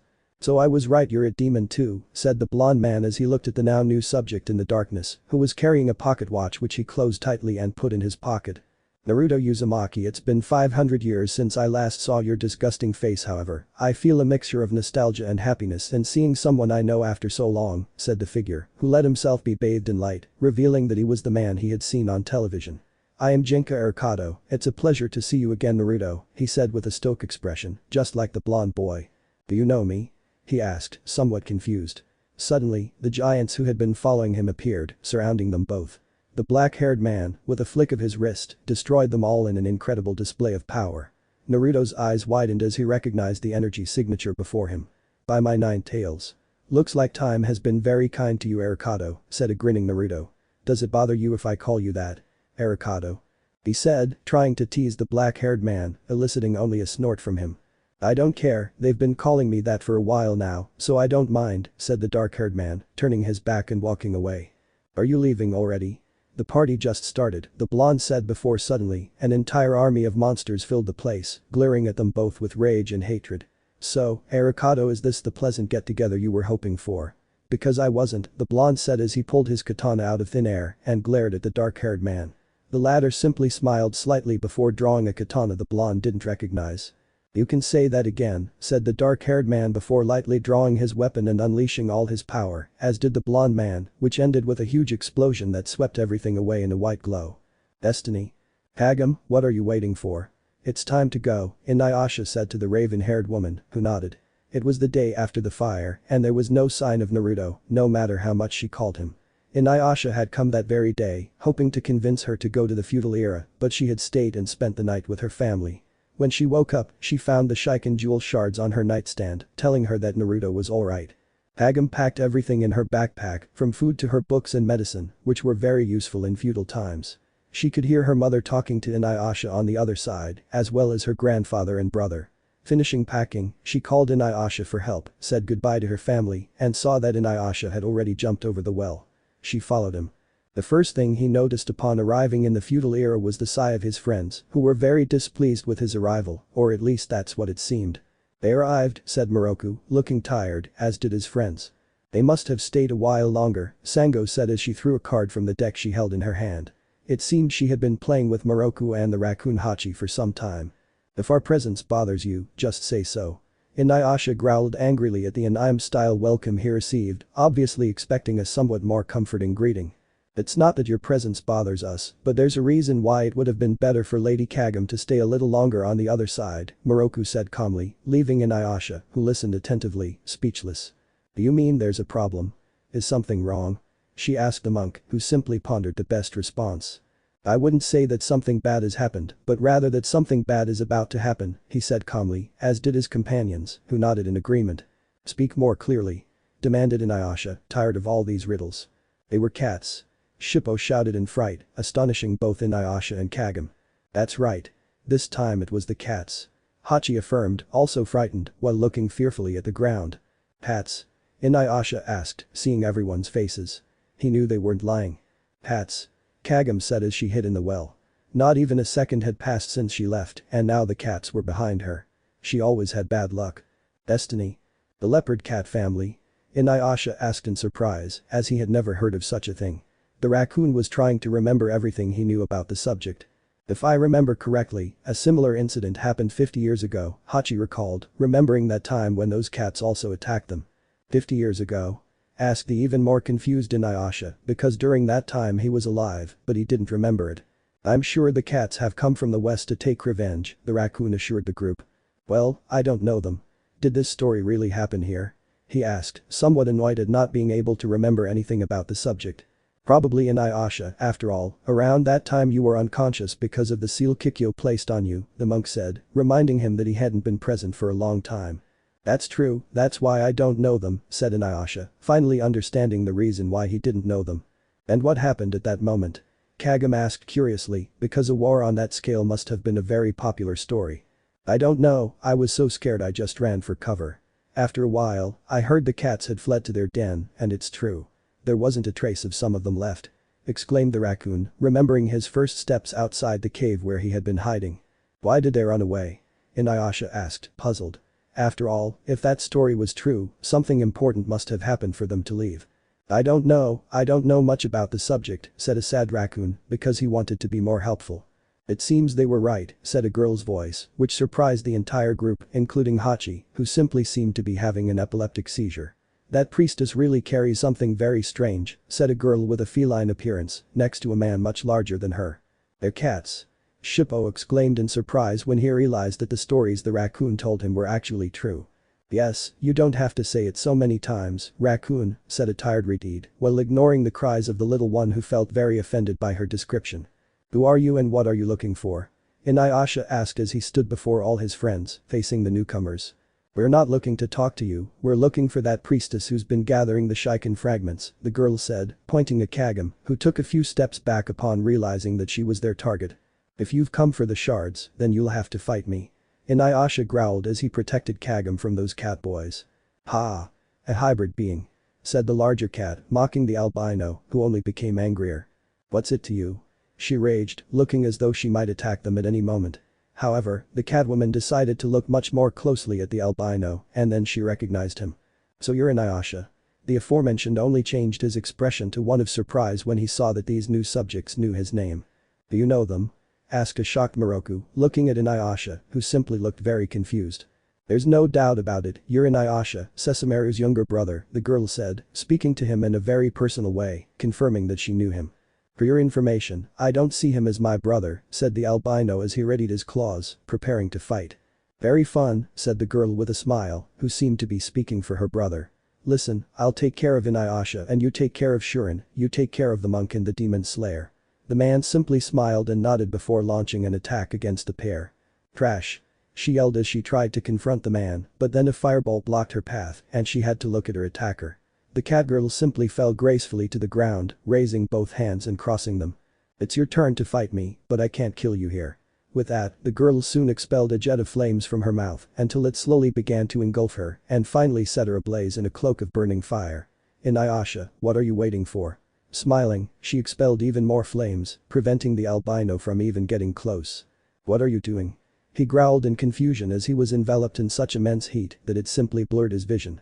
Meanwhile, the other assailant prepared to attack Moroku and Sango with a charge. Being smaller, they easily dodged the attack, causing the assailant to lose his balance. Kagome witnessed all of this, watching her friends in trouble. Watch out. Moroku. Sango. She called out, trying to warn them of the impending blow. However, she soon began to feel tired and sleepy as the sight of beautiful cherry blossom petals blurred her vision and she collapsed to the ground, fainting, as did Karara. Nearby stood another girl, wearing a kimono and sporting a smile. Kagome. Sango shouted as she watched the girl fall and behind her was a new figure. Who are you?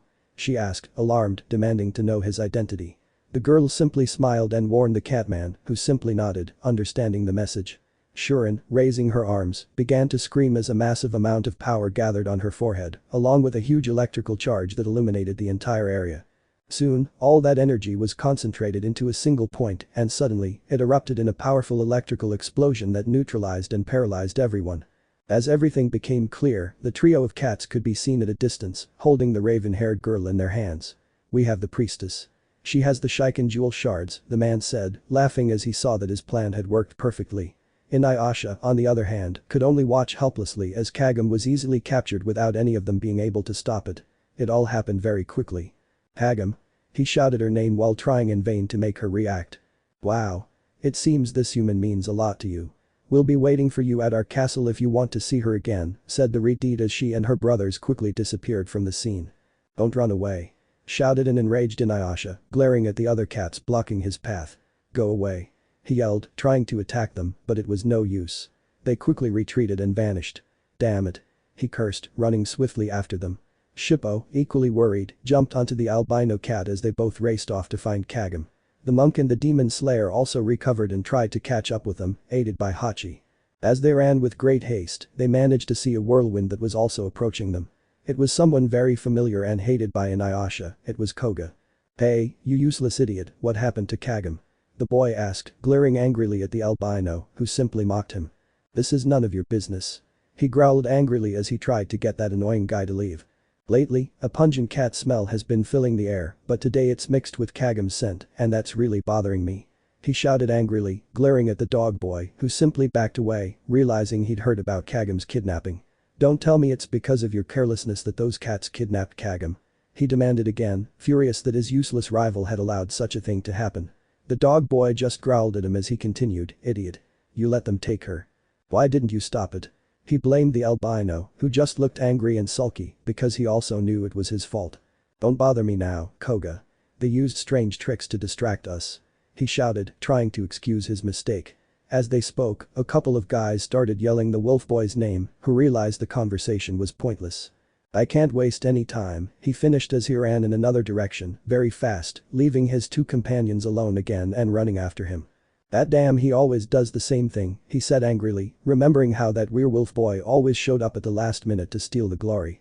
"It's not all bad, Inuyasha. Now we have a powerful ally," said Moroku, seeing that they had someone else's support in this difficult situation where their friend's life was in danger again. "Yes, besides, Koga does everything he can when it comes to Kagam." Sango reminded everyone of the extreme affection the wolf boy had for her, which made the albino even angrier. "Silence. I'm doing everything I can for her too. Don't trust that coward Koga. I'll personally take care of getting Kagam back." He growled angrily as he ran even faster than before, followed by his friends. "It's a promise. Destiny." In the future, exactly 500 years after the feudal era, in a small restaurant in a prosperous and modern city, a blond man wearing a formal black suit was having tea with a man across from him who had jet black hair. Both were very calm and serene, enjoying their drinks and the peaceful atmosphere. "Finally, I see you now realize how important my work is," the dark-haired man said as he watched a waitress approach with a teapot, pouring more for each of them. She left them alone with a smile and a wink, placing two cards on the table, one with her phone number, which both the blonde and the raven-haired man saved.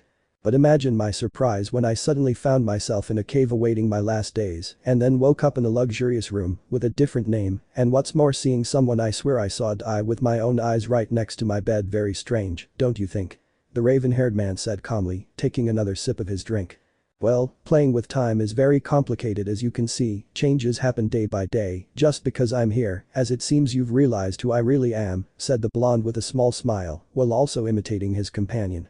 "It was easy with the first Ijabu, then it was just a matter of connecting the dots, and that's it wasn't so difficult," the raven-haired man said simply, closing his eyes and thinking about everything that had happened so far.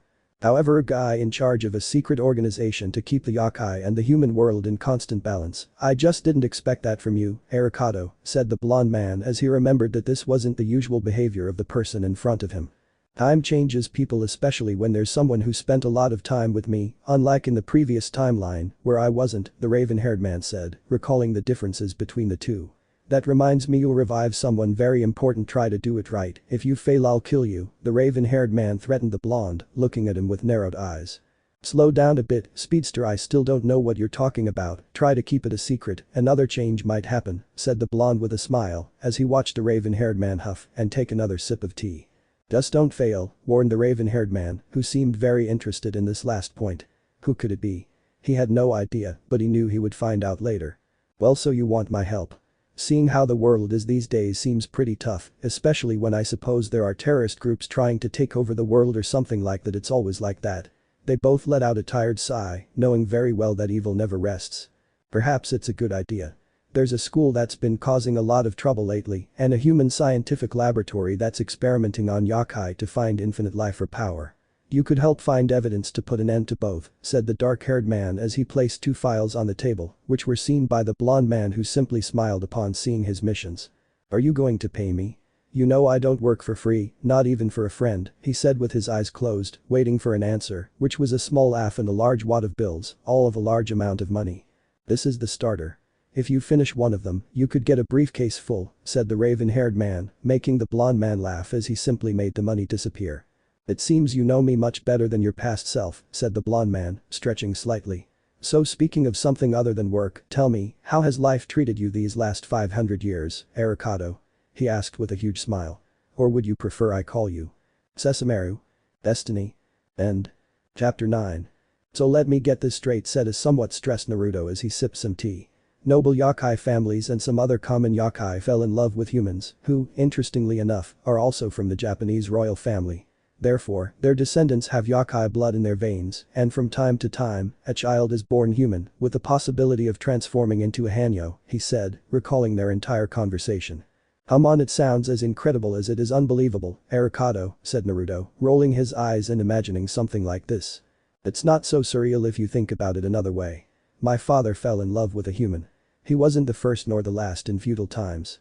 It's just a coincidence that they're from the noble class, the dark-haired man said as he explained how the unthinkable had happened.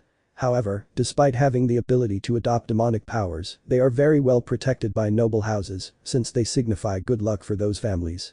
In some cases, they are more of a decorative jewel than a human being. The man explained before sighing wearily. But the vast majority of yokai are not in favor of that lineage, and as soon as they have the opportunity, they try to kill all those children. Every year they try something new, and what's worse, they have succeeded over time, he said as he took out 2 files, one with the image of a brown-haired teenager and the other of a blue-haired adult woman. Why don't the noble classes ask the organization for help? Humans don't have the means to fight yokai, not even with all this technology surrounding us, Naruto said, frowning as he looked at the files. The problem is that these are exclusive families. They don't allow just anyone to approach their respective clans, not even us. It's also worth noting that they don't trust yokai and have a genocidal mindset towards them, just as the yokai do towards humans. They're extremists, in other words, Arikado said, taking a sip from his cup. Communication with them has been difficult and they've tried to destroy our organization a couple of times. Naruto raised an eyebrow. He didn't think anyone would try something like that. But as I said, we aren't ordinary yokai, and the leader of all this isn't just any human. This time, Naruto almost spat out some of his drink, reacting sharply to hearing that the ringleader was a human. A human? An ordinary human is the leader of your entire organization? Naruto asked in shock, to which Arikado only nodded slowly. I am both the leader and the high command, but the one behind everything and who finances our organization is definitely my boss. Arikado clasped his hands together as he recalled even more information, his expression turning serious. It's not just my organization. He has several secret organizations across this planet, protecting not only yokai, but also humans who try to outsmart us. He also has networks in Makai and very strong bonds of friendship among demons. In short, he is currently the king of both the human world and the supernatural world in the shadows. Wow, I wasn't expecting that, Naruto chuckled slightly, a bead of sweat forming on his forehead.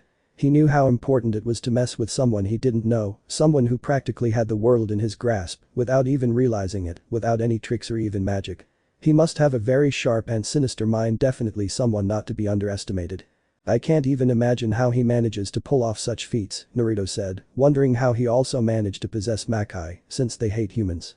Well, it's not that hard to imagine, he works in the shadows. Little by little, he's been eliminating that apparent hatred between humans and yokai throughout the century, and to a lesser extent, he's ending discrimination worldwide, but it will take a few more years to at least achieve 50% success. Change isn't something that happens in just a few years. Naruto could only nod as he remembered his mission with the Batman. I'd like to get to know him. Maybe we can have a pleasant conversation, if that's even possible, Naruto said with a smile. Arikado chuckled slightly. I don't know whether to see him as a potential enemy or an ally. Honestly, I don't know if I can see him as a friend or an enemy. Naruto laughed softly as he sank back in his chair. Don't worry, I know him, and he's not someone you should even be wary of. He's very pleasant most of the time. The other time he looks serious because he has a lot of work. Being king of the world comes with a lot of paperwork. Naruto trembled violently at the word paperwork. When he tried to become Hokage, he had to spend hours and hours practicing the job, locked away in an office. When the long-awaited day arrived, he declined the offer and fled as fast as he could. Hokage was definitely not for him. It was very nice, Arikado. I'll keep these jobs in mind, Naruto said as he made the important documents disappear and stood up. I have a feeling something's about to happen. The blonde just let out a long sigh as he hoped Kikyo wouldn't do something stupid again. You're not doing so badly. I remember that 500 years ago, Kagome and her friends were kidnapped to resurrect my father's ancient enemy, the lord and master of the leopard clan, he said as he finished his tea. Looking up, he noticed Naruto's completely panicked expression. What? He asked, seeing that Naruto was having some kind of epileptic seizure. Why didn't you say so before? Naruto yelled before running out of the cafe, startling some people nearby and leaving the dark-haired boy alone. He just sighed, hiding his face from everyone, now remembering why he hated him so much. Sir, a nearby voice caught his attention. Turning his eyes slightly, he noticed it was the waitress from before. Here's your bill, she said, placing the small slip of paper on the table. Arikado's eyes widened at the sight of so many numbers. It easily exceeded 6 digits in yen. A vein throbbing in his forehead, he managed to calm himself before pulling out a credit card. Can I pay with this? He asked a waitress, who simply nodded and told him to follow her. But then she stopped abruptly and turned slightly away. You can pay with something else too, she said as she slightly opened her shirt, revealing her deep cleavage, raising an eyebrow of the dark-haired man who simply smiled and was about to politely decline when a voice silenced both him and the waitress. What do you think you're doing, Arikado-sama? He didn't even dare turn to look at the teenager who was speaking to him, as he had been found in a situation that was not favorable to him. Stupid Naruto, I'll kill him the next time I see him. Destiny. Moroku slowly began to get up, his vision blurred. He was disoriented, with no idea how he had gotten there. Turning his head, he saw an unconscious Ango and opened his eyes as he remembered exactly what had happened.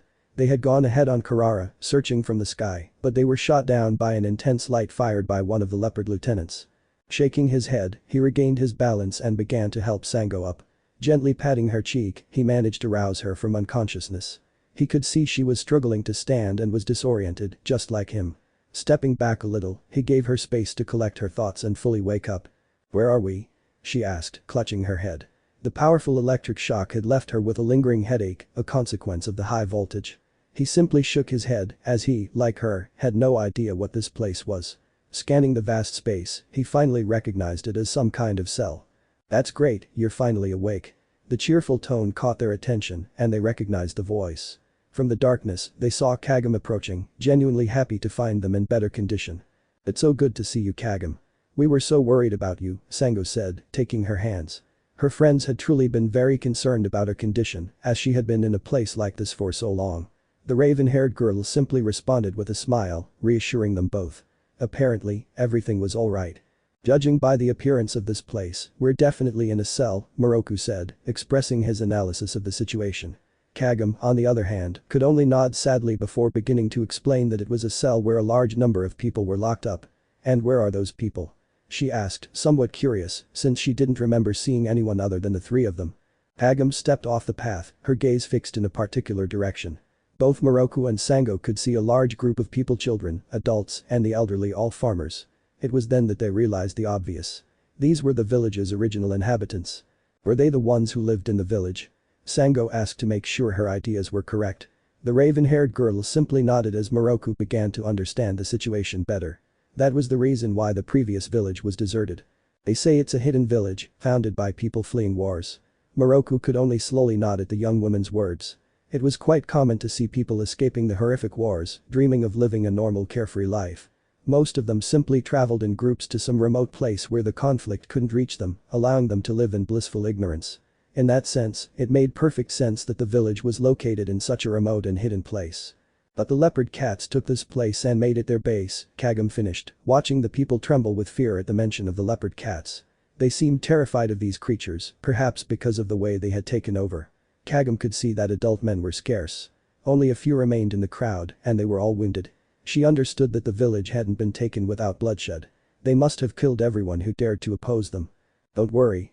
Allies will come soon to help us. Don't be discouraged. Kagam tried to encourage herself as she watched people simply ignore her words and continue with their pessimism, making her sigh wearily. All she could do was wait for help. Destiny. Outside the castle, almost in the center of everything, in a large open space, stood a great number of cats, kneeling before an enormous skeletal figure, who was their master. The place seemed decorated for an ancient ceremony, as there was a table in front of him, also adorned for the occasion. Suddenly, a woman with bluish hair began walking towards this table, carrying a small shelf or stool, before placing it in the middle of the table in front of her dead leader. The most impressive thing of all was that inside what she had been carrying were the stolen Sharigan fragments. The time has come, my master and lord, the woman's voice echoed throughout the place, trying to reach the lifeless ears of her fallen leader. In a few moments, his resurrection will take place, the woman announced as the imposing moon bathed the corpse, which slowly began to regain its vitality, causing the ancient bones to come alive. Destiny. If you don't open that door, you'll pay dearly. Inuyasha threatened angrily as he watched the Catwoman laughing mockingly, his anger growing as time passed. Try it if you can, Hanyo, the brunette mocked, laughing at her half-demon condition, which enraged the silver-haired man, who glared with murderous intent and raised his sword, ready to attack. Insolent. He said as he ran towards her, who greeted him with a huge smile. The silver-haired man leaped, trying to slash her with his greatsword. However, the blow missed its mark, for suddenly the woman split into shadows that vanished into thin air, leaving an astonished Inuyasha who simply couldn't understand what had just happened. What? Turning his gaze angrily, he saw petals begin to envelop the entire area as thousands of his opponent's shadows appeared and vanished, leaving illusory images that confused him. What's happening? He wondered to himself, seeing so many copies of his enemy. I'll destroy you, was Inuyasha's battle cry, followed by a failed attack aimed at one of her shadows. For a long time, the situation remained the same, Inuyasha trying to land a blow on one of the woman's shadows, without success. Damn it, which one is the real one? He wondered as he stared at the hundreds of copies before him. What are you doing, Inuyasha? Asked Jaken, the small demon loyal to Sesshomaru, as he approached the half-demon. He was somewhat confused, as he had seen the half-demon fighting nothing in particular for some time. He then saw the hundreds of copies in front of him. You're a troublemaker, you can never do anything. Take this. He shouted, brandishing his two-headed staff and unleashing a massive burst of flame that engulfed the entire area. Consequently, the copies gradually diminished until only one remained. There she is, Jaken said, looking at the Catwoman who still wore her mocking smile. Is that the real one? Inuyasha asked, seeing how she manifested and no longer seeing any trickery nearby. The little demon only nodded while looking intently at his enemy, because blinking would be a grave mistake. As long as I have her in my sights, I won't miss. He shouted as he ran towards her with his Tsuga drawn and about to slash, but again the woman exploded into petals and air, dispersing and managing to blind Inuyasha, who had trouble opening his eyes. We'll continue this fight at the castle, we're waiting for you. Was all that could be heard as she vanished into thin air, a flurry of petals following her. Inuyasha just grunted, seeing how she had cowardly escaped and wasted so much time fighting her. He had finally figured out the reason for this little fight. To delay him long enough so he wouldn't arrive on time. Damn it. How I hate wasting time. He growled angrily as he ran toward the castle and leaped over the walls. Hey, don't leave me here. Shouted the little goblin as he tried to make the silver-haired man return, to no avail, leaving him outside where the final battle would take place and his plea for help falling on deaf ears. Destiny. All the cats and their generals anxiously awaited their leader's return, watching as the moon shone brighter than ever. Some distance from the corpse, a blue dome emanated a great power. Finally, the moment has arrived, our lord and master. In a few seconds the moon will reach its highest point and soon we will feast on the blood of those hateful dogs so that at last the leopard cat clan may rule these lands. With these words, the moon reached its zenith and then a red barrier surrounded everyone, protecting them from any intruder who might try to interrupt the ceremony. Just then, someone appeared nearby. It was Sesshomaru, who watched with a calm expression as the feline leader was about to be resurrected. Without wasting a moment, he drew his weapon and lunged at him, but was stopped by the powerful barrier that nullified his attack. He's protected, he thought with annoyance, realizing that all he could do was wait. You're too late, Sesshomaru. No one can stop his resurrection now. You'd better prepare yourself. Announced Torin, the blue-haired cat, as she glared at the albino, whose face wore an annoyed expression. Suddenly, the Sharigan jewel shards began to emit a lilac light, followed by a soft weary whimper that seemed to come from all sides. All the cats watched with eager anticipation as the former corpse stirred again. Clumsily lowering his hand to the table, he shattered it, gathered the pieces along with the jewel shards, and then put them in his mouth and swallowed them. Our master and Lord Shuren said, watching with great joy, as did his brothers, as their leader returned from the dead. The enormous skeleton, then, with the power obtained from the fragments, managed to awaken from its long slumber, its eyes blazing, awaiting his complete return. Blood, I need sacrifices, I need souls. With that, his eyes shone even brighter as the dome beside him shattered, revealing all the captured people from that ghost town inside, along with Kagome and her friends, who couldn't understand how they had gotten there. The group of friends could tell their enemies were close behind them and that they were dangerously close to the corpse. Kagome. Someone shouted out of nowhere, startling everyone. In the air was the wolf demon known as Koga, who was about to unleash a kick straight at his enemies, but he was stopped by the red barrier, which blocked his path, cancelling his attack and leaving him stunned on the ground. Damn it. What is that thing? He asked angrily, seeing that he couldn't get in either. Inside the barrier, Torin laughed at the wolf demon's failed attempt, watching his helpless expression. You'll never break through the force field created by our master. The eldest sister declared as everyone turned to look at the enormous half-alive skeleton. "Why don't you watch your friends being slowly devoured?" Shunrin chimed in, joining in on her sister's joke, further enraging those present and frightening the ordinary people. Then, to everyone's even greater terror, the enormous figure began to move, extending its lifeless claws, trying to grab anyone and devour them. "It wants to devour us," Moroku said, quickly unwrapping the rosary in his hand, wanting to end it all. But he froze, as the creature somehow managed to trap him in a powerful genjutsu, forcing him to his knees as his body shuddered uncontrollably. He struggled to move, his shocked expression only adding to his instability. Sango went after him, helping him regain his balance and bring him back to reality, but it didn't last long. Screaming for blood, the corpse finally lunged at the people, attempting to devour them and regain its power. Kagam and the others screamed in fear as they watched the inevitable unfold, but were startled by another scream. "Kagam." This time it was Inuyasha, who had finally arrived. Drawing his Tsuga, to his brother's surprise, the fangs soon began to glow crimson, and a gust of wind enveloped it, undoubtedly the wind scar. Why would the steel fang take on that color? Sesshomaru wondered to himself as he watched his brother raise the enormous blade and wave it, unleashing the cutting wind which dispersed that indestructible barrier to the astonishment of everyone. "We meet again," Inuyasha said with a smile as he looked at his enemies amazed by his power. "Did he just destroy the force field?" Shunrin said, admiring the skill he demonstrated. "He's a very powerful being." This time it was Torin who looked at the silver-haired man with great caution, as he would mean a big problem for his plans. Inuyasha, on the other hand, wasted no time and ran, avoiding the cats, to where Kagam and the others were. "Inuyasha. I was sure you would come to rescue me, I never doubted it for a moment," said the teenager while smiling at him, but she was soon surprised when she was dragged into the arms of someone else, who happened to be Koga, leaving Inuyasha speechless at the scene before him. "Let her go, Koga," shouted Inuyasha angrily as he tried to push the wolf away from her. "I need blood," was the cry that interrupted their brief scene and forced Koga to leap out of the way, the enormous skeleton's claw crushing Inuyasha with all its might, causing the ground to crack. Kagam screamed the silver-haired boy's name as she saw that it seemed to be his end. "Don't worry, Kagam. The least that useless fellow could do was save your life," he said with a smile, ignoring the look the raven-haired girl was now giving him. She simply turned away and began to scold him for what he had said. To everyone's surprise, the enormous creature's claw was soon raised, and they could see that it was Inuyasha, who had blocked the attack with his fang and was struggling to his feet. Then, gathering all his strength, he shattered the claw into pieces, making the creature howl in pain. "Insolent one. You hurt our master." Torin growled angrily as she watched her leader howl in pain, his shattered claw flailing roughly, hoping the pain would subside. Meanwhile, Kagam moved away from Koga and ran to Inuyasha, trying to help him by telling him the location of the shards. "Inuyasha. The shards are in his throat." With that, the albino's eyes widened slightly before he smiled at her. The teenager nodded as she ran toward the others. "Listen everyone. We have to run. Don't split up. This way. Follow me," she shouted, pointing in a direction, making everyone rush to follow her. But as they tried to escape, the cats blocked their path and prepared to kill anyone who tried to pass, frightening the people who saw that escape seemed impossible. However, Kagam faced them fearlessly. "What's wrong with you? Aren't we your precious sacrifices? Are you going to kill us? Come on. Get out of the way." She shouted angrily as she pushed the cats aside and made her way through them, astonishing everyone with her bravery. "She's good," Ginta said admiringly as he watched the teenager effortlessly make her way through the enemies.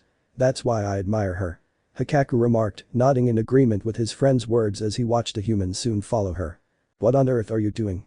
We have to protect Kagam," Koga shouted, snapping his friends out of their daze. They nodded in agreement. Soon, they were attacking every cat in their path, clearing a way for the other people who were surrounded. Meanwhile, where the people had been trapped, the monk and the huntress were still there. The huntress was helping Moroku, who was struggling to breathe, to his feet. But to their astonishment, their weapons rained down from the sky before them. Looking up, they saw Hachi, Shippo, and Kurara, who had provided the weapons and were supporting them from afar. Looking at each other again, they nodded as they grabbed their weapons and rushed to the battlefield, helping to eliminate the hordes of enemies. While this was happening and the people were being led out of the castle by Kagam, inside Inuyasha was still fighting face to face against the enormous dead creature. "Take this," shouted the silver-haired man as he struck it on the head with his sword, causing the great demon to scream in pain, lose his balance and fall to the ground with a crash, destroying part of the castle in the process. "Master and Lord," the four brothers shouted as they watched their leader defeated and nearly on the brink of death again, his only anchor in the world, the shards of the Shiken Jewel. You'll pay for this." Torin roared furiously, speaking for his brothers as he drew his weapon, preparing to fight. Hearing their master's plea for souls, she tried to reassure him. "Don't worry, master and lord. Just wait a moment. My brothers and I will fight to the death to offer you the heads of those hateful canine descendants." The blue-haired woman promised before turning to glare hatefully at Inuyasha, who simply smiled. "It doesn't matter if he's their master and lord. I won't allow them to revive him with the blood of innocence." Inuyasha growled as he readied his sword to fight them, knowing full well that they were very strong opponents.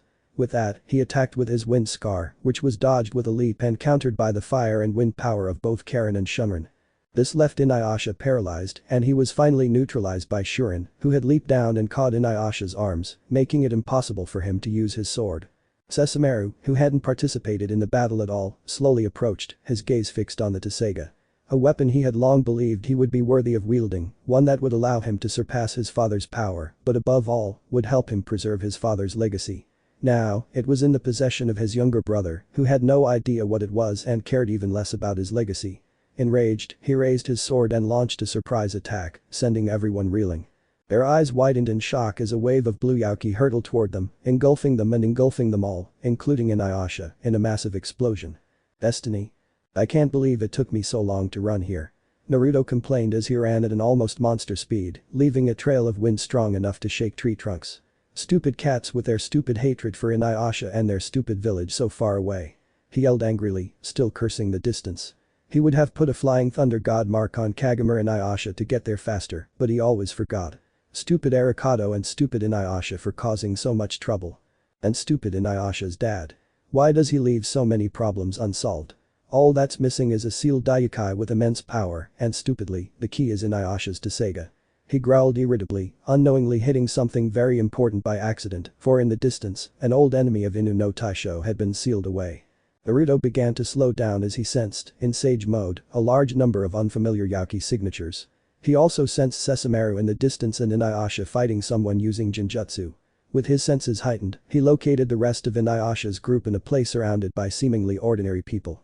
However, he also sensed what appeared to be enemies, judging by the intense negative emotions emanating from them. There are 4 very powerful signatures, including the one using Genjutsu. Fire, wind, lightning, and ice, these are the predominant elements in their Yauki signatures. With his eyes closed, he could better identify each of the leopard cat leaders. What's happening here? He wondered when, suddenly, something began to interfere with his Sage mode. He saw something that was suddenly becoming a living being as time passed. "Never mind, I'll go into the village," he told himself as he jumped.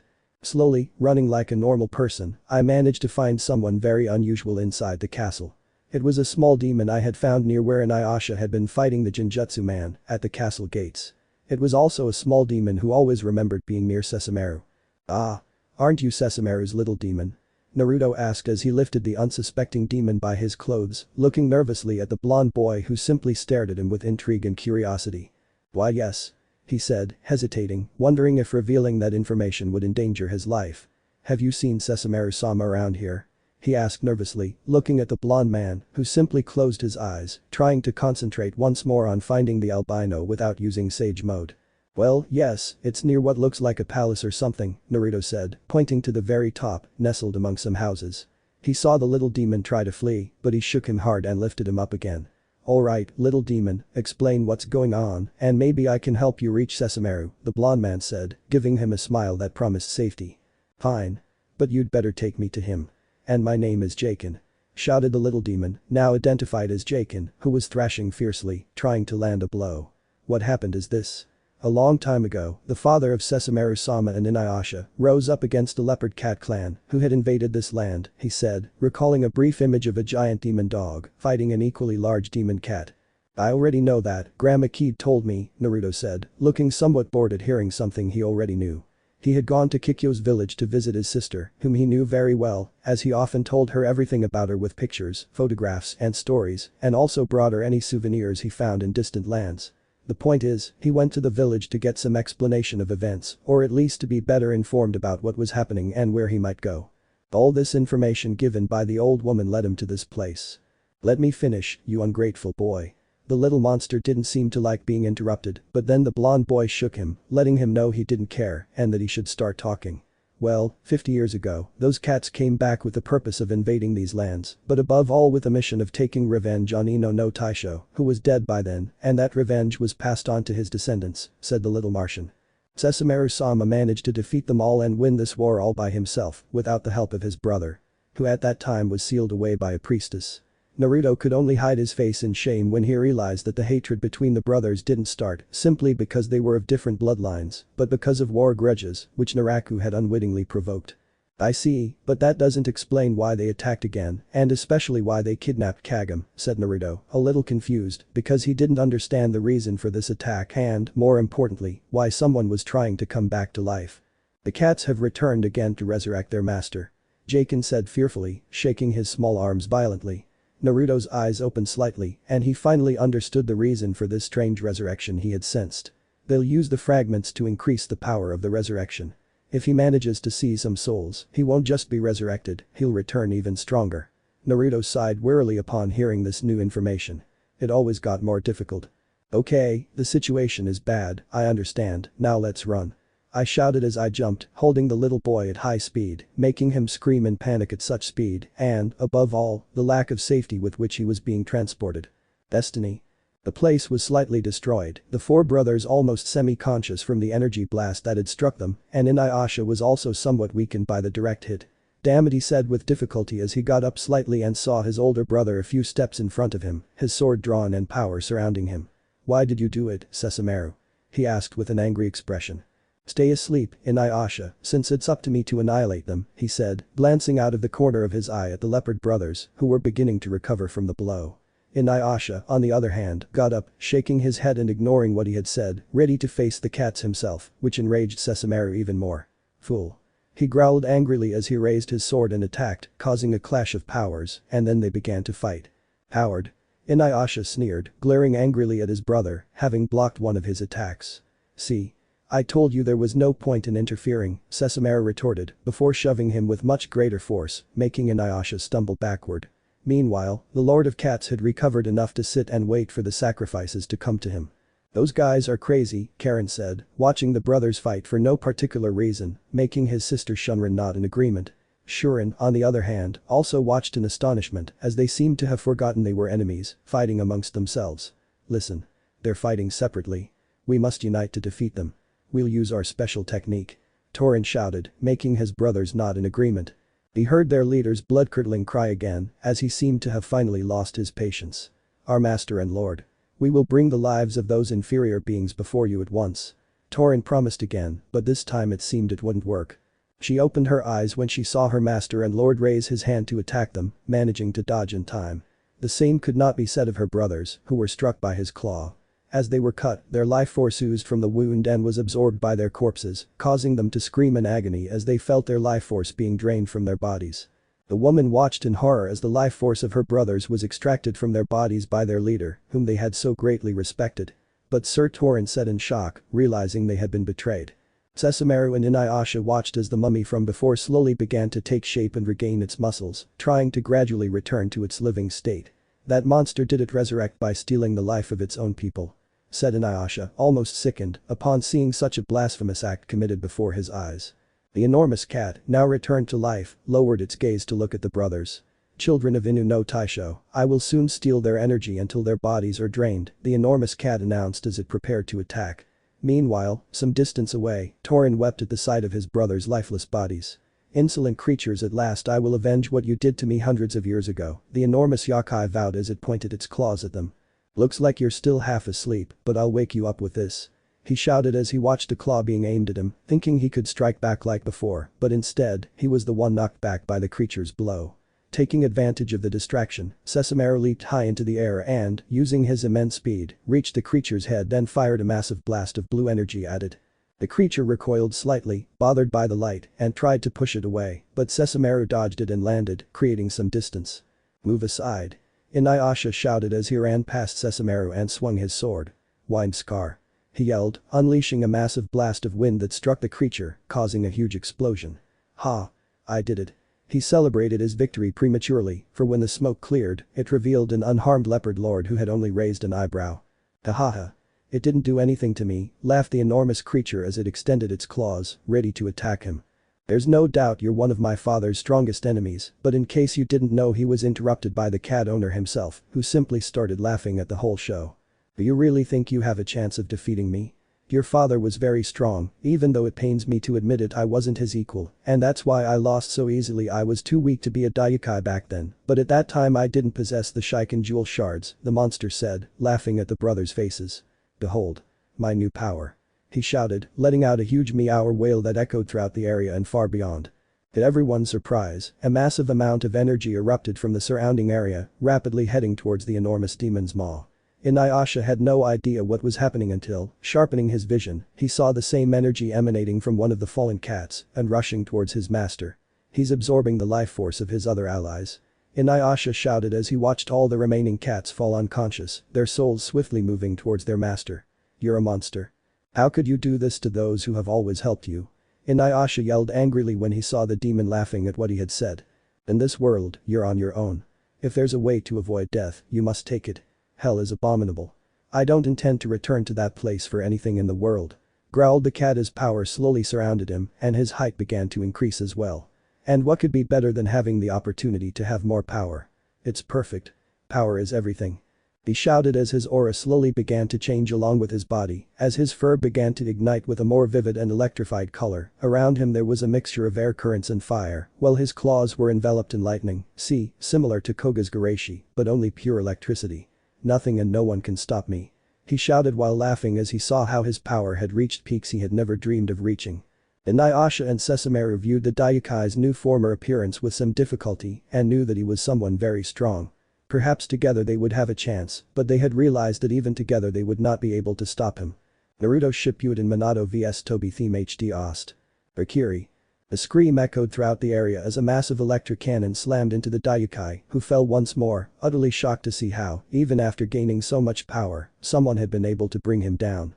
Even Inuyasha and Sesshomaru looked impressed by the display of power. Inuyasha, on the other hand, merely snorted and smiled bitterly as he stared in the same direction as his brother. Hey, you idiot. Where the hell were you? When we need your damn help, you're never around. Inuyasha grumbled with a grin as he stared at a very familiar figure at the top of the castle, its long hair billowing in the wind. Suddenly, it vanished, landing between the two brothers. It was none other than Naruto Uzumaki, carrying Raisin in his hand.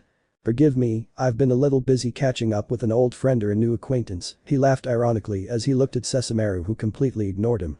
Well, we'll talk later. It seems you're having a difficult situation around here, he said as he watched the enormous feline creature rise and roar, causing its aura to explode in lightning, fire, and wind. You think so? Sesshomaru's sarcasm was even more incredible than the monster standing before them. The other two merely blinked before coughing and regaining their composure. Alright. Three-way attack. Naruto announced as he gripped his sword with both hands, a massive electrical blast swirling around him and lifting his hair. To his right was Inuyasha, enveloped in a gust of wind, and to his left was Sesshomaru, a blue dragon coiling around his sword and surrounded by a massive blue aura. Ready? He asked, bending slightly beside the other two, poised to charge at their enemy. The creature responded with a mighty roar, daring them to face it. Charge.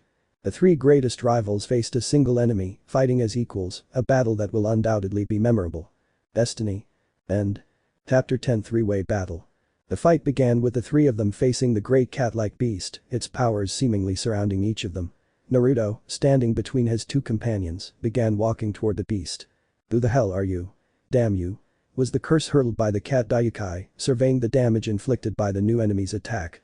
The damage seemed to be repairing itself in a matter of seconds.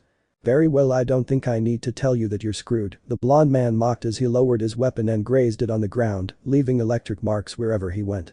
Ha! If you think that will defeat me, you're so wrong. With a roar, the very earth seemed to rise from that devastating power. The group of allies seemed indifferent, for all it managed to do was make their hair ruffle. The brothers seemed amused by the choice of words, even Sesshomaru who snorted mockingly, I swear I'll be the one to kill him, were the words of the dog Daikai who imitated the way the blonde man carried his weapon, leaving a trail of power on the ground. Ha! Don't joke around. After making that entrance and stealing the spotlight, you think I'll just let you kill him? His head is mine. This time it was Inuyasha who placed his Tsuga on both weapons. It seemed foolish to do so, but it symbolized a temporary alliance, even though the three of them hated each other with a passion. I think there's more than enough for everyone, don't you? Naruto said, trying to avoid another fraternal squabble.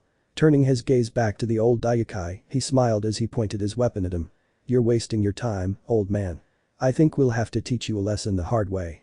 Turning to his companions, they nodded and clashed their weapons together before running off in opposite directions with a war cry. You can say what you want, none of you are at my level now, I have surpassed both of your fathers. Exclaimed the enormous cat as he looked up at the sky. Come on. Insects. He roared again as he awaited the onslaught of his adversaries, who seemed to be trying to surround him.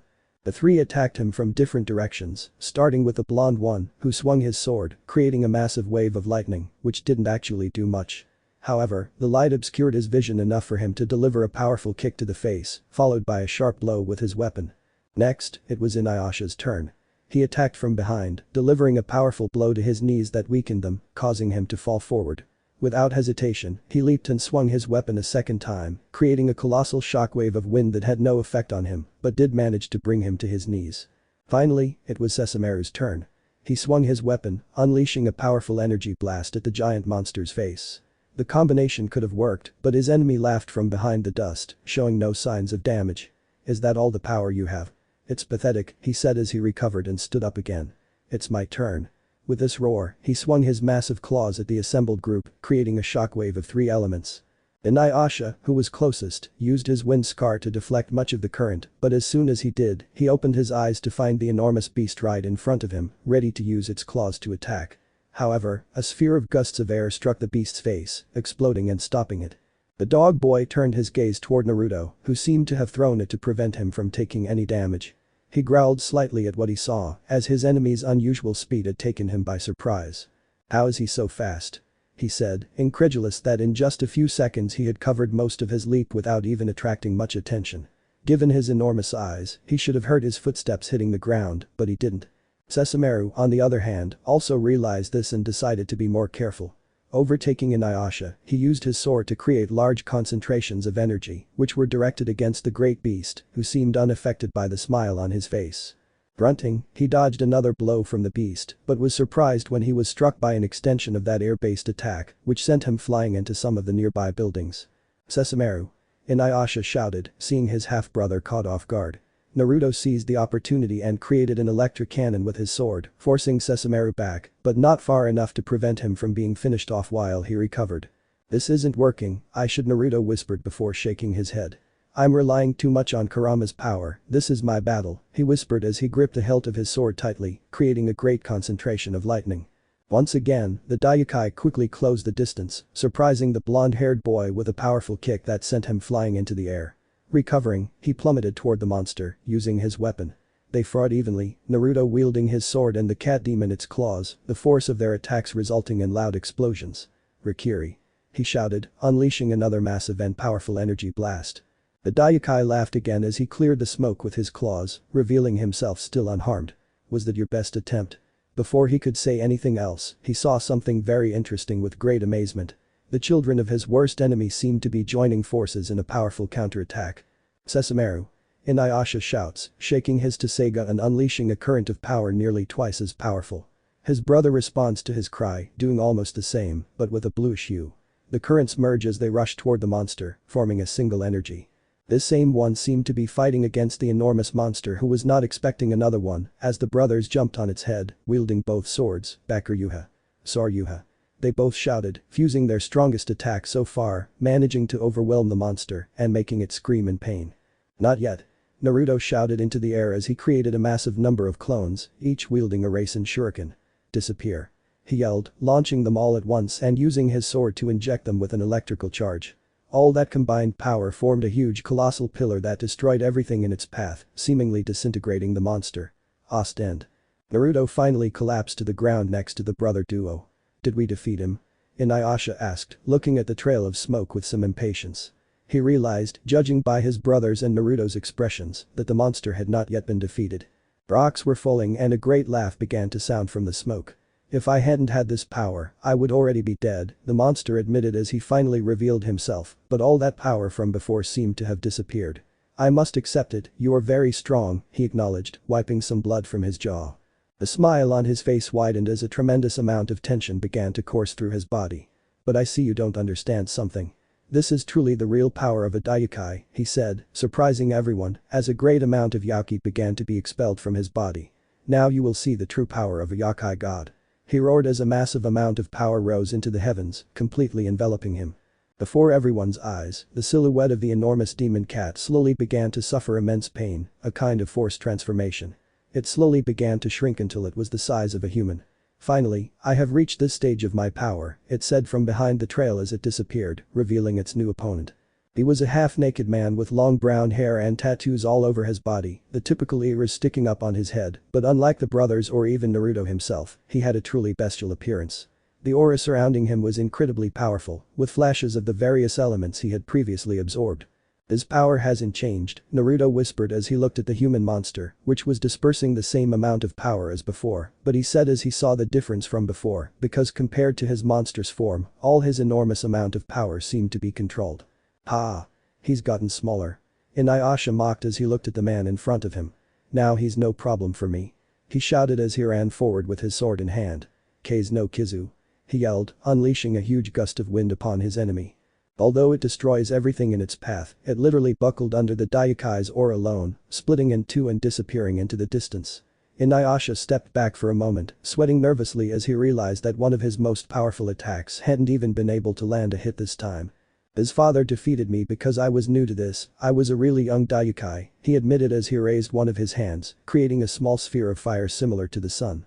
Perhaps it was my worst mistake in life because I thought I was enough, but his father showed me otherwise, he said as he remembered the dog general, who had also reached a form similar to his and was therefore defeated with extreme ease. The sphere in his hand soon exploded, turning into particles of fire that soon began to surround him and vanished into thin air. This is bad, he controls his Yaki like it's nothing, Naruto whispered as he watched him play with his powers. He was obviously practicing and seeing what he was really capable of. With a smile, he disappears and reappears among the three, surprising the dog brothers with his speed and landing punches to their stomachs, scattering them in opposite directions. Naruto, on the other hand, saw him coming and jumped back, avoiding being hit. "You're next, Fox," said the Daikai as electricity crackled around him. Naruto had to throw his weapon into the air to stop a blow aimed at his face. As he approached, the Daikai sneered, "Huh?" before quickly engaging the fox in hand-to-hand combat. The fox was desperately trying to defend himself. To the blonde's surprise, his enemy seemed to fight with an unprecedented elegance, managing to surprise him with his blows. That's it, the blonde thought as he received a fiery palm strike to his abdomen, destroying part of his clothing. Jujutsu. He thought in surprise, seeing him use real martial arts to deliver powerful blows. However, his martial art was nothing like anything he had ever seen before. But his surprise was used against him as he received a direct blow to the chest, creating a powerful shockwave that sent him flying, but he was caught by the head. "You've caused me a lot of trouble, Fox," he said, looking at the blonde boy trying to break free from his grip. "But before I deal with you, I have to take care of something annoying." With that, Sesshomaru himself suddenly appeared, using his sword to attack. Inuyasha was by his side, mimicking his actions. However, the Daikai blocked their attacks, stopping their weapons with his bare hands, and then surprised them by striking them with his palms, causing them both to bleed profusely. Following this, he grabbed their heads and leaped high into the air, hurling them both to the ground and creating two large dents. The Daikai slowly fell to the ground, watching as both sons of his worst enemy were defeated. "Finally, my revenge is complete," he said as he raised one of his hands, creating a small electric sun that could completely sweep the place away, but his attention was drawn by footsteps approaching him. "Yer," said the blonde man from before, the other one who was taking off his torn clothes to be half naked. "Do you know how difficult it is to get clothes these days?" Having said this, he shook his weapon in his hands. "I see that a weapon is useless at this time, I'm not going to need it." With these words, he turns it around and drops it to the ground, both swords. Raising an eyebrow, the monster looked at Naruto. "Oh? How do you plan to fight me without a sword?" The answer was direct. The blonde appeared before him, his fist raised to his face, held only by his own hands. To his surprise, he found a strange golden energy enveloping his fist. "Looks like you'll be more interesting than I thought," he said with a smile, observing the blonde's newfound power. "Tell me, old man," the blonde replied as he slowly raised his face, showing how the energy had finally consumed him, enveloping him in a layer of golden fire. "How many times will we have to teach him a lesson?" he asked with a mocking smile, showing him his red eyes. That was the last thing they said to each other, for they both vanished, transforming into beams of light, one golden and the other red. These beams clashed rapidly around the battlefield until they fell in opposite directions, cracking the ground. "Come," urged the Daikai, ready for battle.